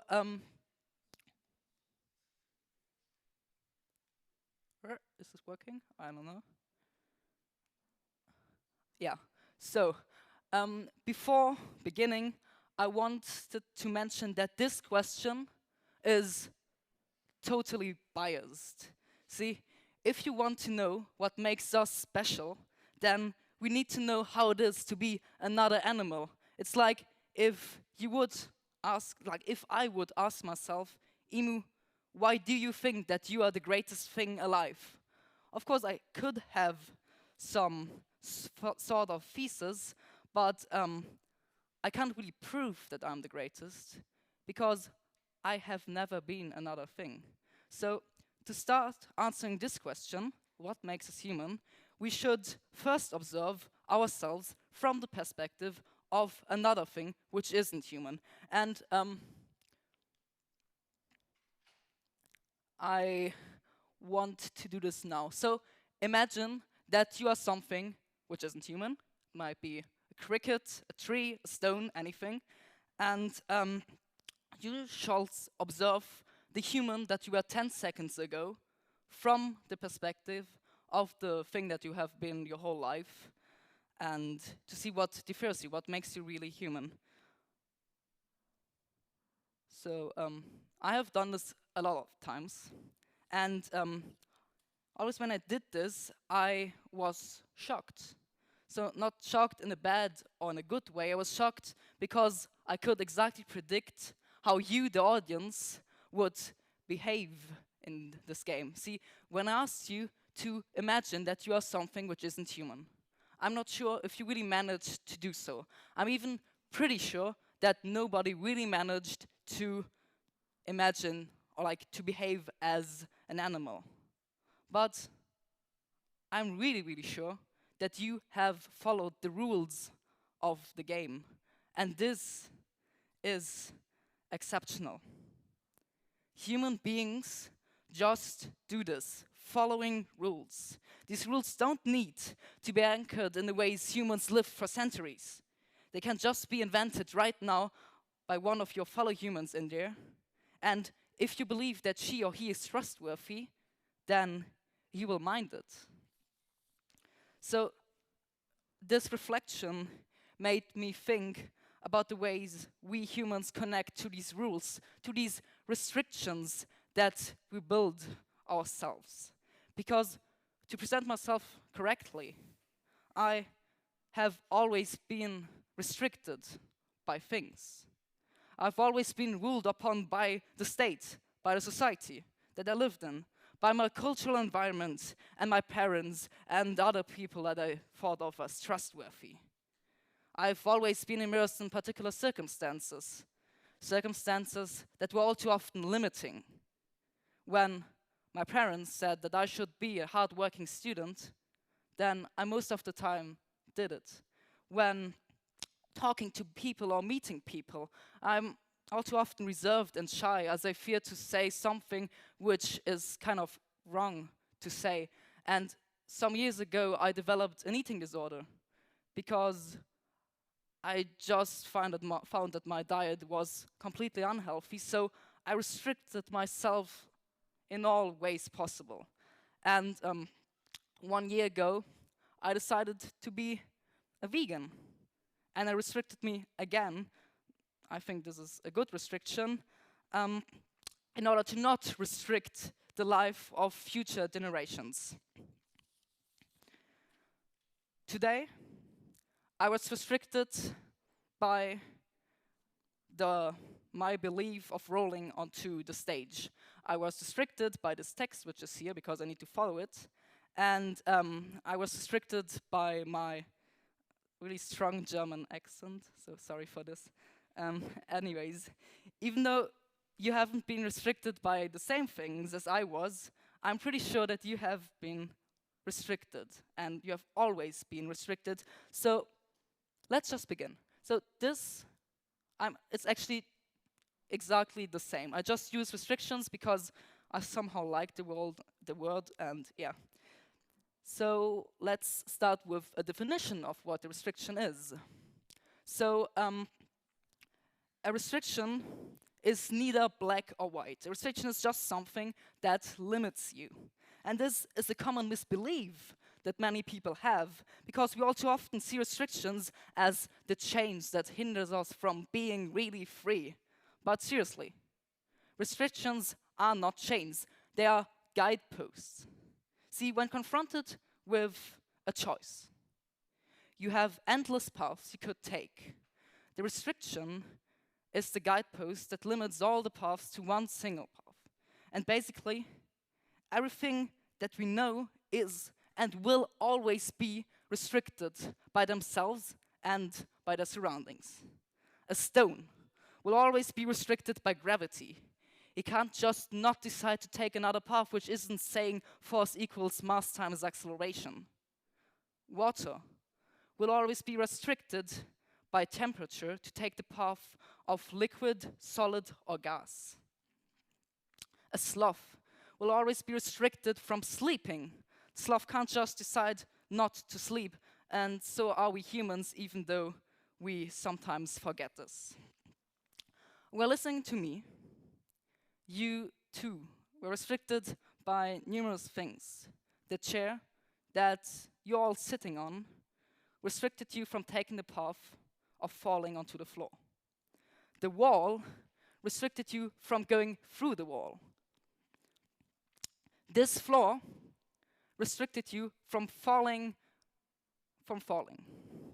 Yet, what is really interesting about us humans is that we think that we are restricted by certain things, even though that we most of the times aren't.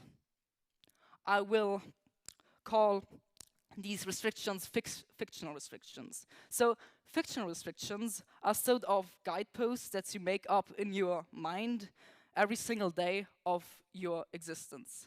It could be that some animal in such believes in such things too, yet they don't believe in them as much as we do.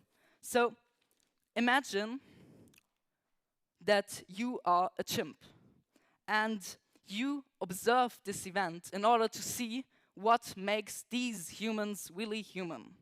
So, first of all, this whole action of a TED Talk would seem completely strange to you. Why are all of these people here doing the exact same thing?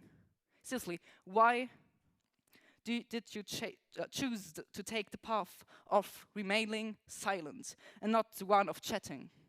Why did you choose to take the path of sitting and not the one of standing or leaving in the middle of my talk? Why will you take the path of clapping at the end of my speech, even though you might not have liked it? Because we are humans, and this is just what humans do. We are the most restriction-loving animals on Earth, following random rules that we never directly agreed to follow. Most animals wouldn't accept this, yet we humans, we do, and we even like it. So here's a little story about my life. Every weekday, I wake up at inhumane times. I don't want to do this, but I'm kind of forced to do so, and so is every other child in my age, because there's something named school which forces us to do this. At breakfast, I go down, I meet my mom, and I'm too tired to say hello to her. But she expects this from me, so I say hello, even though I don't want it. Then I go to the kitchen, I see all of these options there, and I restrict myself to the vegan things because I am a vegan. And then I go to school, and school, oh, that's another thing. When having class is an interesting concept. Everybody agrees to talk about one subject that the school system has forced us to talk about. And if we don't believe what the teacher says, then we will fail the exam. So, you get it? Restrictions are just everywhere. We humans somehow made life more restricting than it actually is by just creating a bunch of guideposts that we need to follow. And even though these guideposts aren't even there, till now I've never met a person who did not believe in them. Seriously, do you know a person who doesn't believe in civilization, in the state, in law, or in money? No. Because we humans are all great believers in things that aren't actually there.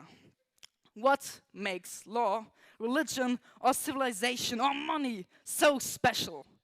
They can only exist when a large numbers of humans believe in them, when these humans accept to be restricted by them. Laws would have no power if nobody would believe in them. Money would just be numbers if nobody would believe in their values.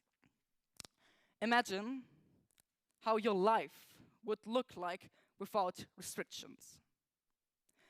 Imagine how this whole event will look like without fictional restrictions, without any sort of civilization that restricts us from talking, standing, or disrespecting whatever etiquette the audience needs to follow.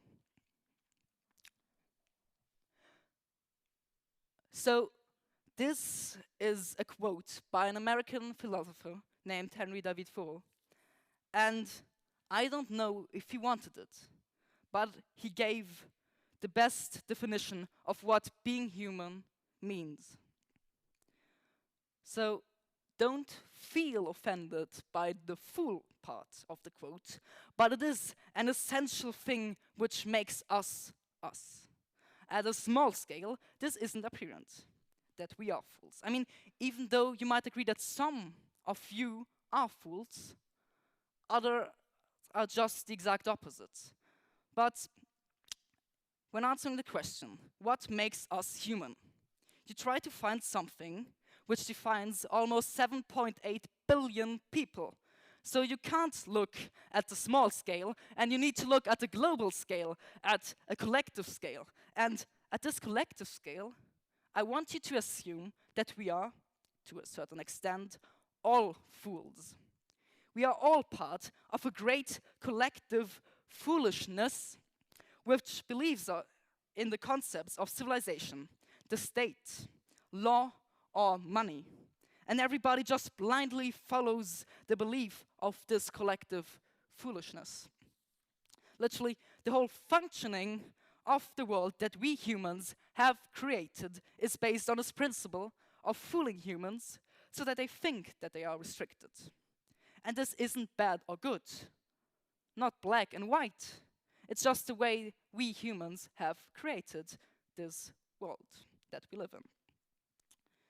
So, if humans were no fools, the humans wouldn't have gone so far, because being fooled by the same things is kind of practical to cooperate in order to find solutions. Imagine that I am society, and you think that I say to you, this summer you shouldn't fly to your dream destination as this is bad for the climate. In this case, society isn't restricting you to take the plane this summer. It is your very self. See, you hear that society will blame you if you take the plane. Then you are the one who makes the rule in your mind do not dare to take the plane. And finally, you decide to go via bike this summer to the nearest city and visit it, and don't go with the airplane to some destination.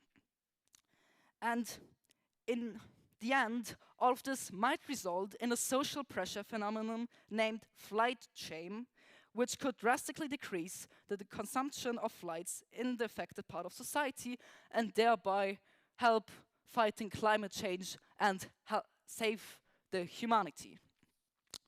All of this just because humans have the unique ability to restrict themselves by making up their own rules in their mind. Just imagine all of these possibilities that result from this, for the good or for the bad. You just need to make a bunch of people think that they are restricted by something, and you could influence them in any sort of way. And this can be bad, or it can be good for you. Just bear in mind that every time you restrict yourselves, there's some human who is behind it. And this may be a little tricky, because most of us don't know what we want, but we do know what is what is said to be wanting. So, as a human and a fellow fool of yours, I have a little message for you. The collective foolishness that we find ourselves in will always be there. It will always restrict ourselves. Yet please bear in mind that even if these guideposts are just there in our minds, they will always be there to restrict you. It is not only our duty to see which guideposts we don't want to follow, but also to know which ones we want to follow. Because in the end, you are the fool who makes the rule and the one who minds it. And with this, you have a huge responsibility. So look at this world with fresh eyes and see the restrictions that you find yourself confronted with from a new perspective. Thank you very much. Thank you.